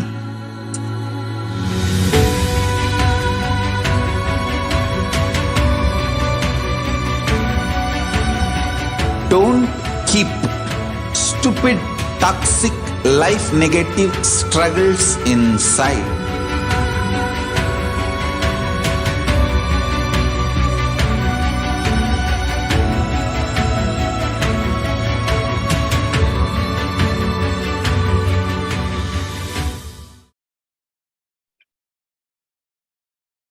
Yes, Janam, welcoming back all the viewers watching us live on YouTube, Facebook, and the various social media platforms to this segment, The Glimpses of the Glorious Past, on the 28th of April, where we see throughout the Leela of the Supreme Pontiff of Hinduism how we can see firsthand the Supreme Pontiff of Hinduism continuously doing the Tyaga and sacrifice and building the only Hindu nation, Sri KAILASA.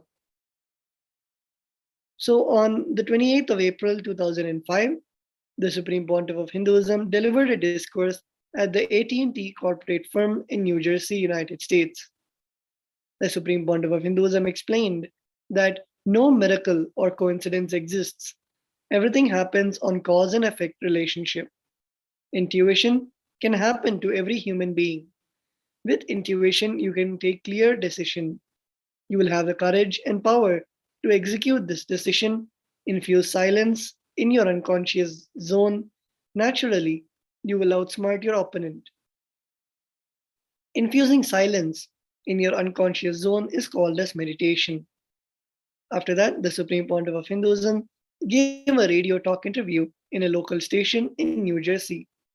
Later that day, the Supreme Pontiff of Hinduism conducted an additional satsang at a library and additionally held an internal meeting with the ministers and ambassadors of KAILASA in New Jersey.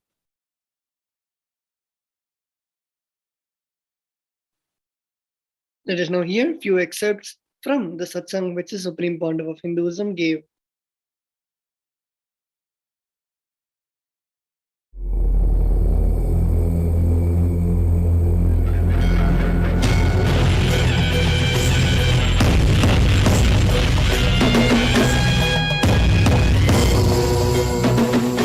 Subject. Usually people get frightened when they hear the word intuition. They start thinking, oh, I'm bringing some religious concept. No. Understand the intuition in a very simple way. For example, you are hearing a calling bell in your house. Suddenly you remember some friend's name whom you have not seen for many years. When you go and open the door, he is there. And when a cell phone rings, you remember somebody's name, some friend's name. When you answer, he is there on the line. And the party, suddenly you remember, you feel the same thing has happened in your life earlier. And somebody is going to come, some particular person is going to come there. After a few minutes, you will see that you will be coming. How many have you experienced something like this at least once in your life? More than 70%. If it happens once in one person's life, we can say it is a coincidence. When it happens in so many persons' lives, how can we say it is a coincidence? Surely it is not coincidence. There is a logic behind it. We need to understand something more about it. In the planet Earth, there can be nothing called coincidence. Everything is only cause and effect. When we don't know the cause for the effect, we call it as a coincidence or miracle. Actually, there is nothing called miracle. Everything is very clear. Everything happens only based on cause and effect relationship. When we don't know the cause, or when we are not able to find the cause, we say it is a miracle. What you experience in these moments is what I call intuition. How this happens? Knowingly, unknowingly, you infuse silence into your unconsciousness. For a few moments, for no reason, you become silent. You give a little bit of rest to your unconscious zone. Then suddenly, intuitions comes up. Intuition can happen to every human being. And it is just one more dimension which we have not explored. In the modern day, the intuitive management idea has become very popular. When an intuition happens to you, not only you will have clear decisions, you will have enough of courage and power to execute the decision. As of now, any decision made by us only makes us tired. One more thing. If your mind is restless, even if you don't do any work, just sit in your chair and be restless for half an hour. You will have shoulder pain. After half an hour, you will have shoulder pain.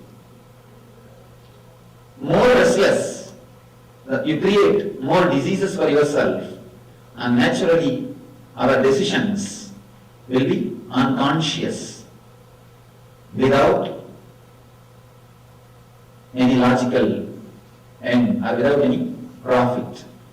When you infuse silence into the unconscious zone, you go up to the level of intellect first. Means you become more logical, more peaceful, relaxed. If you infuse more silence into the unconscious zone, When all the engrams are erased or removed, naturally you start receiving intuition. You become more blissful, more active. I have seen some people, 24 hours they will work and then they will be alive, active, vibrant, because they work from intuition.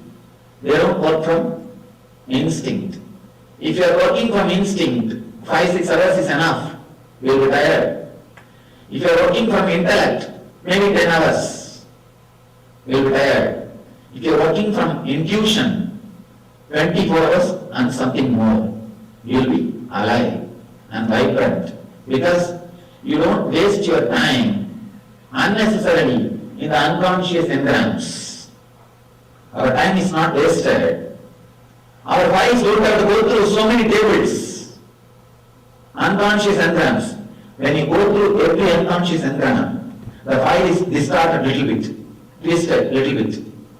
By the time the file takes a quantum leap and comes out, totally it is distorted file or distorted decision, which we don't even know why we are executing it, why we take the decision.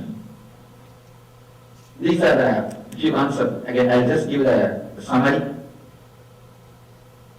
The file, any information which you receive through eyes or any senses, go to the DSP, digital signal processor, inside your being, and then the whole file gets converted into digital signal, goes to memory for initial processing of excluding. Then it goes to mind for identifying. Then the whole file takes a quantum leap through the unconscious engrams, and the ego decides what to do. Your body executes. Here the important thing, the more number of engrams in the unconscious zone, more you will be restless and more you will work based on the instinct level, and naturally you will be prey for every emotion. And the moment you start infusing silence in the unconscious zone, you come up to the level of intellect. You cannot be exploited by greed and fear. No opponent can outsmart you. You will be equal. But the moment you come up to the level of intuition, by infusing more silence into your unconsciousness, not only you will be able to work 24 hours, you will be naturally outsmarting the opponent. Because everybody is working, playing with mind. They are working, they are living their life based on reactive mind. When you go to the level of intuition, you can just outsmart them because you know how the reactive mind works. And you can simply outsmart them. Infusing silence into your unconsciousness is what I call meditation. The more you infuse silence into your unconsciousness, the more you become intuitive and simply you can outsmart your opponent. These are the few concepts I wanted to present. Now we can analyze this concept and internalize them through question answers. You are welcome to put any question. I will try to respond this.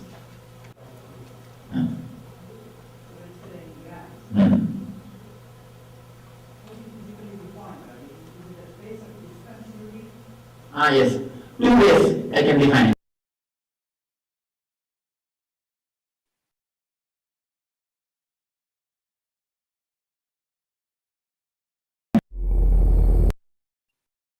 The next, we are now moving on to the 28th of April, 2006.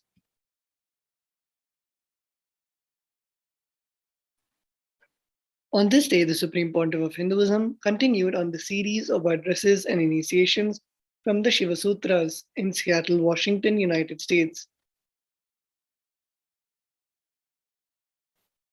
The Supreme Pontiff of Hinduism explained that anyone who enters into a spiritual life will always question whether they should marry or become a sannyasi. No master is able to give a straight solution for this age-old problem. For 3 years, the Supreme Pontiff of Hinduism studied and analyzed this question to determine what is the best solution for the modern man. The answer he delivers in this video series is not meant for those who feel spirituality is an option. The answer is for those who feel spirituality is compulsory in their life. Brahmacharya is more than just celibacy. The full meaning of the word is living like God, which means living with reality and without fantasies and imagination. The solution to this age old question given by Shiva is for transformation without suppression. Later that day, the Supreme Pontiff of Hinduism participated in a research on the effects that meditation has on our brainwaves, which is conducted by Dr. Juan Acosta in New Jersey, United States. And on the 28th of April 2008, under the direct guidance of the Supreme Pontiff of Hinduism, received the home darshan of the deity of the Archavatara of Lord Venkateshwara. The deity was received in the homes of devotees with all the traditional honors, especially the Purna Kumbha, the highest royal honorary offering given to a guest in the Hindu tradition. The day finished with the Archavatara returning to its home in Nithyanandeshwara Hindu Temple, KAILASA in Los Angeles, where the devotees had prepared beautiful and exquisite Alankara offerings as a gift to Lord Venkateshwara in honor of his presence and love.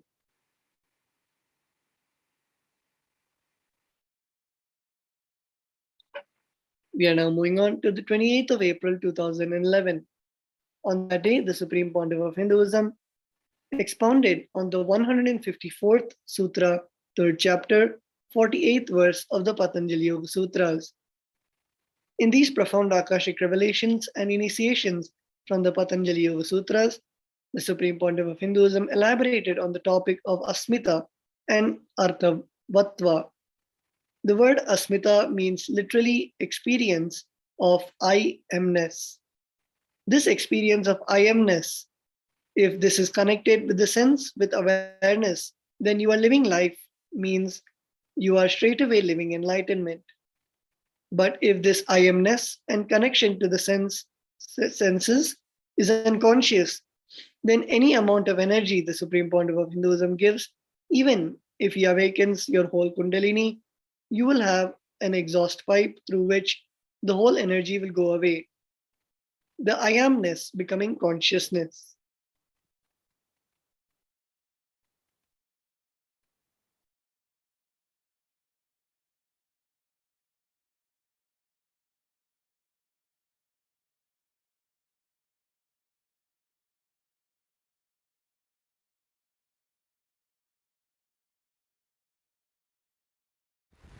I welcome you all with my love and respects. I'll continue on the yesterday's sutra.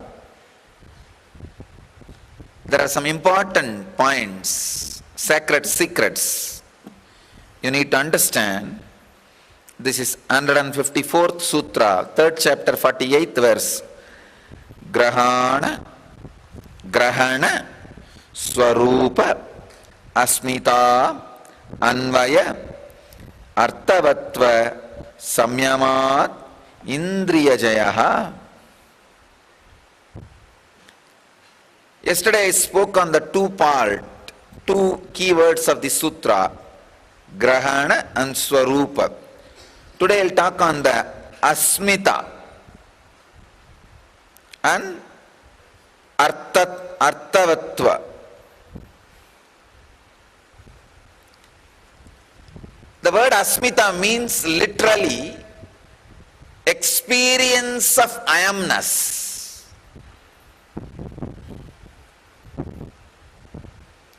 See, this experience of I amness, if this is connecting with the senses with awareness, then you are living life. Means you are straight away living enlightenment. But if this I amness and the connection to the senses are unconscious, then any amount of energy I give, even if you awaken your whole Kundalini, you will have a separate exhaust pipe near your head and that Kundalini will go away.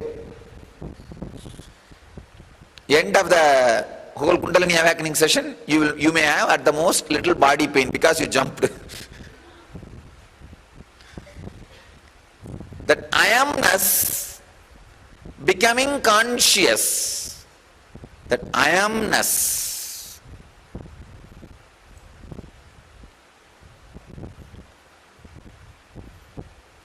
I was making fun. Usually when the Kundalini is awakened, it doesn't leave the system that easily. Unless you are really adamant that you don't want that energy inside your body. And you are telling it, get out, it's too much. I can't be that intelligent. The I amness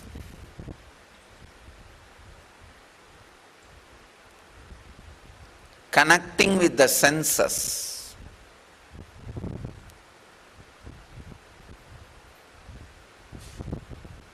See, the I amness connects with the senses unconsciously. When you boil in anger, violence, and take decisions out of anger and violence, please understand. The I amness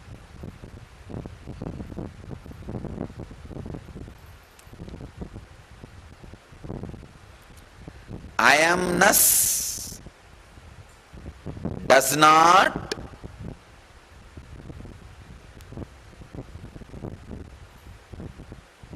act or supports any action on its own. Please understand. Try to see this discourse once more after I complete, because you need to understand every statement. You should not miss it. These are all the high, subtle philosophy. The I amness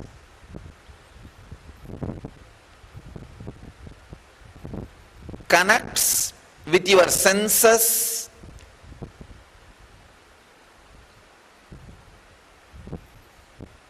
with awareness when you are in restful awareness. Please understand this. I amness is a pure conscious shaft, asmita. Senses are the matter. If the bridge between the I amness and senses are anger and violence, the function will be unconscious. If that bridge is the restful awareness, the function will be conscious.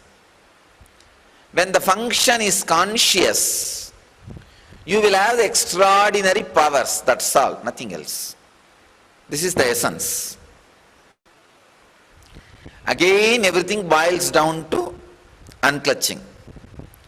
The more and more and more restful awareness living is practiced,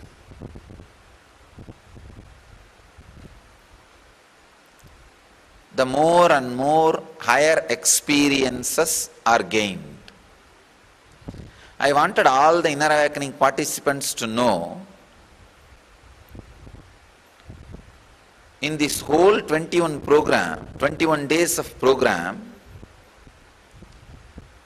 literally I am making you live these great samyamas. That is the reason you experience the extraordinary powers and the experiences like a levitation or divine darshan, vision or teleportation, whatever. Once your biomemory catches this experience, after that you don't need to practice anything. At the most you may need to practice kind of a restful awareness or unclutching whenever you want, whenever you can. But once the bridge between the I amness and the sense is restful awareness, actually in these 21 days, that's what I'm making it in you. I am just breaking the bridge which you built in wood, the anger and violence, and making it as a beautiful concrete bridge with restful awareness so that it will not shake.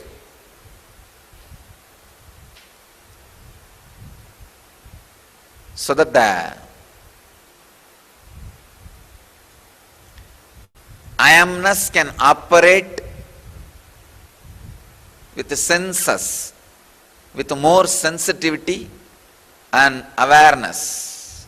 Yesterday all of you understood. Unclutching before initiation, after initiation. Before initiation you struggled for hours, nothing was happening. Just one touch. After that I saw the whole hall is in silence. I thought, oh God,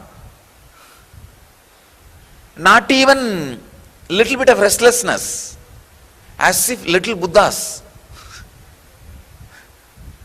The whole hall was so beautiful to see 100 little Buddhas sitting.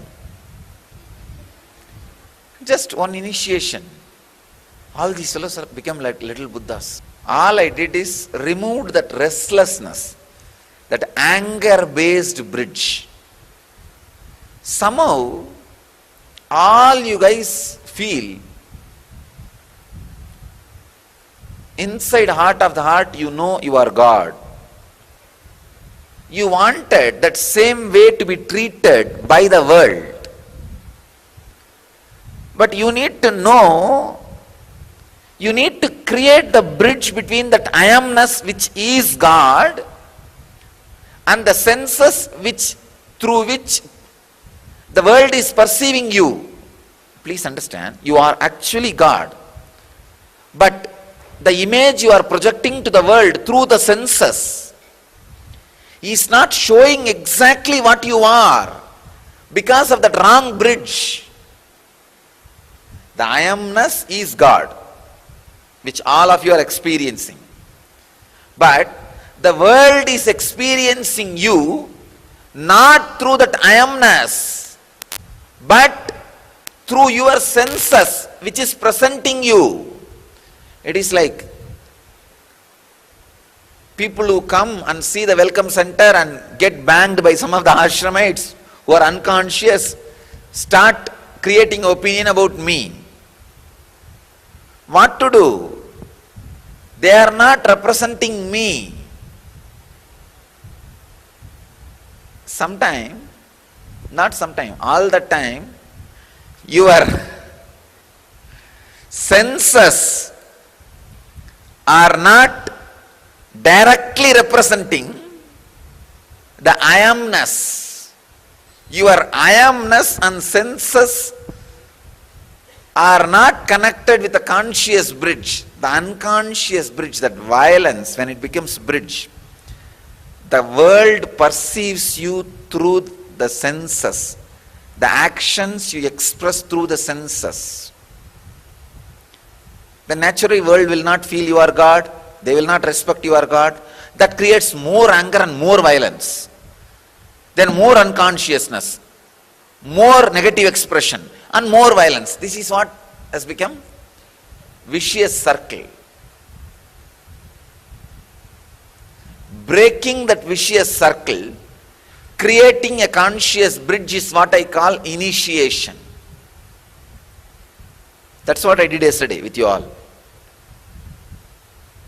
You guys can't understand why you became so violent. You should not claim you are God. You should just radiate through your senses your godliness. Then simply the world will respect you and respond to you as God. Then naturally you will become more aware. More awareness means more godliness. More godliness means more respect. More respect means more awareness. This becomes a virtuous cycle. Turning your vicious cycle into virtuous cycle is what I call initiation.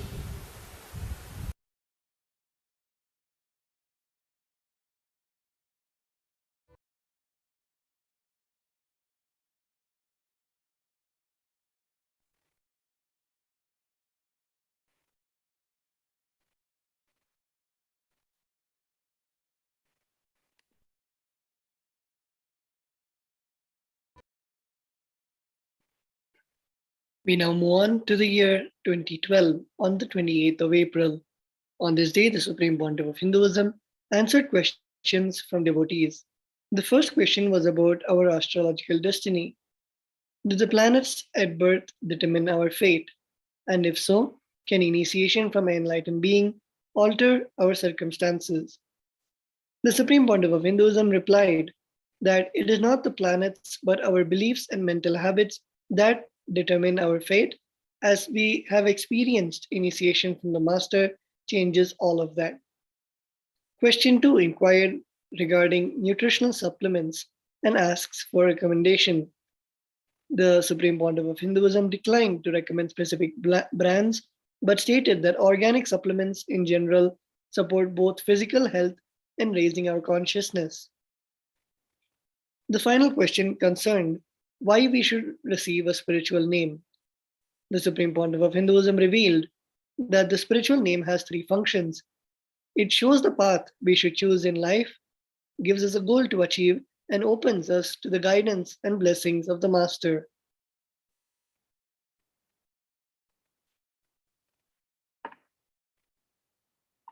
Let us now listen to the excerpt from the Supreme Pontiff of Hinduism's discourse.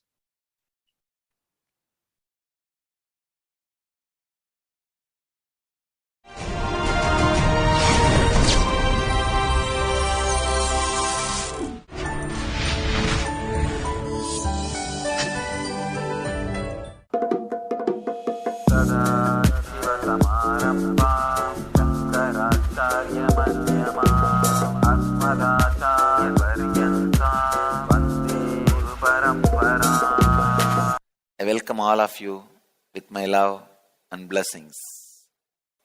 First question. Dear Swamiji Nithyanandam, is our life path already decided based on the planetary positions at the time of birth? If so, can it be changed after an initiation from the Master? What is the significance of Mangal Sutra and toe ring according to our Vedic tradition? Married women are not supposed to remove this any time. Is there any spiritual significance? When the husband is not alive, women are not allowed to wear kumkum, flowers and bangles, etc., and they are considered inauspicious. What is the reason behind this?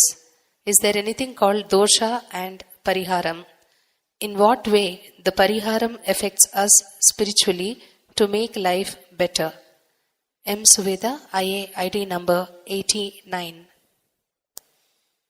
First thing, your life path is already decided because of the mental setup you create, not because of any planetary positions at the time of birth.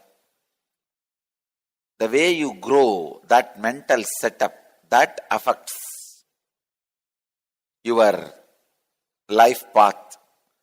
Second, if so, can it be changed after initiation from the Master? As I said, initiation from the Master changes all your mental setup and patterns. So it can be changed. Third, significance of Mangal Sutra and toe ring according to our Vedic tradition. I also wanted to make this very clear. Toe ring and Mangal Sutra is not mentioned in any Vedic literature. In later on, the set of books called Smritis, the lifestyle instructions. Only in that lifestyle instruction books like Manusmriti, Prajapati's laws, and later on, only the Smriti literatures, the lifestyle books, the words like Mangal Sutra are all appearing. Even there, toe ring idea is not there. it was added later on in the Puranic periods. See, the Vedic period, Smriti period, Puranic period. In Smriti period only the Mangal Sutra gets added. In the Puranic period, the Touring gets added. So basically, in the original Vedic scriptures, there are neither references nor any spiritual significance associated to Mangal Sutra and Touring. So, because there is no spiritual significance, I do not want to talk about it much. As a social custom, okay. I have no opinion to support it or negate it.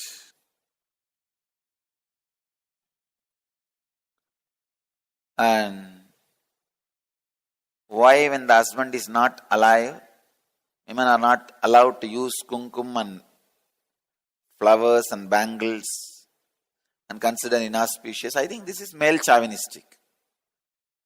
They are afraid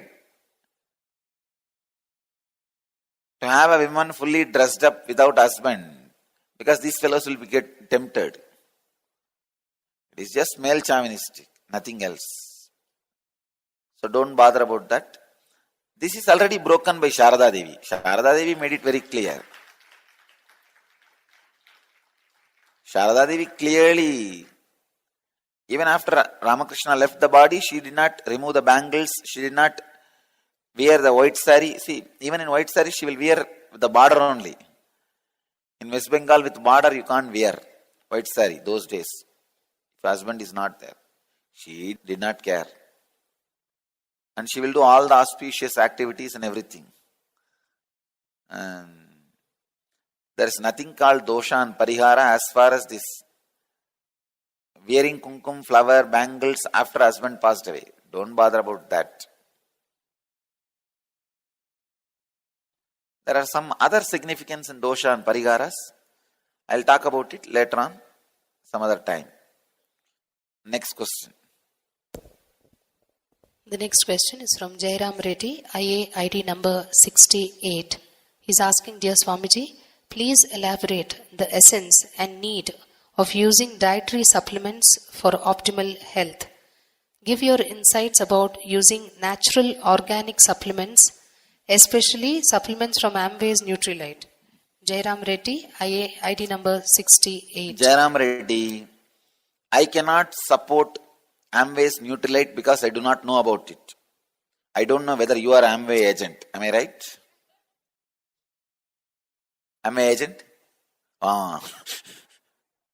So I cannot support the Amway Nutrilite because I do not know about it. But I can tell you one thing. You can use any dietary supplement as far as it is vegetarian and organic. As long as it is vegetarian and organic, you can use. In those days, we used to use in the food itself, like neem, many of the spices, badam, all these are dietary supplements only. As long as it is a vegetarian and organic, you can use any amount of supplements. It does not hinder your spiritual growth and it helps your optimal health. Next question. The next question is from Des Kumar Sahu, IA number 76. He's asking, what is the importance in spiritual name? Is it effective in getting enlightenment? Des Kumar Sahu, IA ID number 76. Des Kumar Sahu, it is a spiritual name is useful in three ways. One, this is the path for you to travel. Second, that is the goal you need to achieve. Third, it's my blessing. You will travel in that path and achieve that goal.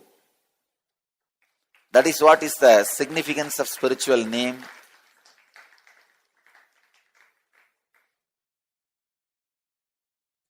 It is very powerful in achieving enlightenment.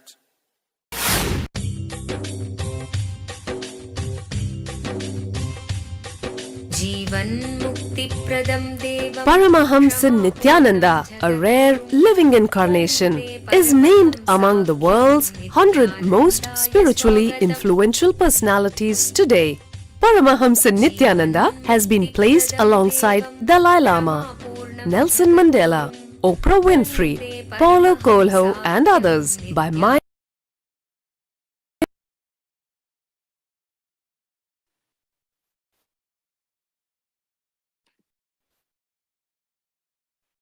We now move on to the 28th of April 2013. In that day, the Supreme Pontiff of Hinduism conducted the NDY Day 2 in the city of New Delhi, India. As part of this convention, the Supreme Pontiff of Hinduism shed new light on the mystical aphorism Aham Brahmasmi, loosely translated as each one of us is God. Each of us carries a design for the cosmos inside our inner space. Whatever we repeat within that space becomes a command to the universe, which delivers what it hears. When we fill our space with fear or some negative event, we are likely to create that event through our very repetition. We can change our experiences by altering the stories we tell about ourselves. Rather than dwelling on suffering or failure, we can repeat for as long as necessary until we truly believe it. Happy outcomes of joy and success. And on the 28th of April 2014, the Supreme Pontiff of Hinduism expanded on responsibility and commitment. He defined a committed person as one who looks at the future from what can go wrong, from a space of incompletion. He defined a responsible person as one who looks at what all can go right, one who moves from completion, planning, and gratitude. A responsible person delivers. He does not need to be committed. We now move on to the year 28th of April 2015. On this day, the Supreme Pontiff of Hinduism elaborates on the context to keep seeking alive and pure. Without the right context of seeking the truth, even renunciation is used to justify laziness, non-action, dumbness. But real renunciation is action, from grassing the cow to milking, churning curd, offering ghee to the divine or guru, which is authentic seeking. Master's words are the only anchor from the other enlightened plane of existence to save us from drowning in samsara, the ocean of delusion and bondage. The highest spiritual practice is catching the Master's words and constantly reinventing, re-strategizing yourself. An avatar, incarnation, lands to wake us up and makes whatever is too good to be true, true. Later that day, the Supreme Pontiff of Hinduism presided over the traditional celebration of the Meenakshi Brahmotsava Pattabhishekam. Let us take a look of the various happenings of the day, the 28th of April.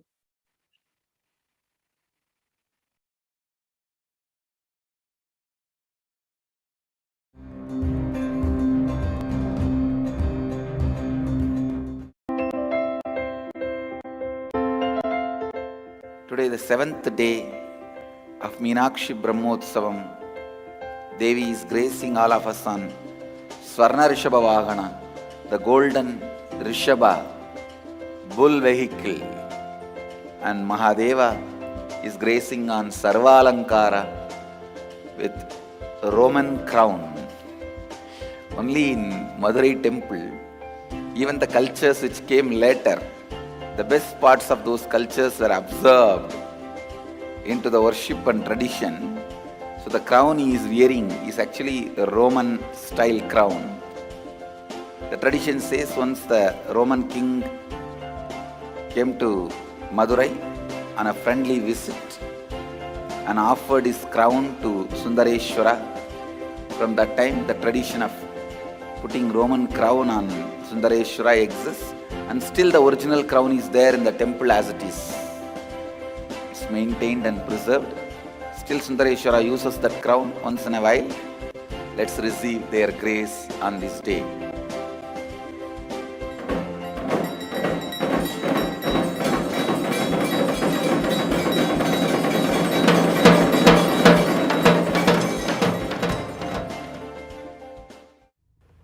other than the Master's words, there is no anchor available to planet Earth.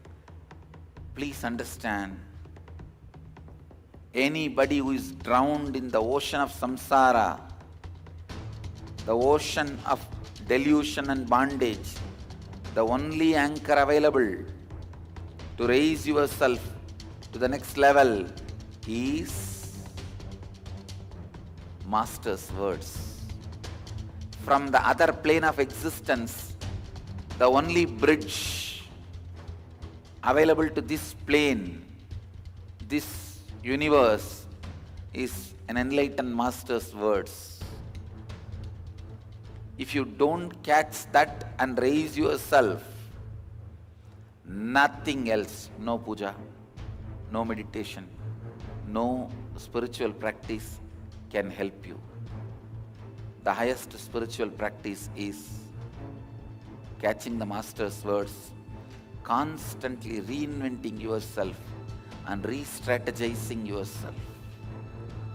If your seeking is alive, you will go on reinventing yourself.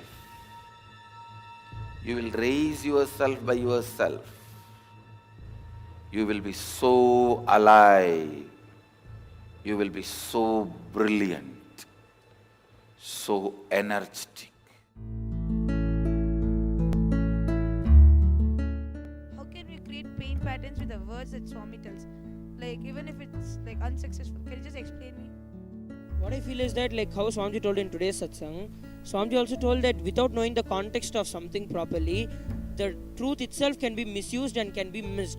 So what I feel is, whenever you understand the truth with some vested interest and all that, so those are the times, like maybe you started following Swamiji's words and the seeking was there for fulfilling one part of your desire. So your seeking was very high during the start. But when you think that the desire has been completed, then all your seeking is lost and everything is lost. So that is why I feel that you start taking things for granted, whatever Swamiji says for granted and all that. So whenever you are ready to transform, when you think that no, my purpose itself is for me to experience I am consciousness, when you have that as your purpose and when you start working towards it, then what I feel is you'll never take Swamiji's words for granted.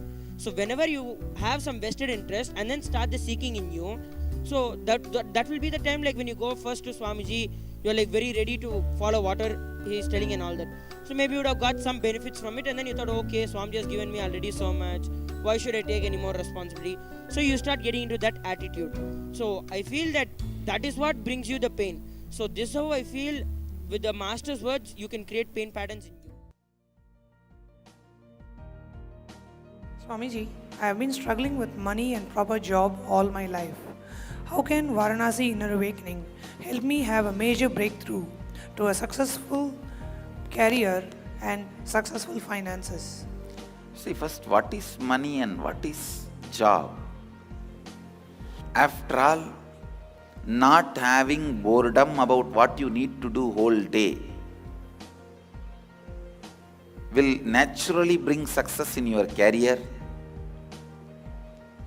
and having enough awareness to what you want to have, what you have, and what you should have will bring money. See, basically not having money, not having proper job is not having proper alignment in your mind and having too much of incompletion patterns about money and your life. If that is removed, naturally you will have job, career and money, that's all. So understand, not having job and money is something seriously need to be attended from inside first. In Varanasi, you will understand your patterns, you will complete with them, you will know what do you want, how to get it, where to look for. That will simply transform the way you look success in career and money, and you will manifest what you want.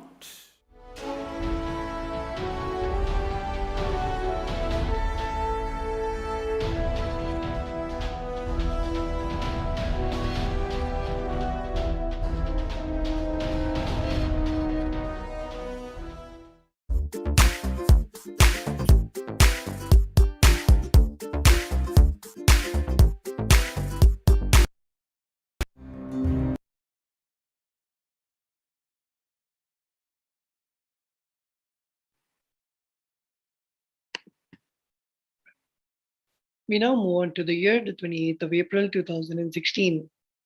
On that day, the Supreme Pontiff of Hinduism presided over the Living Shuddhatvedam Convention in the Ujjainadhinam as part of the most auspicious and holiest event of Kumbh Mela.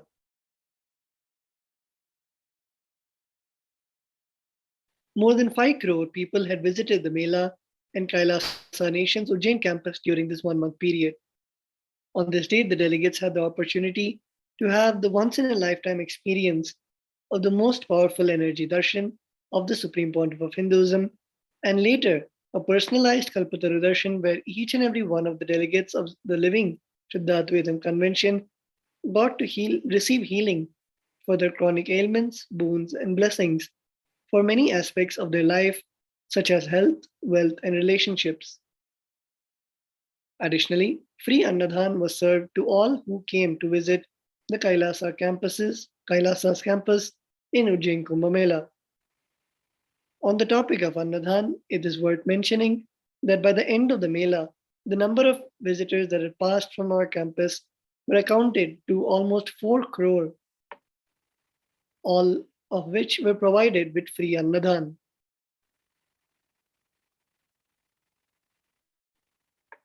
Let us now see the various happenings of the 28th of April.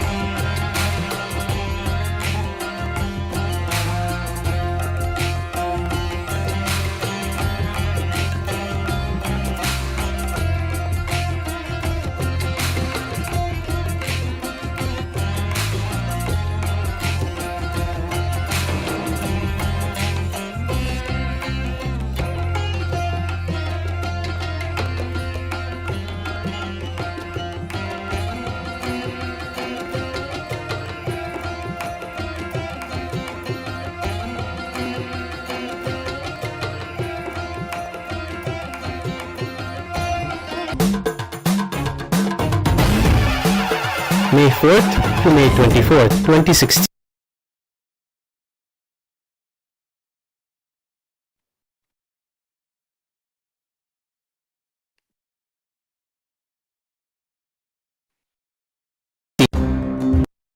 We now move on to the 28th of April 2017. On this day, the Supreme Pontiff of Hinduism conducted the day 10 of the Inner Awakening Convention in Adi Kailasa, Bengaluru. As part of the convention, the Supreme Pontiff of Hinduism presided over the Nithyananda Yoga and Malakamba Yoga, conducted an energy unclutching initiation and a manifesting Shakti session by providing the extremely powerful Jnananjana alchemy product for the delegates. Later that day, the Supreme Pontiff of Hinduism presided over the Shatru Samhara Trishati Homa that was conducted for the benefit of all the delegates of the Inner Awakening Convention.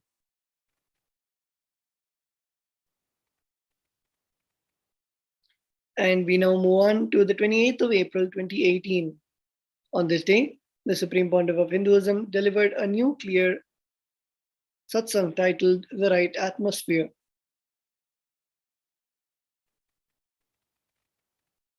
Additionally, on that day, the Supreme Pontiff of Hinduism visited the town of Dhanushkoti, which is located at the southeastern tip of Pamban Island of the state of Tamil Nadu in India, where he formed a Shivalinga in the sand and performed the Shiva Puja as Ma Sita had performed in Dhanushkoti Rameshwaram. Later that day, the Supreme Pontiff of Hinduism visited the Ramanatha Swami temple in Rameshwaram. There he was received by the temple priests with all the traditional honors, especially the Purna Kumbha.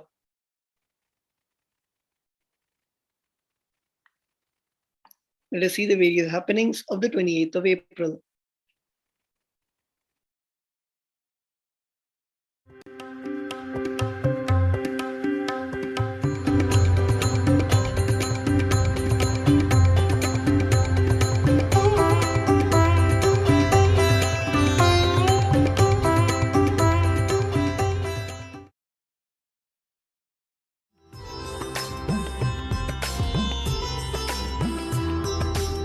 Adi Kailash and the Nithyananda Sangha worldwide celebrated the 10th and final day of the Chittare Brahmotsavam. On the 10th day, we celebrate the Minakshi Tirukalyanam. It is the divine marriage of Sadashiva and Parashakti in their incarnations of Lord Sundareshwara and Goddess Minakshi. This occasion was celebrated in a grand way at the Nithyananda Peetham Bengaluru Adinam in the traditional Pandya style.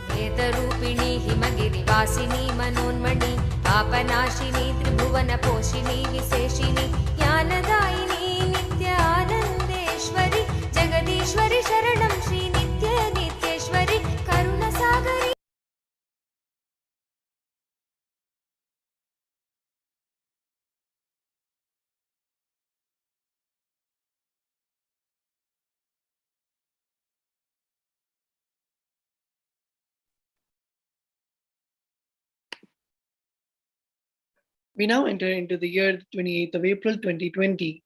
On this day, the Supreme Pontiff of Hinduism conducted the day 8 of Paramashivoham Season 2 and presided over the 5th day of Chittare Brahmotsavam, offering worship at the feet of Devi Meenakshi and Somasundareshwara Paramashiva in Adi KAILASA and Sarvanyapithas all over the world. The Supreme Pontiff of Hinduism worked further on raising the consciousness of the delegates by bestowing them with the Nataraja Bhava Samadhi Darshan for the day.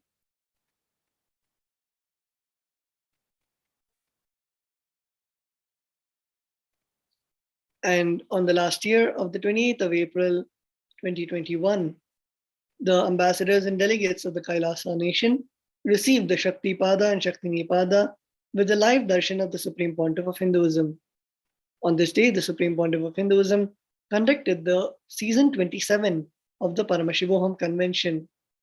Additionally, the Supreme Pontiff of Hinduism blessed all with the Parashakti Arul Vak Darshan, where all the ministers and ambassadors of Kailasa had the rare opportunity to ask for healing, blessings, and answers to their life questions by Devi Parashakti herself.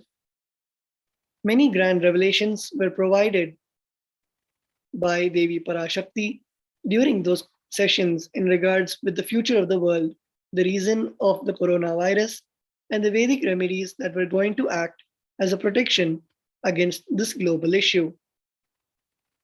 And with that, we come to the end of this wonderful segment of the glimpses of the glorious past. And we thank each and every one of you who have joined us for this beautiful segment. We will now be entering into the alive satsang of the Supreme Pontiff of Hinduism.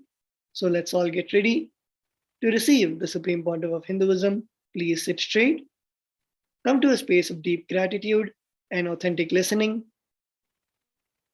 And let us now get ready to receive the Supreme Pontiff of Hinduism.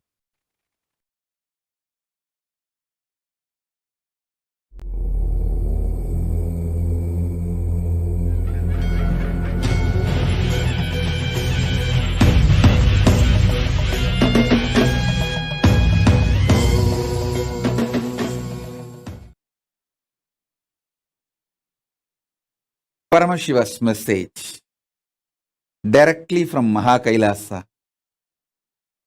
Listen.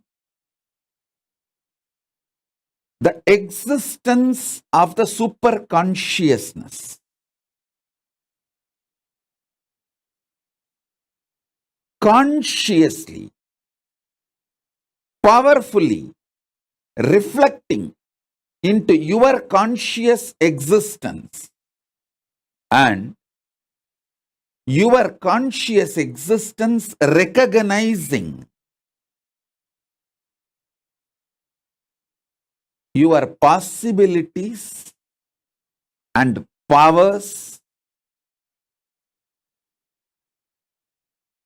of your superconscious existence is superconscious mutation.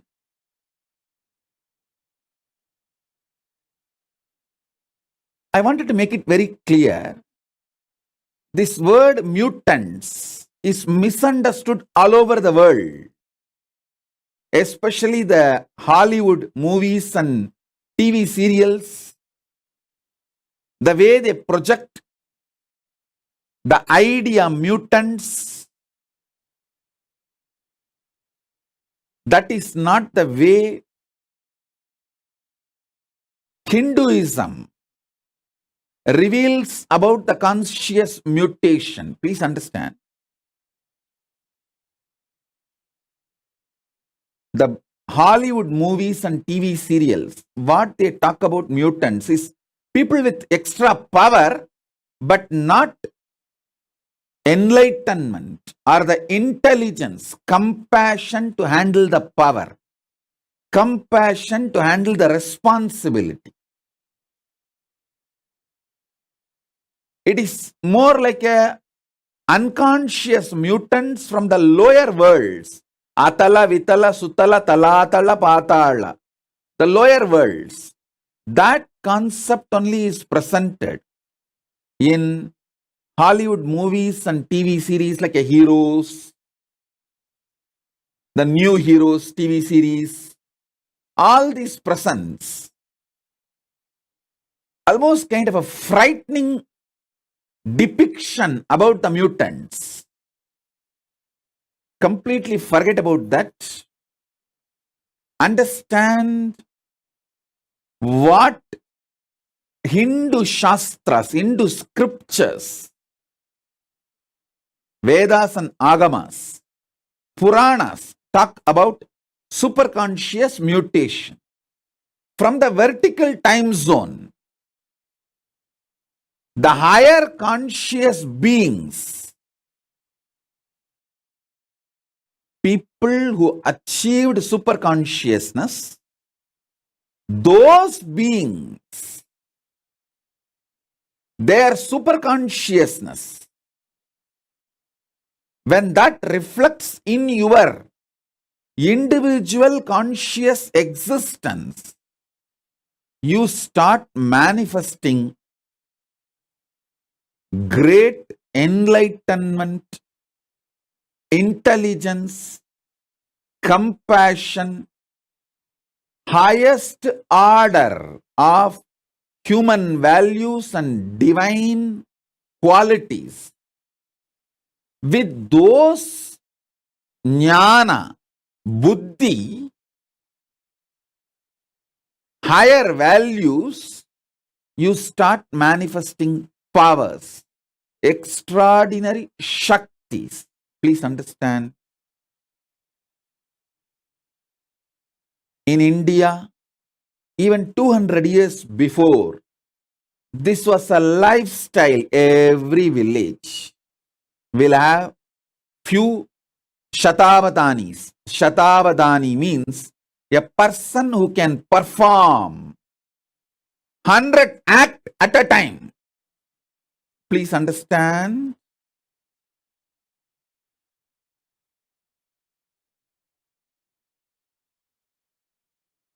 Great Vedic scholars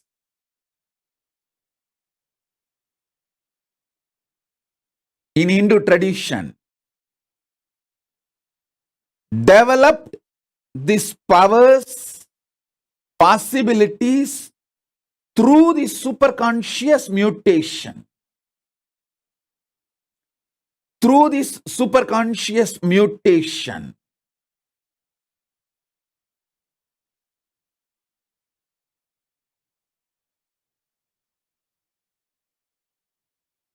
they could perform 100 acts at a time because all their non-mechanical parts of the brain was awakened through this superconscious mutation process. I want all of you to know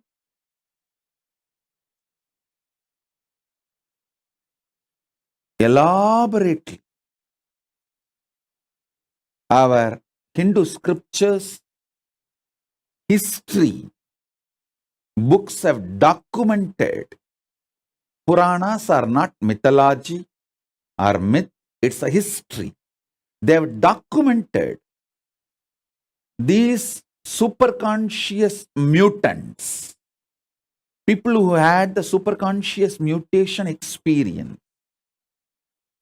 The Panchapandavas' birth itself is a superconscious mutation. Kundi received the power to make the superconscious beings give their DNA and give birth to kids through their DNA. She brought Surya's DNA with the blessing of Surya. That superconscious mutant is Karna. Till the end. His great value, the greatest value of Surya is just giving. Radiance is his very nature. Anything Karna had, he just gave.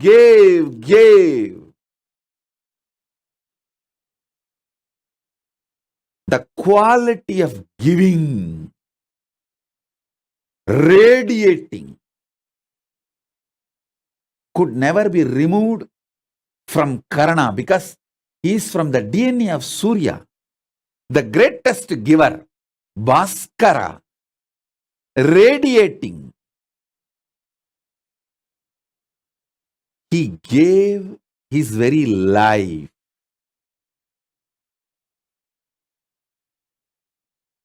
He is the extraordinary giver. Then Kundi brought the DNA of Yamadharma Raja, Yama, who is the Lord of natural law, Dharma, and gave birth to a child in the same signs of superconscious mutation. Till the end, Dharma. Yudhishthira never violates Dharma. The way he upheld Dharma is unimaginable. It's because superconscious mutation. Then comes Bhima. It's a superconscious being, Vayu. His DNA was brought, and Vayu's very DNA, superconscious mutation has been done, and Bhima was born. The power Bhima radiated, the power of Vayu Bhagavan, the power Bhima radiated is unimaginable. Arjuna is a superconscious mutant of Indra. Then Nahula and Sahadeva, they are the superconscious mutants of Ashwini Kumaras. These great beings are all superconscious mutants. Understand? Our Idihasas, Puranas elaborately document these superconscious mutation and the signs of superconscious mutation. There's an elaborate description of the 7 enlightenment cities, Kashi, Kanchi, Madura, all these 7, Mayapuri, all these 7 enlightenment cities each having the population of 10,000 Sahasravatanis, 1 lakh Shadavatanis. Sahasravatani means who can perform 1,000 action at a time. Sadavatani means who can perform 100 action at a time. Please understand, what I am talking is not story. Even as recently as now, there are documentation in Mohal's court where they start awarding Shatavadanis. They start giving awards to Shatavadanis. There are documentation. In front of the court, people performed this 100 acts at a time. Forget all of that. Even now, in Andhra, the Telugu Brahmins community, they are keeping this tradition of avatanis alive. The living stream is not dead. It is there still. It's there. Shodasavadanis, Ashtavadanis, still the tradition is there. In Andhra, the Telugu Brahmins tradition, and even the Telugu Brahmins who came and settled in the banks of Kaveri in Karnataka and Tamil Nadu. All the three, Godavari, Karnataka, Kaveri in Karnataka, Kaveri in the Tamil Nadu. In all three places, the Telugu Brahmins who came and settled are still keeping these Avadani traditions alive. Actually, there's an elaborate description how these rivers were energized with the superconscious energy for these Avadani traditions to be kept alive.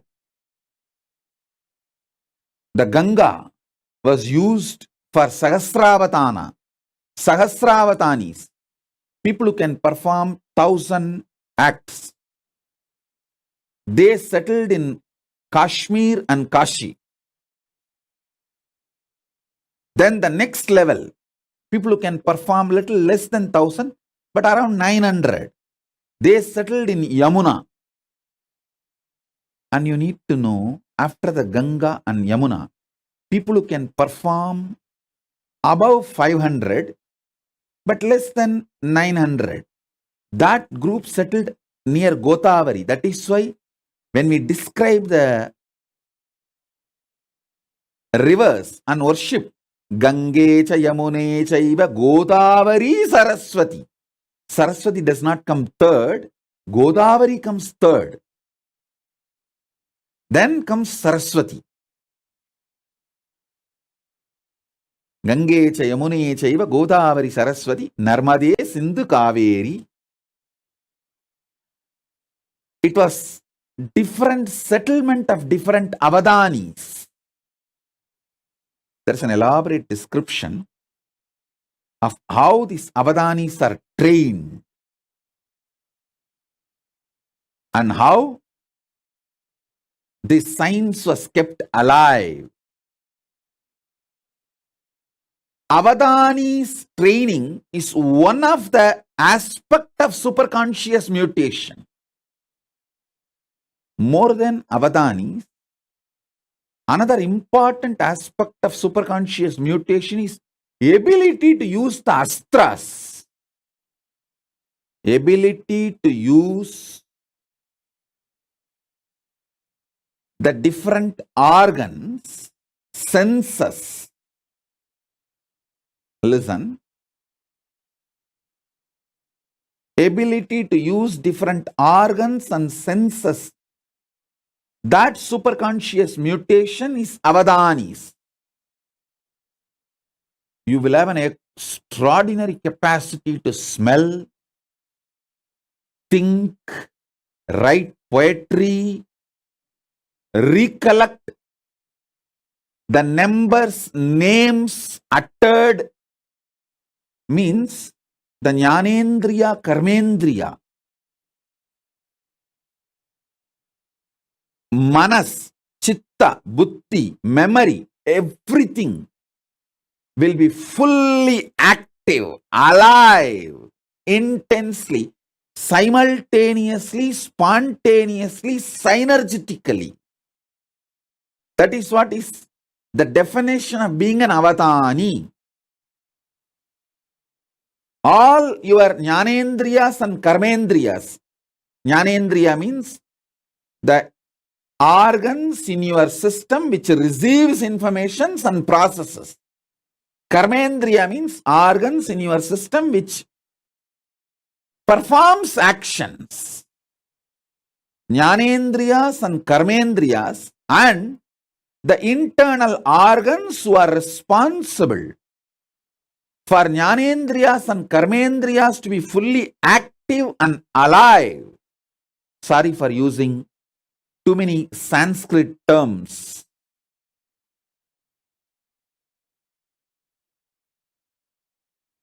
I'll try to translate every Sanskrit term I'm using and give English meaning.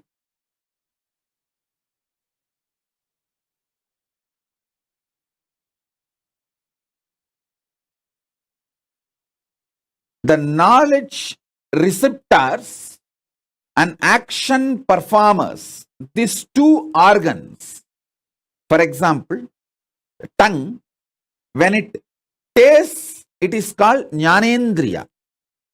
When it speaks, it is called karmendriya.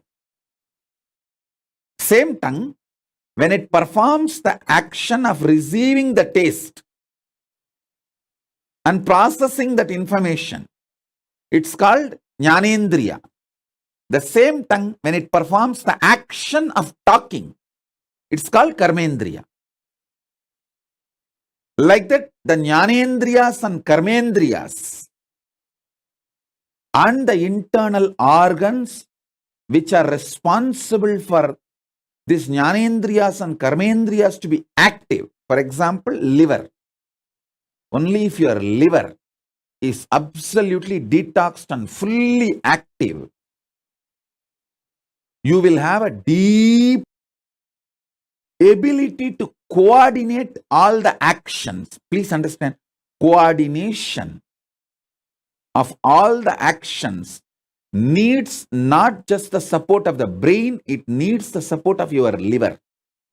Because your liver is responsible for all your internal organs functioning smoothly. So, the avadani has to keep his whole body detoxed. If you are an avadani, you will automatically keep your body detoxed. Only if you are detoxed, you will be able to be an avadani.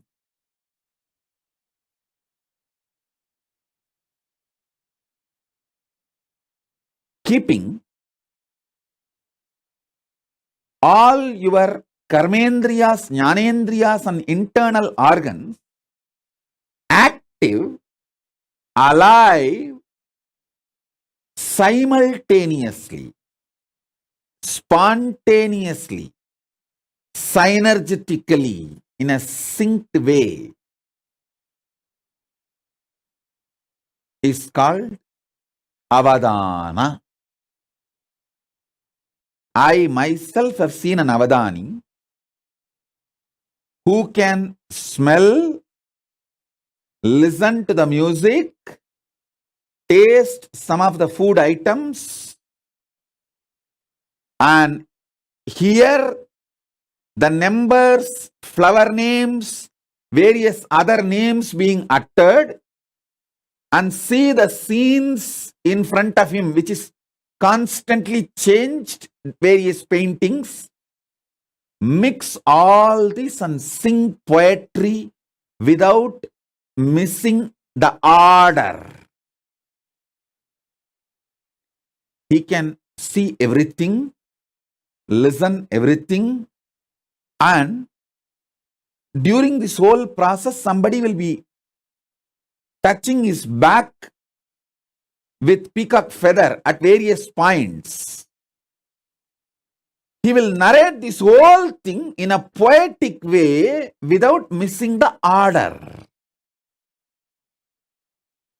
This multiple performance avadanis is one aspect of superconscious mutation. Then the next, using Shastras.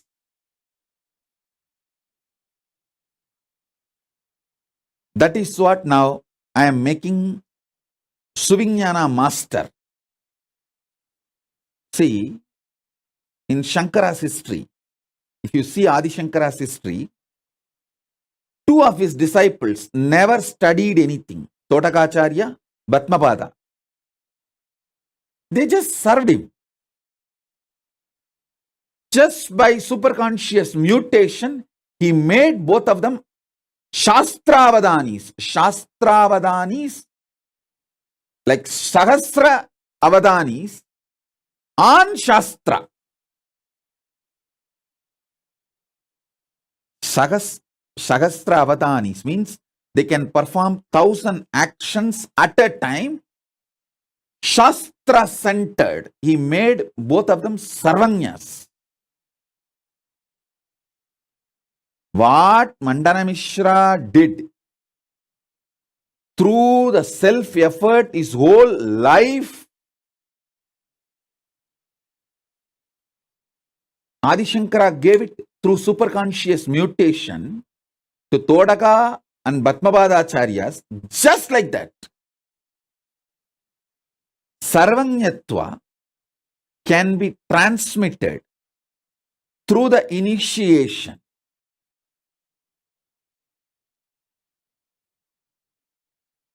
And Sahasravadana of Shastras can be transmitted just like that.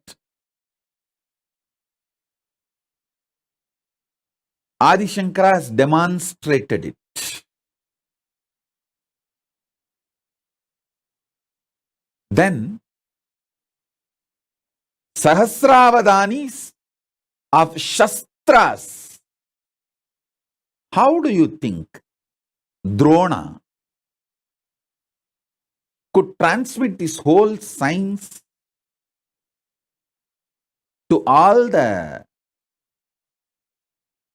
students in short period? Especially the capacities of Arjuna, Bhima.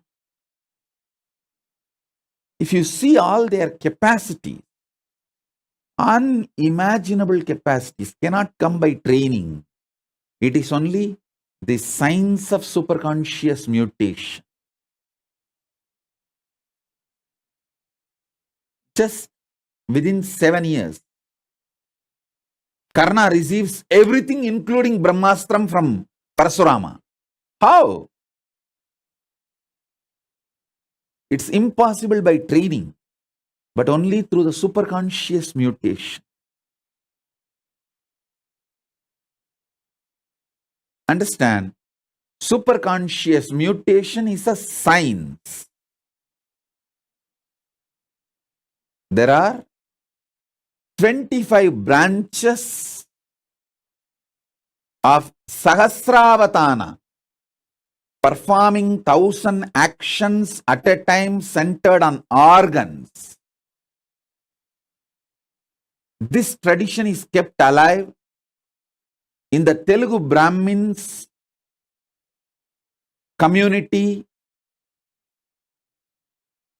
who settled in the banks of Godavari and Kaveri. Understand what I am saying?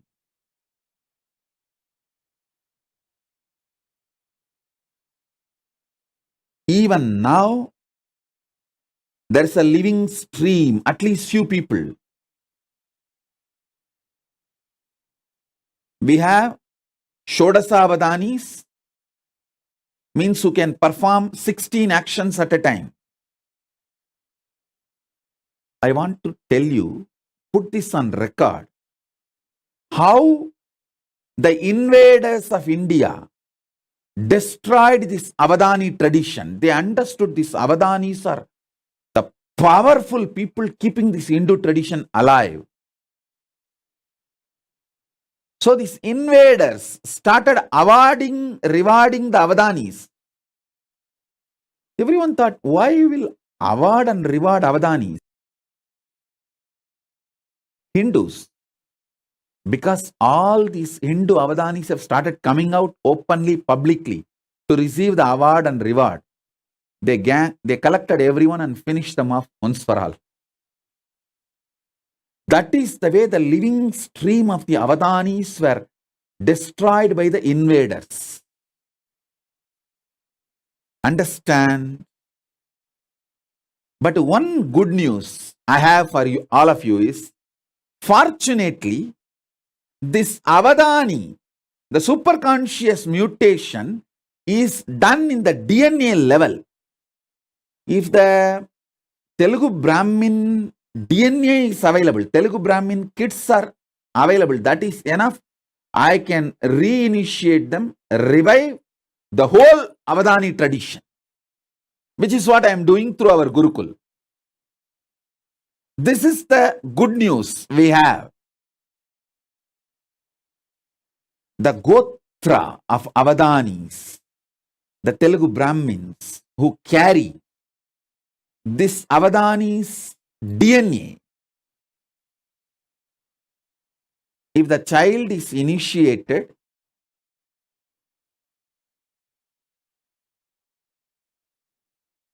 into power manifestation, immediately he reclaims, his DNA is awakened, and the whole Avadana powers starts manifesting. The superconscious mutation starts happening. Shrikant Iyer is sending a message. His family also, there are Avadanis. Shrikant Iyer, you are a Tamil Brahmin. That is not called Avadanis. That is a different science. It is yogic powers. Please understand. The Telugu Brahmins kept the Avadana tradition alive. Tamil Brahmins kept the Mantra Shastra alive. The Avadanis which you are talking, Shrikant Iyer, your family, you are actually Tamil Brahmin, means the Tanjavur Brahmins, Tambras family. Hope I am right. And people who carry that Iyer title, that DNA, your Avadanatva is manifested through Mantra Shastra. Fundamentally, the Tamil Brahmins Avadana tradition, that superconscious mutation is Shastra centered. The Telugu Brahmins Avadana tradition is organ centered. Karmendriya, Jnanendriya centered power is the Telugu Brahmins Avadana tradition. The Tamil Brahmins, see, I don't want to create any conflict or community fight here. I am just putting all these things in record. Whatever I saw in the Akashic records and Shastras and the traditions and books, I am putting it on record. The Tamil Brahmins have the Sahasravatana capacity, Shastra centered. Once the Tamil Brahmin boy or a girl goes through a superconscious mutation, he can perform Avadana on any Shastras. On any Shastras.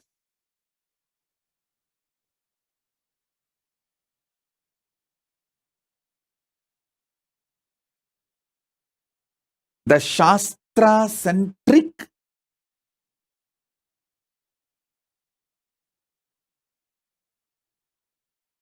Avadana performance, Sahasravadana performance, science was kept alive, focused by Tamil Brahmins. Please understand, it's not that Tamil Brahmins never studied the Avadana tradition of Telugu Brahmins, but each of them took up one branch and kept it alive. And Shastra-centered Avadana tradition, Shastra means weapon. Shastra, Astra-centered Avadana tradition was kept alive by Parasurama's Gotra in UP. The whole UP area, the modern day Uttar Pradesh and Uttarakhand, in that area, The Parashurama's Gotra is still alive. They have that Sahasravadana tradition centered on Shastras and Astras. Still, I have seen one Brahmin sadhu who can pick up a grass and chant a mantra and throw that grass. It will catch fire by itself and go and fall some 20-30 kilometers away and blast. I have seen a sadhu who can perform this avadana. Please understand,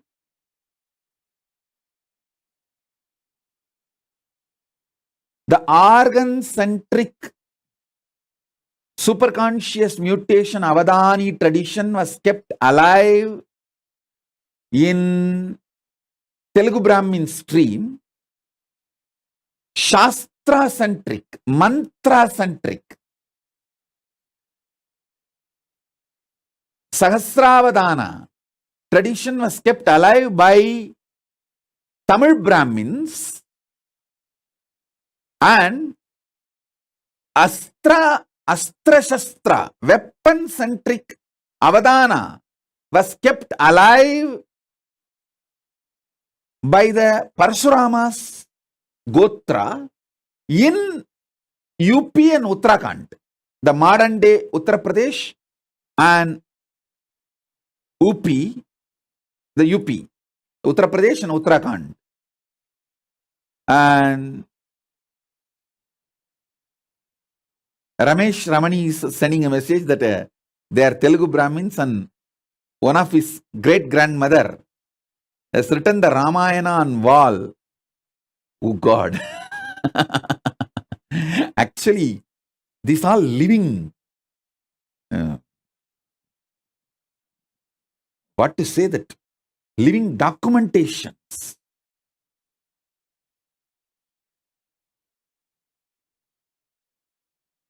And I am getting so many messages. And Nitya Ramani is saying that Isha and Keshava are half Telugu Brahmins. Can they be initiated, Swamiji? Please understand, for the superconscious mutation, they have to be in a Gurukul.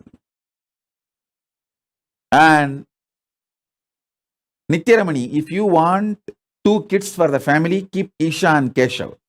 Now plan to give birth to more kids. And you are young, you are not old. You are young, you can. Give birth at least 2 to 3 kids more. Send them to Gurukul because it needs a full attention for their DNA to fully manifest. Mainly the ecosystem where they continue every day, they have to manifest powers. Their food. You need to understand, Nitya Ramani, because you asked, I am telling you, the lifestyle and the kind of words people utter around, all that plays a major role when a child flowers into Avadani. The fear and greed, everything should be centered on power manifestation, not on money manifestation. See, it is not that our Gurukul kids don't have fear or don't have greed, but it is all centered on power manifestation. They get greedy to manifest more powers. They get fear if they don't manifest powers. But it is not centered on money. Oh, will I get a job? Will I get this certificate? Will I get that? So understand, the whole life has to be focused on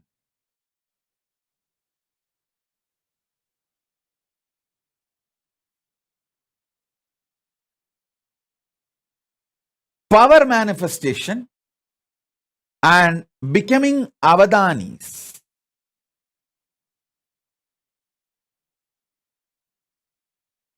The real reason why I am so focused on Gurukul is my work is not just writing some 1,000 books, giving 1,000 satsangs. My work is super conscious mutation, making thousands and thousands of avadanis, power manifestors, demonstrably. Please understand one more thing. I want to put this whole thing on record. Good news is this whole science is recorded inside the DNA. So as long as the last Brahmin is alive, this science cannot be destroyed, cannot be eliminated. That's the good news. The great news is Paramashiva has empowered me. He has given me the power to revive, awaken, and do the superconscious mutation and revive that power of Sahasravadani. So Nithyaramani, first thing, you are young, you are not old. Both of you are young. You can plan for at least 2 or 3 more kids and send them to Gurukul after the age of 7. This will be equivalent to giving $1 billion to Hindu society. Understand? When you give one child to Gurukul and when he starts manifesting powers, a tradition is revived. Not just one person. A tradition is revived. I always tell people, when one Hindu woman is taken away, it is not that we lose one woman, yet whole lineage is lost. Same way, if the one child, Brahmin child, or one Brahmin girl starts manifesting this avatana powers, it is not that one girl or one boy is manifesting. The whole gotra, the whole order, the tradition, the heritage, that whole lineage is revived.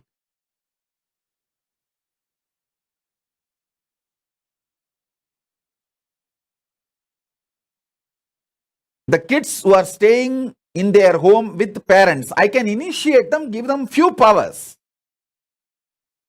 But becoming like a Sahasravatani, you need the ecosystem where the kids manifest these powers intensely.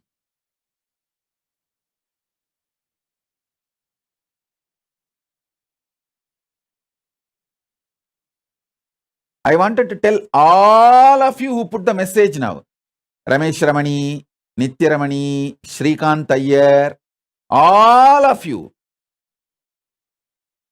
take this very seriously.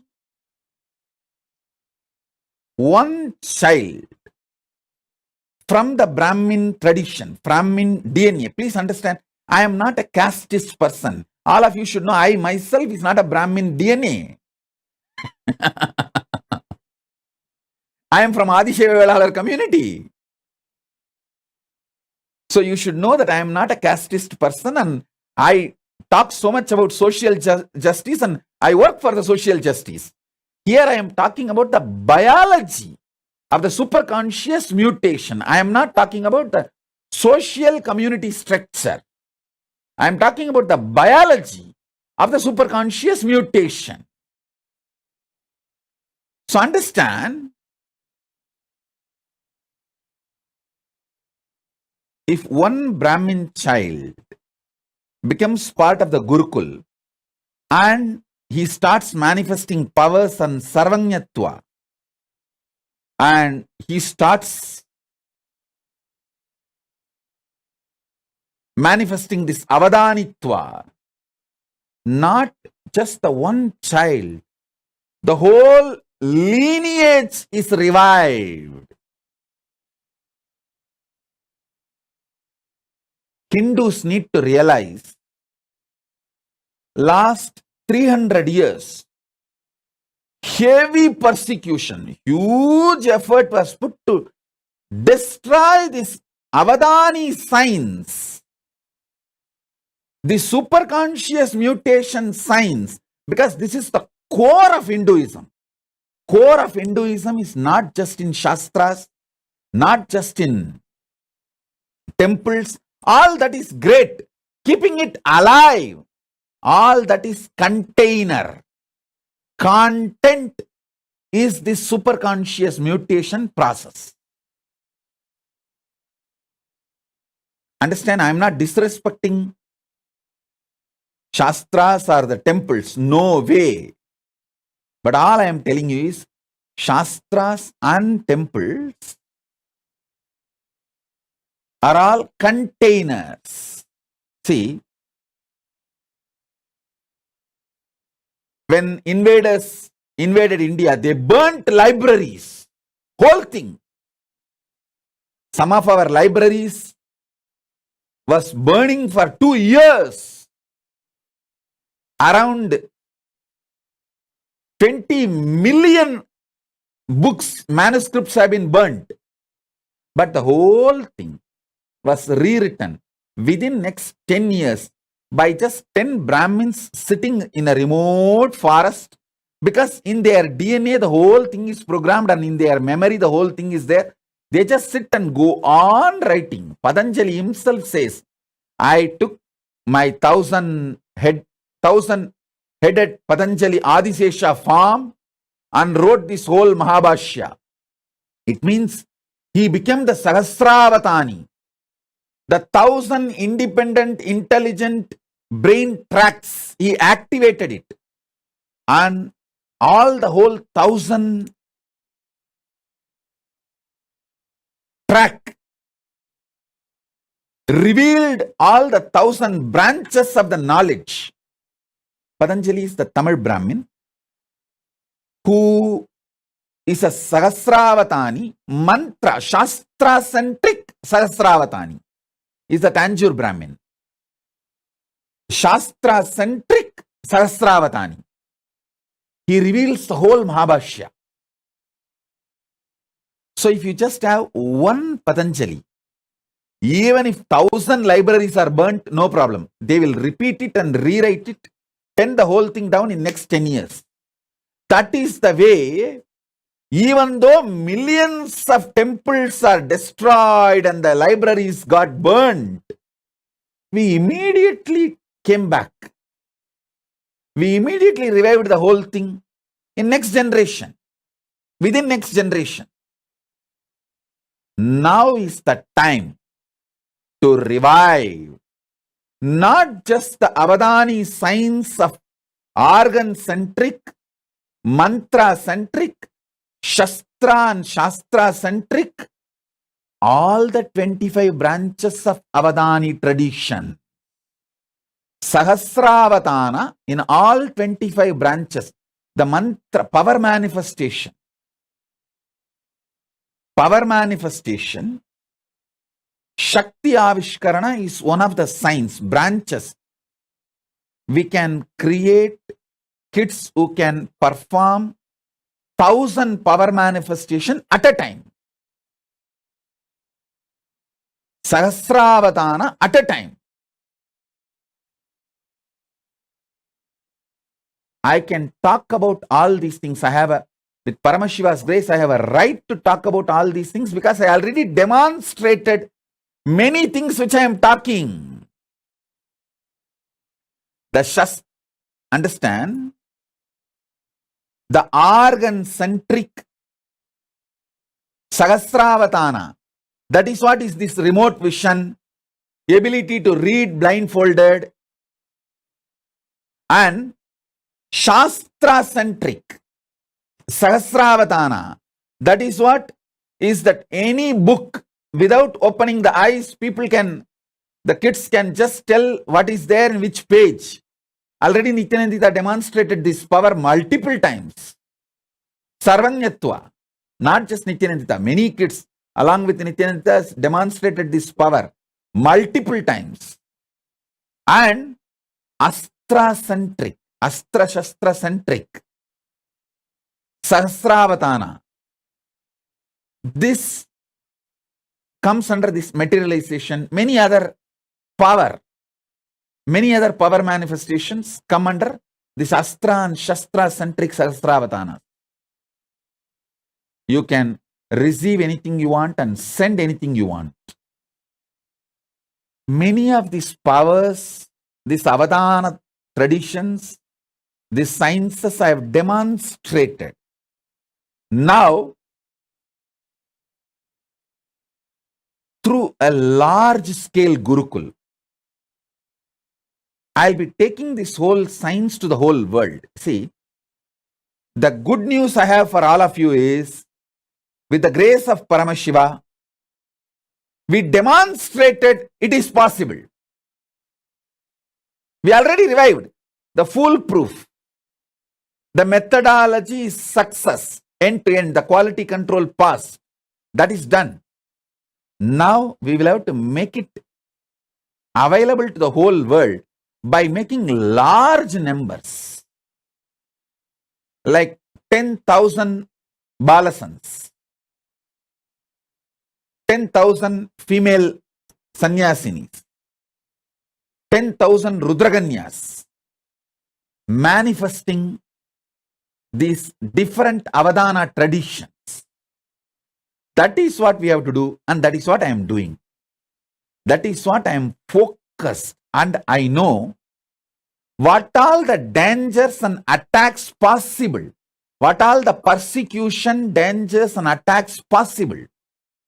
I am first doing all the protection needed to protect once I start doing this work. So understand,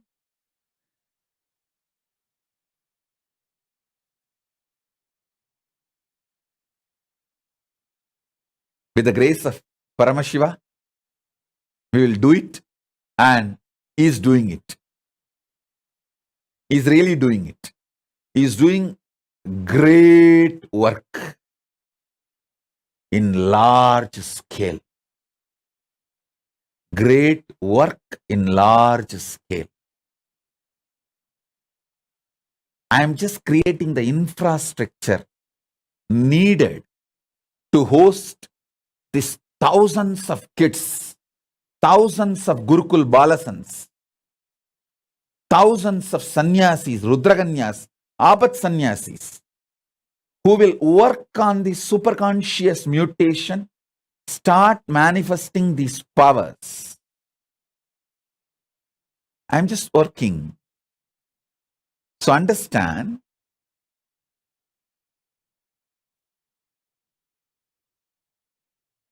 by the time I evolve these infrastructures,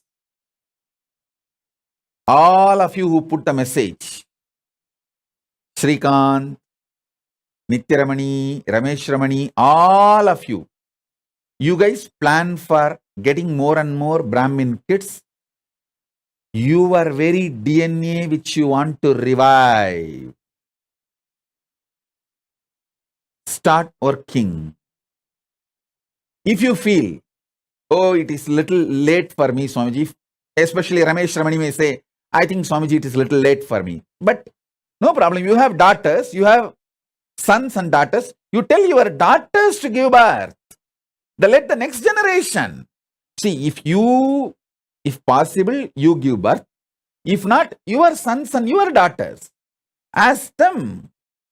If you want to 2 child for your family, have 2 for you, and give few more kids birth to at least 2-3 more, and let that child go and be part of the Gurukul and revive the Sanatana Hindu Dharma. I tell you,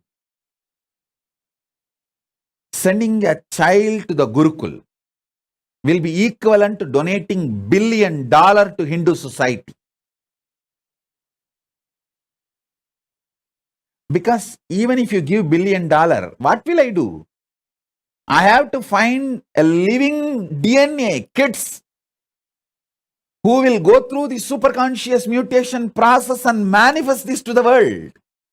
I can do all the Sahasravatana, but one person doing, maybe it will bring glory to me, but I am interested in bringing the glory to the whole Hindu tradition, not just me. I am interested in reviving this whole tradition where 10,000 kids perform the superconscious mutation process of Sahasravatana.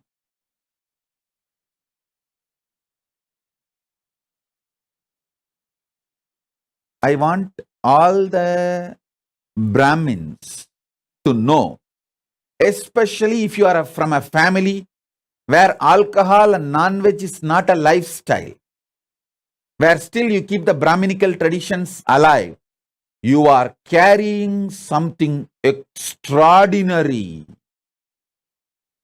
in your DNA which can revive Hinduism. So I request the Brahmins, especially still who are living the Brahminical lifestyle of no non-veg, no alcohol, that lifestyle. You all need to know you are carrying something extraordinary in your DNA, and your kids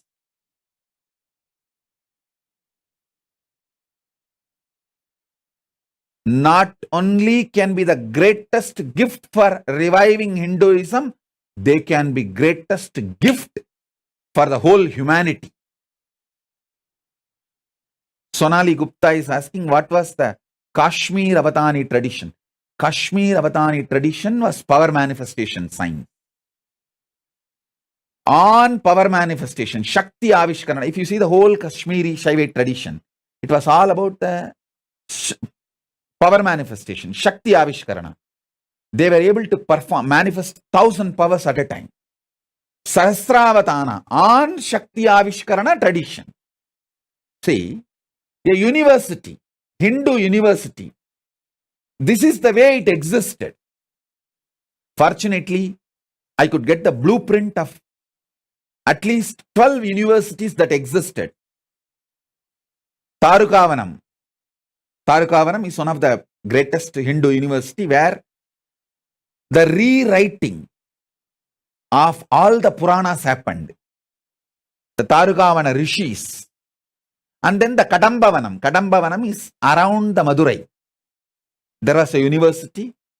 Madurai was called Kadambavanam, and around the Madurai, one university. And Vedaranyam. Vedaranyam, forest of Vedas in Tamil Nadu. Vedaranyam. And Kanchi. Like that, different universities' blueprints I got. Fortunately, Paramashiva gave access to me. In that, I saw all these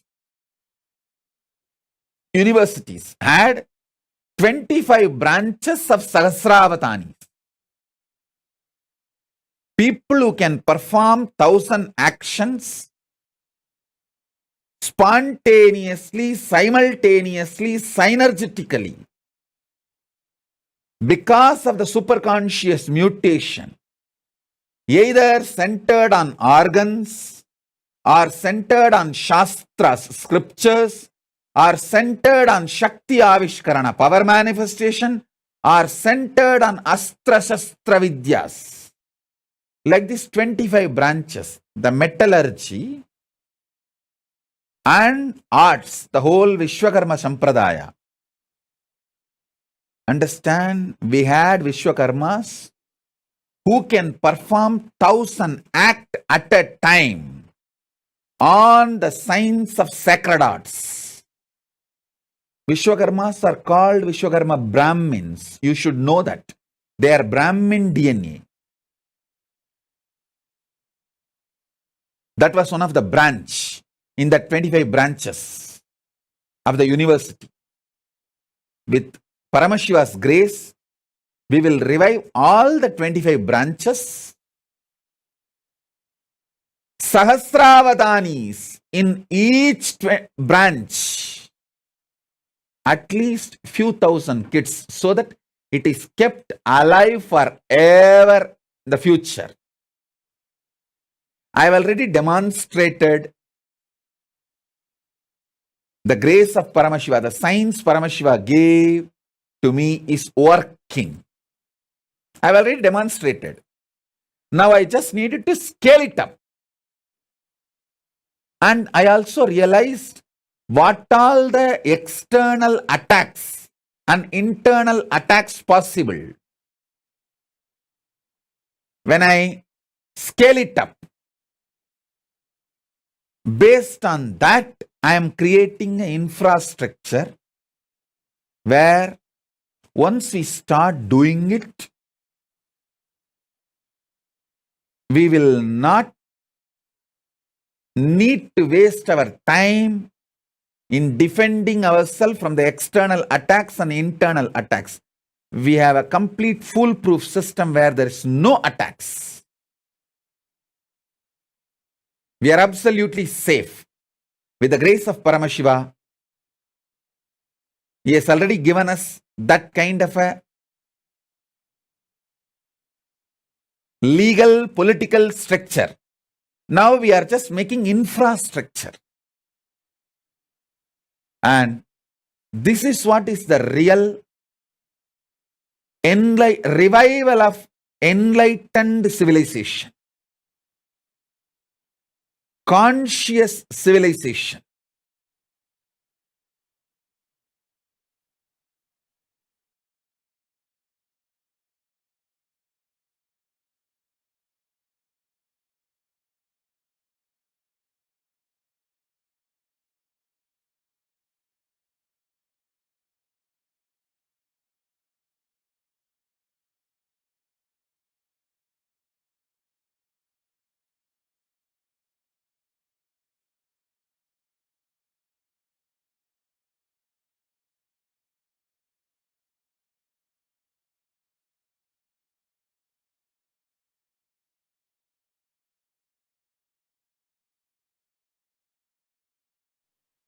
And I know now what I said, what I focused, and what I delivered is too much even to grasp. These Avadani traditions which I described, 4 different Avadani traditions. Organ-centered, mantra-centered, Shastra-Astra-centered, sacred arts centered. Just understanding this 4 itself, you need to watch this satsang at least for 10 days. And you should first of all understand Avadani. You should see few Avadanis. Only then you will understand what is this Avadani tradition. Only if you see my Gurukul Balasans manifesting some 10-12 powers, you will understand this power manifestation is possible. Till then you can never understand. You may think, no, it is not possible. It is all just humbug. You can go on. But only if you see, check for yourself, foolproof, you will understand, wow, it is all true. Same way, only if you see few Avadanis, you will understand. The Avadani tradition is possible. Is possible. And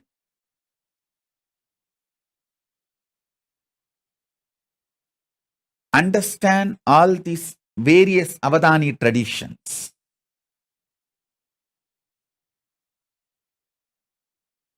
Totally 25 different Avadani traditions existed in Hinduism, documented as the documents I could see. Whatever documents I could see, I saw these 25 traditions. So, I am going to revive this 25, and Paramashiva has blessed me with the knowledge, ability, energy, Kundalini Shakti to perform the superconscious mutation for all these 25 traditions.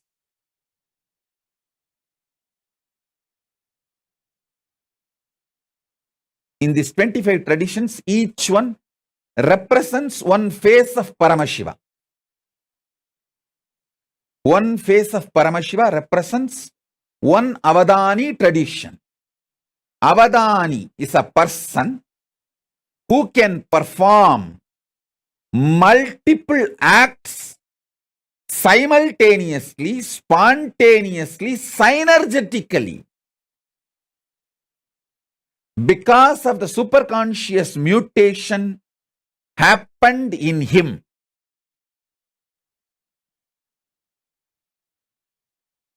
It can be in the field of organs. It can be in the field of Shastra scriptures. It can be in the field of power manifestation, Shakti Avishkarana. It can be in the field of Stapatya Veda, sacred arts. Stapatya Veda. It can be in the field of food and medicine, Ayurveda, Ayush Veda. Food and medicine both are considered as the same branch in Hindu tradition. Food and medicine was not separate. It was one and the same in Hindu tradition. And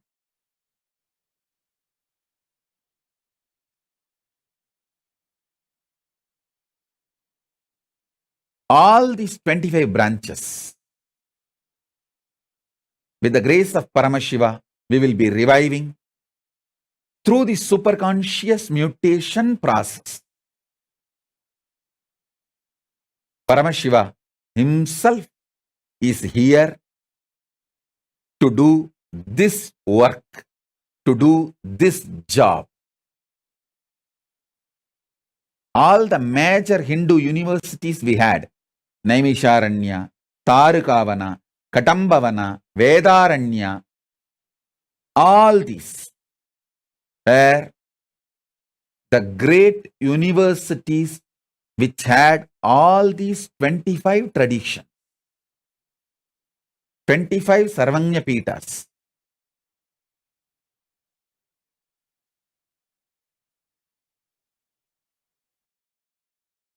Understand?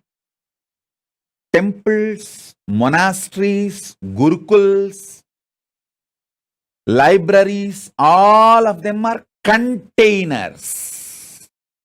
Content is this superconscious mutation process.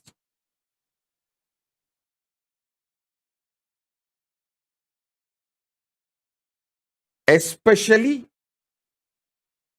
if you are from a Brahmin community who's still living the Brahminical traditional lifestyle of no non-veg and no alcohol. Actually, if you don't do Gayatri, if you don't do Sandhya Vandanam, if you don't do Agnihotra Mandala also is okay. I'm not saying don't do. Even if you have not performed all of that is also okay, because that can be just revived. But the non-veg and alcohol and drugs directly affects the very DNA structure. The capacity of the DNA is lost if you allow non-veg and alcohol and drugs.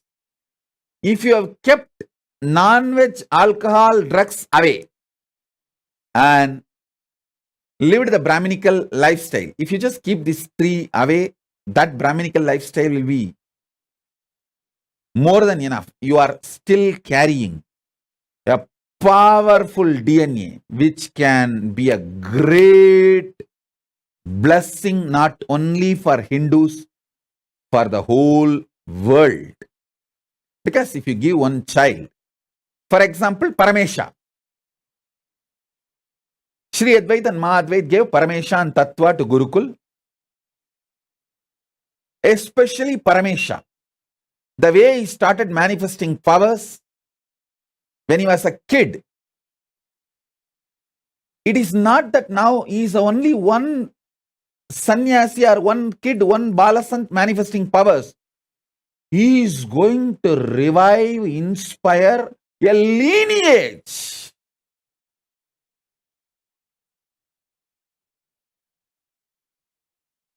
I am giving an example. If he becomes a Pitadipati, once fully able to perform Sahasravatana, 1000 actions, he can easily perform 50 at least right now. 50 power manifestation he can perform right now, simultaneously, spontaneously, synergetically. I just need to support him with an ecosystem, and it will be just hardly 2-3 years work for him to become 1000 Sahasravatani in power manifestation, in Shakti Avishkarana. Because he's a Tamil Brahmin, the Tanjavur Brahmin DNA, he will be naturally centered on mantra, the Shastra, scripture centric Sahasravatani, that he will naturally manifest with the power manifestation. Because power manifestation directly I am giving. So you will be able to do both, like a power manifestation Sahasravatana and mantra, Shastra manifestation Sahasravatana. Both you will be able to easily perform.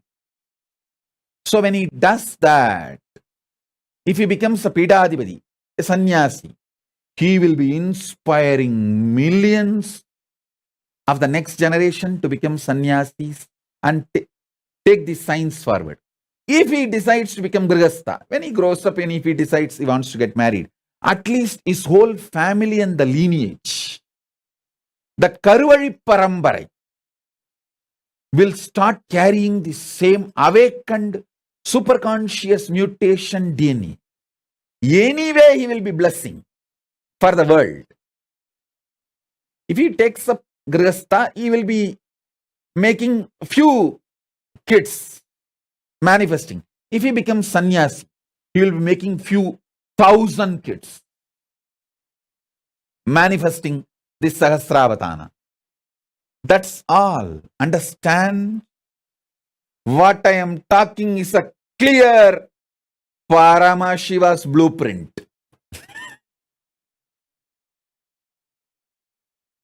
He will do it. He is doing it. He is doing it.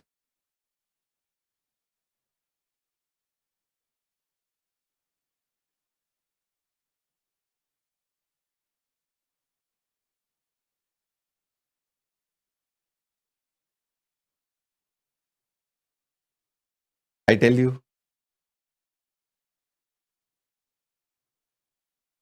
the real work is all about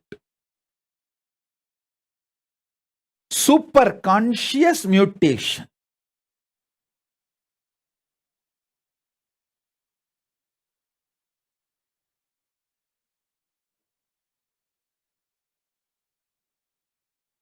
Actually, when Paramesha had a fracture in the hand, it is because of my fear for Madhvait and Rishiyadvait, I sent him to hospital. If there was no interference of Madhvait and Rishiyadvait, I would not have sent him to hospital. Because I know how to heal it simply, just by the superconscious mutation. But Madhvait is terrorized. What can I do? I have to be legally right as per the Indian law. So I said, all right, take him to hospital and do what need to be done. I only consciously supported him.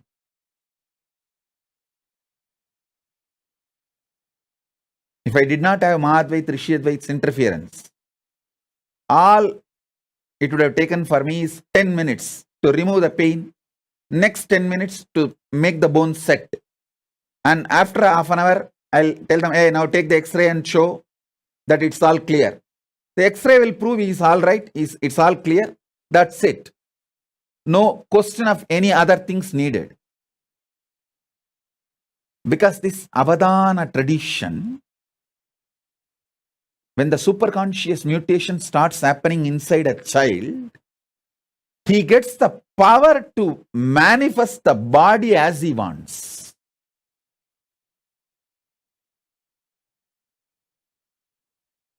Paramesha did not have pain when he had a fracture, his connection with me.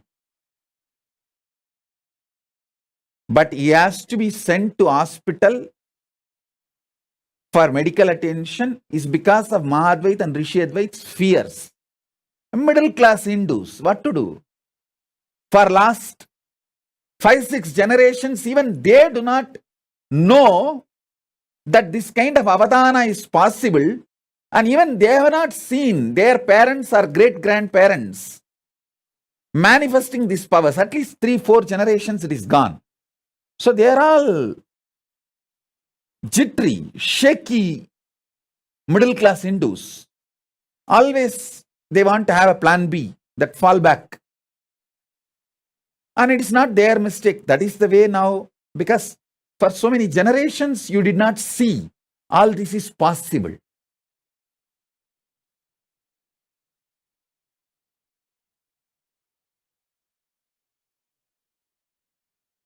Forget about Mahadvait, Rishi Advait, Paramesha getting medically treated. When I had the fracture, not only I did not have pain, but finally, no hospital was ready to do the surgery without anesthesia. I am telling, hey, I am an adult. I will write and give you that I don't want anesthesia. You perform the surgery directly. Actually, I did not even want to go to the allopathy hospital. I want to go to the Puttur. In Tamil Nadu, there is a place called, sorry, not Tamil Nadu, Andhra. There is a place called Puttur, Nagari Puttur, where the Sahasravadanis of medical field, in that one branch is still alive. Any kind of fracture, they will cure it without any surgery in 10 days. From all over the world, people come there. I want to go there actually. But these guys were constantly, these doctors, no, we cannot discharge you from the hospital and it has to be done within next few hours. All this big mess, and I thought, oh God, even I have to be legally obedient. Obey legally. Even I cannot go through the surgery without anesthesia. That was. But what to do? When you are in a country, you have to go through their legal system. Actually, the moment I had the fracture, I told my disciples, hey, drive to Nagari Puttur directly. Don't go to Bangalore. But somehow these fellows said, no, Swamiji, let's first take the X-ray and know where the fracture is exactly and take it to the Nagari Puttur so that they will repair it. We will go to hospital only for diagnosis, but treatment we will go to Nagari Puttur. But once you enter the hospital, they say, no, we can't discharge you. You are a VIP. And the hospital will get the bad name if we send you out. Then I said, all right, perform at least surgery without anesthesia. But the law is law. They said, no, it's a law of the land. They have to first of all report to police, and they have to report to government because a VIP having a hand fracture, and they are answerable to any of the repercussions or outcomes. Anyhow, but I tell you, only when I demonstrate the powers of the superconscious mutation, world will realize the greatest gift Hindus are having, which need to be shared with the whole world. This will be the greatest gift Hindus will be giving to the whole world.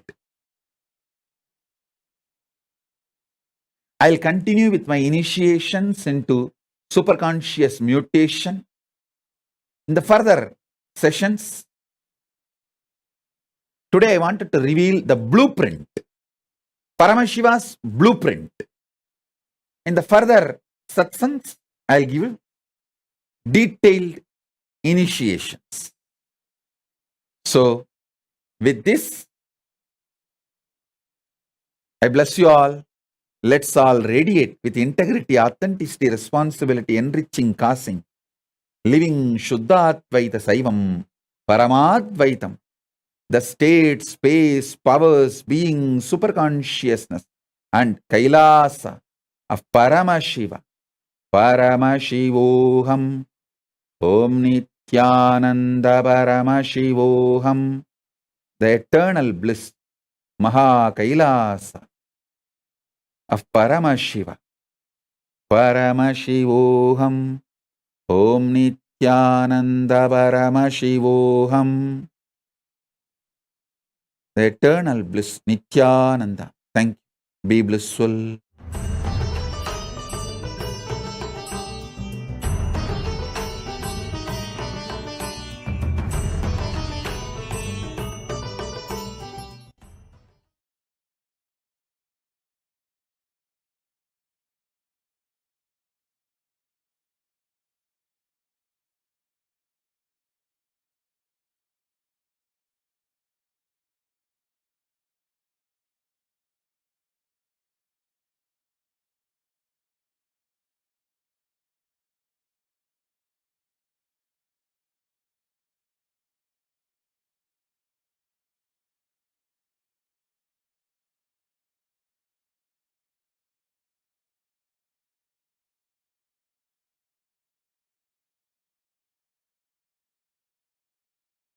Nithyanandam, Jnanapatati Manual, under the guidance of Supreme Pontiff of Hinduism, Jagadguru Mahasannidhanam, His Divine Holiness, Bhagavan Nithyananda Paramashivam.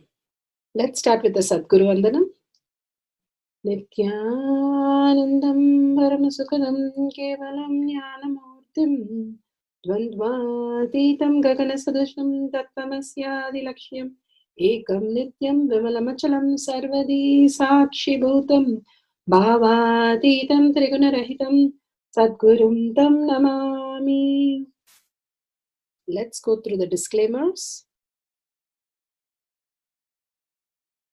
Security measures. No photography, video, audio recording. Important cautions.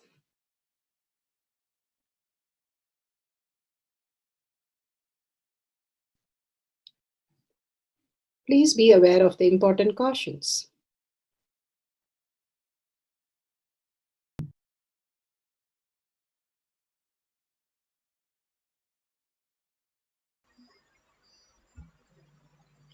Science of Power Manifestation is authentic, time-tested, and scientific and foolproof. Let's go through the Pramanas. The Shastra Pramana. The authentic scriptures, Shrutis, Vedagama stand as a foundation for Hinduism. Apta Pramana, authentic, time-tested, foolproof compilation of the experience of the sages, rishis, and millions of enlightened masters, which is in terms with the Shastra Pramana. Atma Pramana. With Apta Pramana, a guru is able to experience the truth and live the truth claimed by the Shastras. The Shakshi Pramana, manifestation and experience of the guru's initiation in the disciple of a particular lineage, which is demonstrable to the world. And Pratyaksha Pramana, having the truth validated by the scientific study. Bhagavan has beautifully given us the Pramanas to understand the deeper science, how each one can be an avadani when we understand the conscious shift that we can have as superconscious mutation. How Adi Shankara just gave it, Bhagavan says he can simply give it when we are ready and prepared to receive it and manifest as our powers. For the power of depth dimension, the scriptural reference for the manifesting the power of depth is from the Shiva Sutra, Sutra 1.16. Suddha Tattva Sandhanatva Apashu Shaktihi. Bhagavan Paramashiva says, by fixing the self and aiming the pure essence, cognizing from one's depth of one's being that all that exists is Paramashiva, the pure essence, Suddha Tattva, and attaining and uniting with the pure essence and existential reality, Paramashiva, he experienced Paramashiva, manifests Paramashiva's infinite power. Bhagavan says in the sutra and in the satsang how the superconscious mutation happens. It is given by the Guru. When you are in integrity with the Guru, all that you need is the Guru's initiation and Guru's blessing. Every satsang, Guru Vak and Guru's words is the mantra which regenerates our very molecular structure to receive the higher powers. And manifesting these powers, we experience the greater truth into our physical reality. And more we start understanding how the function of the superconscious mutation can happen in our physical reality. The Balasans of the Nithyananda Gurukul used to do power manifestation for 3-4 hours every day, manifesting different powers as Akashic reading, as manifestation of third eye, and so many other demos. Constantly, when they start doing all these demos and power manifestation, as Bhagavan says, they become the avadanis where they can manifest multiple powers just like that, because they know that power manifestation is gift from Paramashiva. They do not have to do anything except hold that oneness space in deep gratitude. Simply, he will manifest through them. All that happens is the only space of oneness. And how can we experience that? That is the first line. It says, fixing the self and aiming at pure essence. We are constantly deluded with all the incompletion in the outer world. When we ready to let go that, what happened 2 hours, what happened 2 years, 2 months, 2 days, whatever, is not going to help us. Constantly we live in the past and conclude from the past. When you decide only to live in the present moment, as Paramashiva, your decision to live again and again, seeing yourself as Paramashiva, chanting the Ajapa, or holding the space of presence of Paramashiva, however you can experience the beautiful space of oneness. When you get established on that presence, you simply radiate the ultimate auspiciousness, Kalyana Guna. Bhagavan says, the Akshaya Guna of Paramashiva, which is omniscience, omnipresence, self-effulgent, sarvanyatva, all that starts downloading in you as reality. All that we need to do is fixing the self and aiming at the pure essence. Holding the space, Paramashiva is real and he is manifesting through all our senses and experiencing that oneness again and again. Cognizing from the depth of one's being, all that we know is the understanding. For it to become cognition, we have experienced that many times. For example, if somebody asks you a color, green or blue, there is not a strand in your brain which says, oh, this is green. But somehow you know that it's green because you have experienced that as a green multiple times. Same way, if you experience power manifestation multiple times, you start establishing that more than my logical mind, there exists Paramashiva, and you start using this as your very existential reality in your work, in your decision, in anything that you're planning. That is what cognizing from the depth of one being, that all that exists is Paramashiva. Then you are experiencing the pure essence and uniting more and more with the consciousness. In cosmic world, the currency is the oneness. In the physical world, how you have the currency as wealth and different, the currency. In cosmic world, Bhagavan says, oneness is the currency.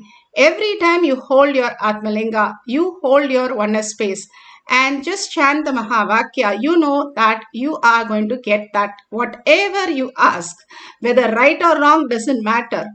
Even the Asuras ask, and Paramashiva always graces with Tathastu. So anything you ask, it's a Tathastu, and all that starts becoming reality in your life. That is what Bhagavan says. You have the infinite Paramashiva's infinite power to create anything you want. Agastya went to the extent of even waking up the death, and then Paramashiva gave him the Kayakalpa signs.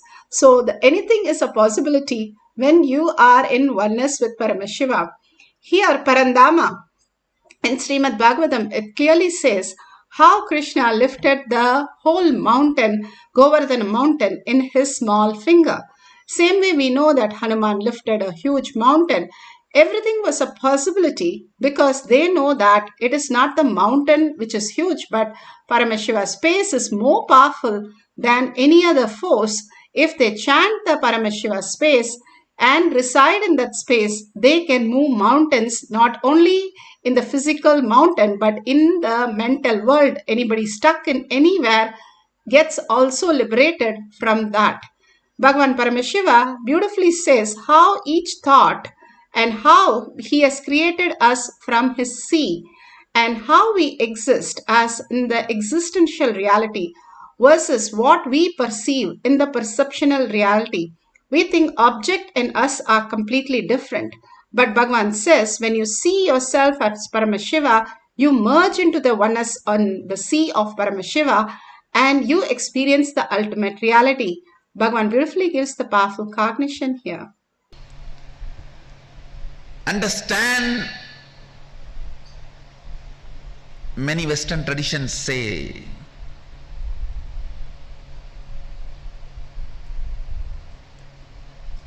the atheist traditions in the West say man made God in his mold. Some of the religious traditions in the West say God made man in his own mold. I say God, whether he made man in his own mold or not, I don't know. I don't know God. But I know Sadashiva, Godel. He did not make you in his mold. He made you in his own sea. Listen to this word. I am using the word sea. S-E-E. Not S-E-A. Listen to this word very carefully. See is an action. I wanted to say, when I see, one end is me, another end is you, another end is you, that's all.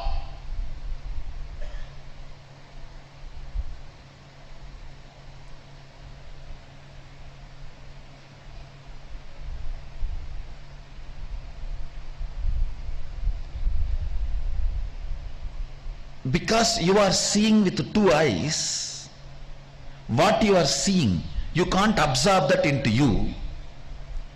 But I am seeing with the three eyes, what I see, I can absorb that into me. And I know it is my own other end. Understand, that is why I am using the word not even seeing, see. I am giving you exact, literally what I wanted to convey. The relationship between you and Sadashiva. You are the see, not seen, seeing, see of Sadashiva.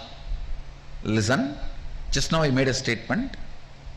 When you see through the third eye, whatever you see, you can manifest, manipulate as you want. It means what you see will be your own extension. It is you.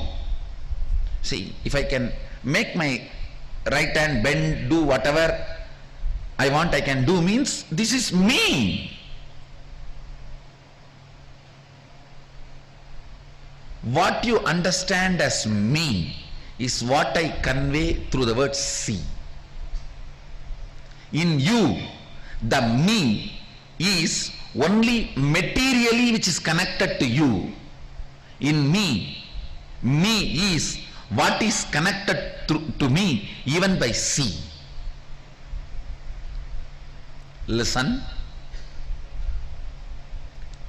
For you, me means what is materially connected to you. For me, me means what is seely connected to me.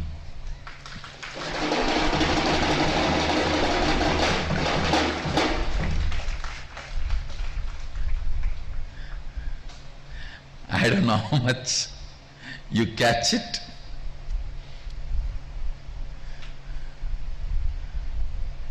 I'll just tell you this small story which really happened.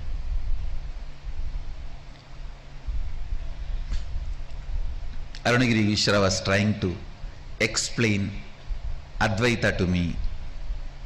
He was sitting in the temple. This side, his left side was the Arunachala hill.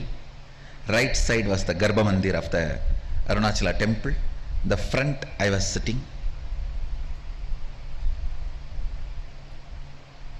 Exact eyes you guys are having now when I say me is see.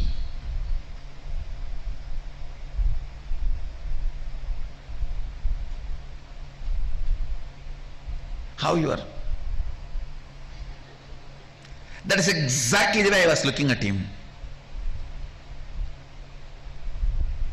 He said, see this hill, this Arunachala, you, me, all one and the same. When he put the hand, of course, I was inside the hand.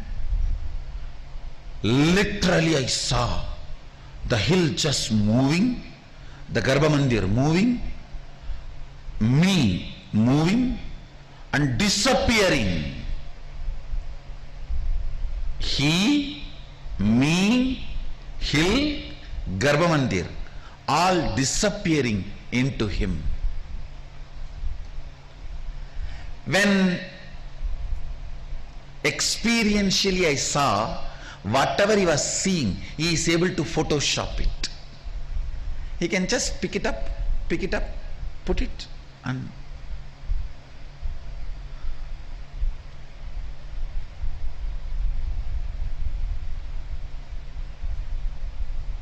if you say, I wanted to ask thousands of things and came to energization, the moment you hugged me, everything disappeared. Everything disappeared. I forgot. Some things I remembered later, some things I don't even remember. How many of you have this experience? Then you can understand what I am trying to tell. He just merged the whole thing. Listen.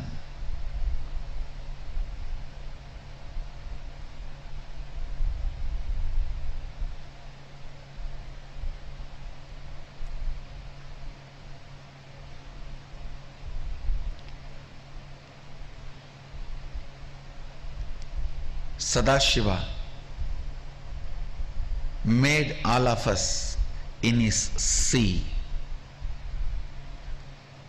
Please do not alter the word. This is the Facebook status for all of you. Don't use seen, seeing, SEA, no.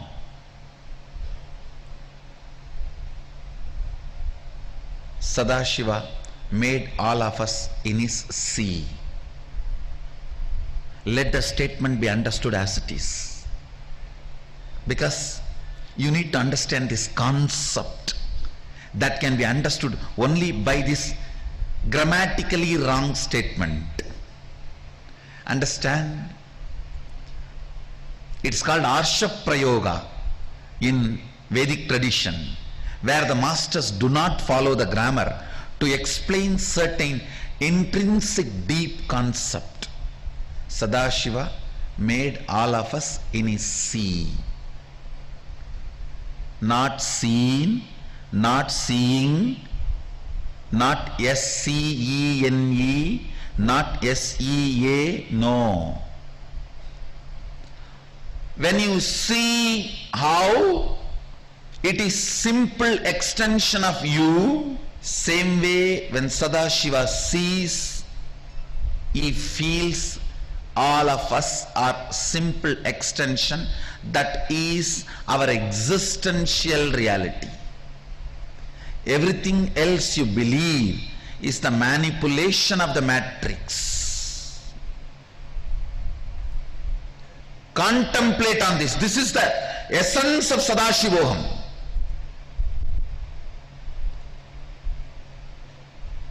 If you see with two eyes, you can only see, you will not have power over it. But when Sadashiva sees with three eyes, whatever is seen is also me for him. Whatever is seen by him is also materially connected to him. How you feel the part of you which is materially connected to you as you, same way he feels everything as materially connected to him. So when what he sees is me for him,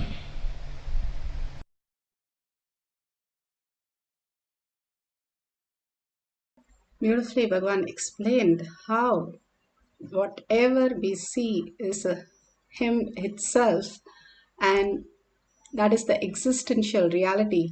Here, the Balasans, the Rudras, are beautifully explaining how they're demonstrating the power of manifesting, moving a very heavy object.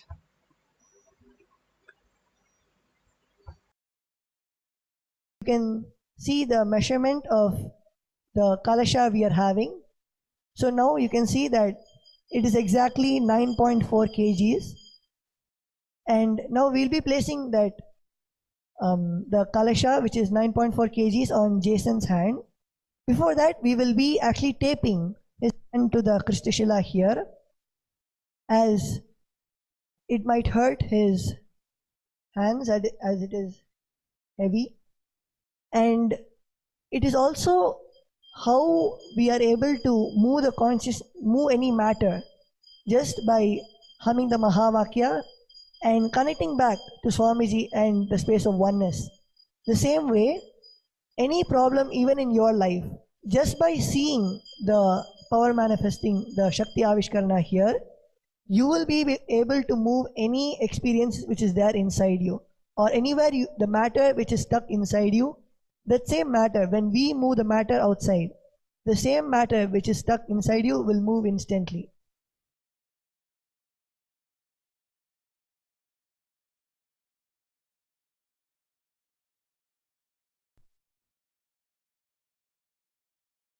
And another thing which Swamiji has beautifully told is, when we Rudras are the extensions of Mahasadashiva, we take responsibility to bring all the beings to have the same joy, the same experience of being a Rudra, Swamiji's own DNA. And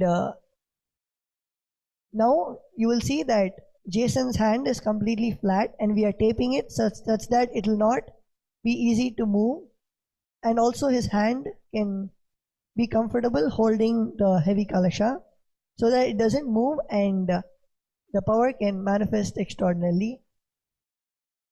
So now his hand is completely flat on the Kristashila.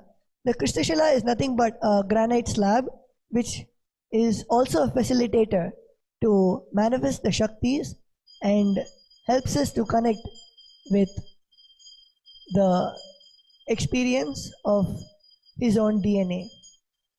Now we will be placing the kalasha on Jason's hand.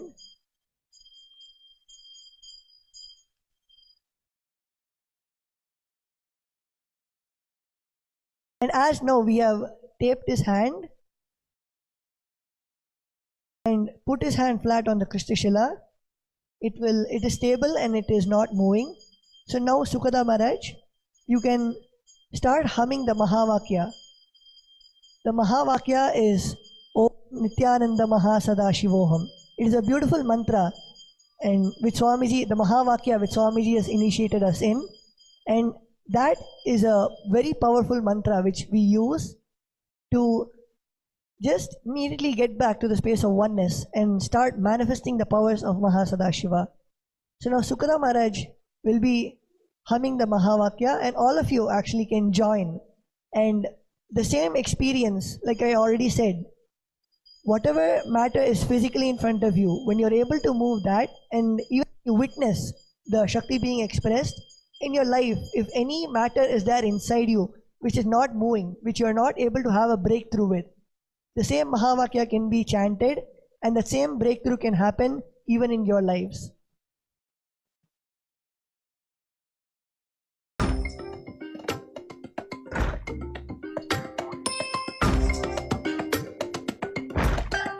So now you can see that Sukala Maharaj has manifested the power of consciousness over matter, and it has actually moved from a stable position. It has moved to he has moved consciousness. He has moved the matter of 9.4 kgs, and this is how Swamiji beautifully trains us, not only to move just physical small objects here, but including the temple pillars and the whole building the Mahasadashiva's temple is only being done by the Rudras through power manifestation. Such a beautiful revelation that just by the Mahavakya building the whole temple, that should be phenomenal. Bhagavan is manifesting that through all the Rudras. Now, for moving the things in our life out of where we are stuck and creating abundance, auspiciousness, bliss, all we need to do is establish ourselves. Again and again, Paramashiva is real, consciousness is real. With all the powers and all the initiation that Bhagavan is giving us, and his presence in the Kailash courtyard will make us manifest all these powers, establishing in our mind that beyond our mind and logical thinking, Paramashiva is more real, waiting to manifest through us once we understand the deeper science. All we need to do, sit straight with your head, neck and spine in a straight line. Bring Paramashiva to your third eye. Sit with 25 heads, 75 eyes and 50 hands. Why is that? When you see yourself like as Paramashiva, as Parandama, you start melting in deep gratitude, in oneness, in compassion, in silence, and you experience the Nirvikalpa Samadhi. Your thoughts do not disturb because you're too large for the thoughts to even occur, because you're melting in such a deep love, in gratitude, in oneness. So that is why again and again see yourself as Paramashiva, as Parandama, whoever your Ishtadevata or Kalabhairava or Venkateshwara, whoever you are ready to melt in deep oneness. And when you are chanting the Mahavakya again and again, raising your frequency to the higher and higher states, you start experiencing the deeper and deeper reality. Paramashiva is real, consciousness is real, and the side effect would be just manifesting the powers of moving an object or the whatever you have in the outer world where you're stuck, moving that and simply clearing that in just what you call is impossible, just as a possibility of Paramashiva. All that is a creation of us. Whether it is good thought or bad thought, we have created. Now taking the responsibility to clear what we don't want and start manifesting what we want is power manifestation. Now hold the space. Paramashiva is real. Consciousness real. I am Brahmanya Bahuputratam. I am the inheritance of the cosmos. I have all the powers Paramashiva has, and all I need to do is connect, tune into that space. And like how television, you tune into that channel, simply you can download Paramashiva. When your thought keeps coming again and again, decide, for now I have an appointment with Paramashiva. I'm not going to move out of that. I'm going to reside and completely melt down in Paramashiva. The more and more I melt down in Paramashiva, and even for a few seconds I get a glimpse, huge things shift in my life. That is what even medically they have said now. Even 3-4 seconds, even 9 seconds, you can manifest all the things that you want as reality. So deeply, continuously, intensely chant the Mahavakya. Mahavakya raises the very molecular structure of your being into the superconscious space. And when you have the deep listening, it ignites and transforms you into the new superconscious mutation being. So all you need to do is chant the Mahavakya, all of us together. Now, if you're going to move a small object in your hand like what you saw, that's fine. But if you're going to move a table or a chair or anything, mark the border. And at the end of the Mahavakya, see how it has moved and take a picture. Now also you take a picture of it, and at the end also you can take a picture so that you can share the real happening, how Mahavakya raises your frequency to manifest Paramashiva in your physical reality as auspiciousness and abundance. Now let's start chanting the Mahavakya intensely, continuously, with a deep gratitude, disappearing, dissolving into Paramashiva's lotus feet. Again and again, restore yourself and see yourself as Paramashiva.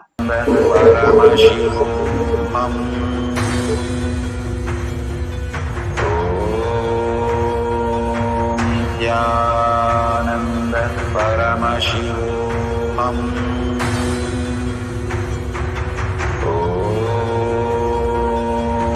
Nithyananda Paramashivoham.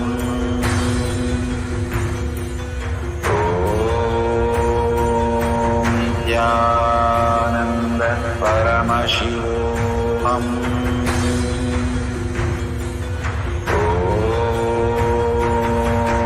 Nithyananda Paramashivoham.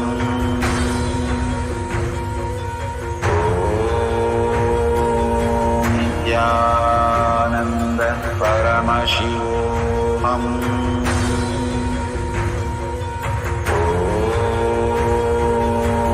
Nithyananda Paramashivoham.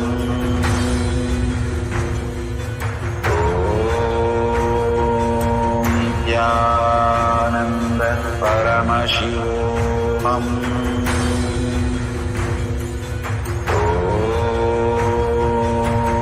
Nithyananda Paramashivoham.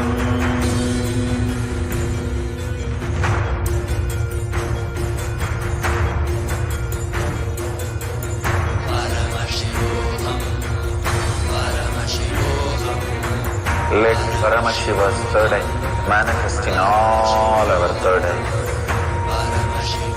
Let the Amrita pour, let the Varni open up, manifest in all of us.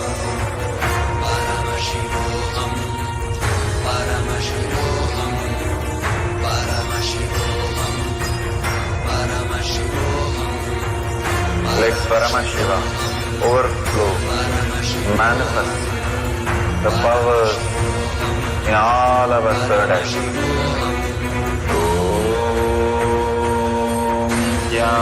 Nithyananda Paramashivoham.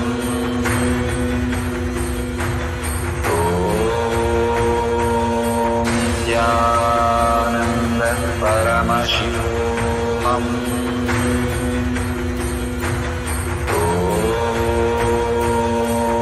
Nithyananda Paramashivoham.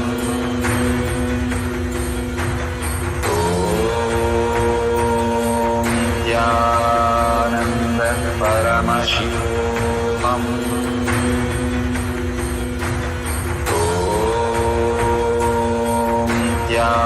Nithyananda Paramashivoham. Nithyananda Paramashivoham.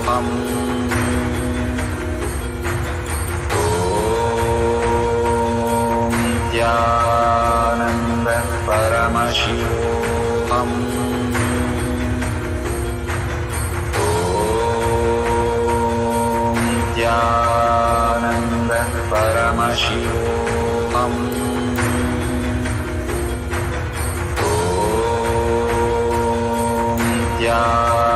Nithyananda Paramashivoham.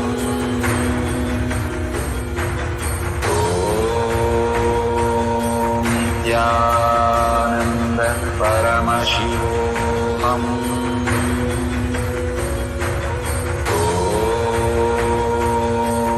Nithyananda Paramashivoham.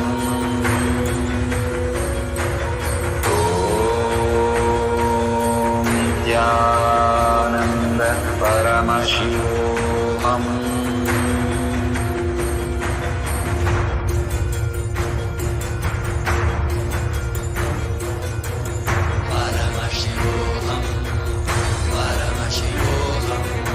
Let Paramashiva's third eye manifest in all our third eyes. Let the Amrita pour, let the Vanni open up, manifest in all of us.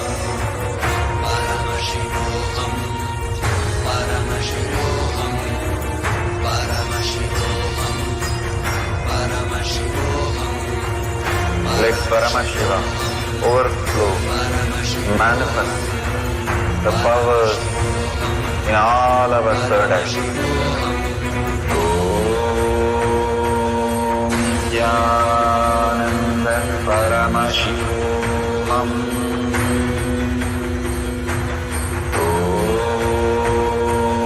Nithyananda Paramashivam.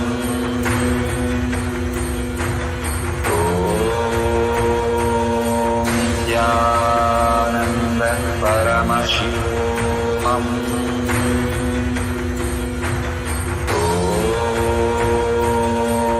Nithyananda Paramashivam. Om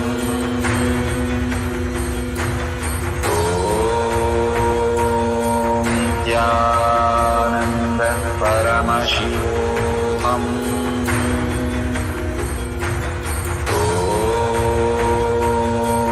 Nithyananda Paramashivoham. Om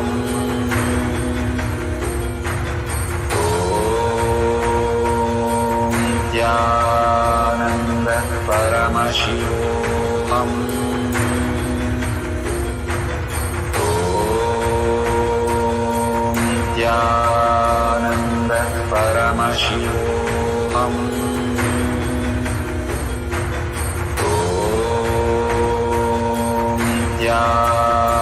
Nithyananda Paramashivoham. Om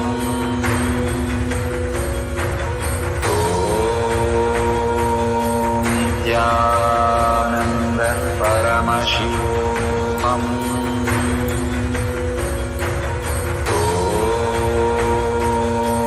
Nithyananda Paramashivoham.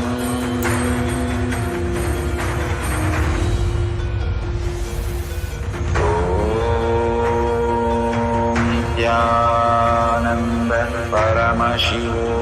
Om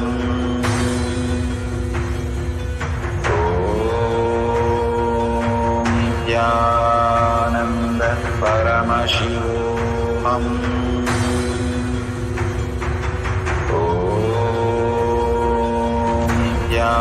Nithyananda Paramashivoham.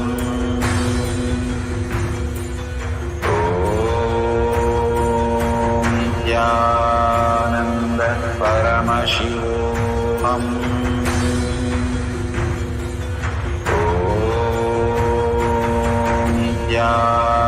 Nithyananda Paramashivoham. Om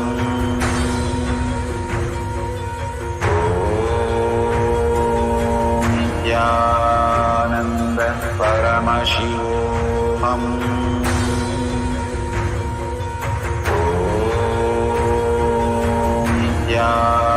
Nithyananda Paramashivoham. Om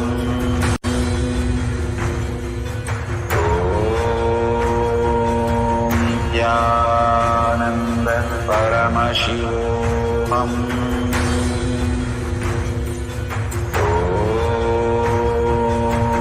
Nithyananda Paramashivoham.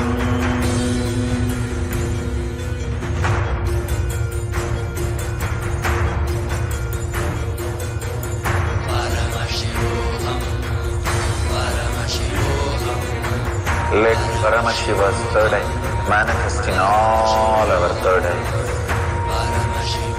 Let the Amrita pour, let the Vanni open up, manifest in all of us.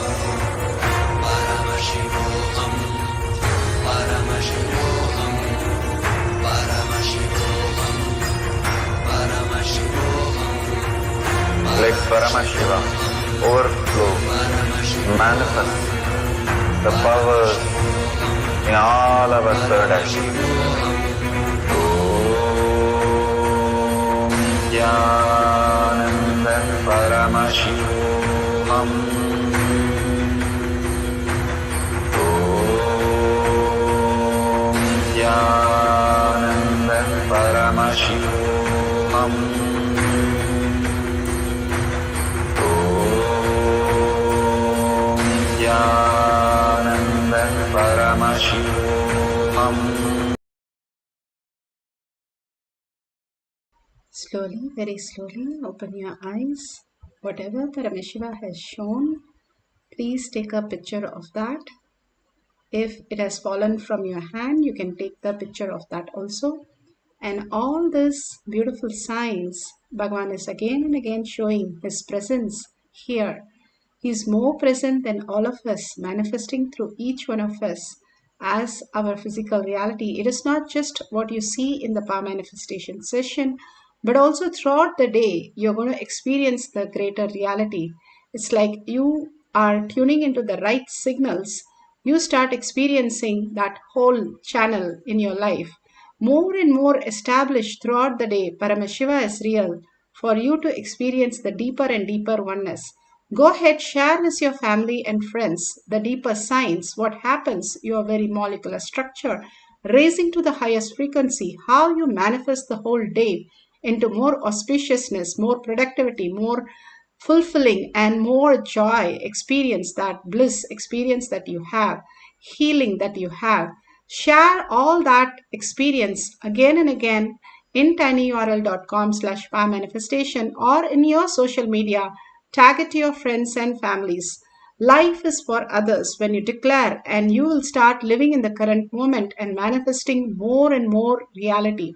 More and more power starts opening up when you establish yourself that you are becoming the whole, and then the whole experiences itself as the ultimate reality. So please go ahead and enrich and cause others more and more to come to more satsangs, initiation, all the Charyapada that you are experiencing also.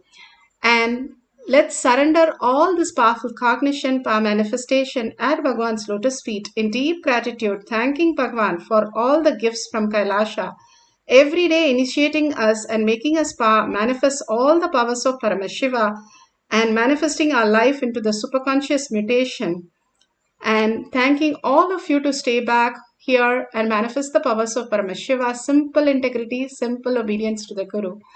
And with that, let's hold the beautiful space of oneness and hold the space. Paramashiva is real in thought, word, and action. Experience Paramashiva as reality throughout our day and end the session with the Purna Mantra. Sit straight with the head, neck, and spine in a straight line and chant the Purna Mantra. Hold the space of Paramashiva in your third eye and chant the Purna Mantra.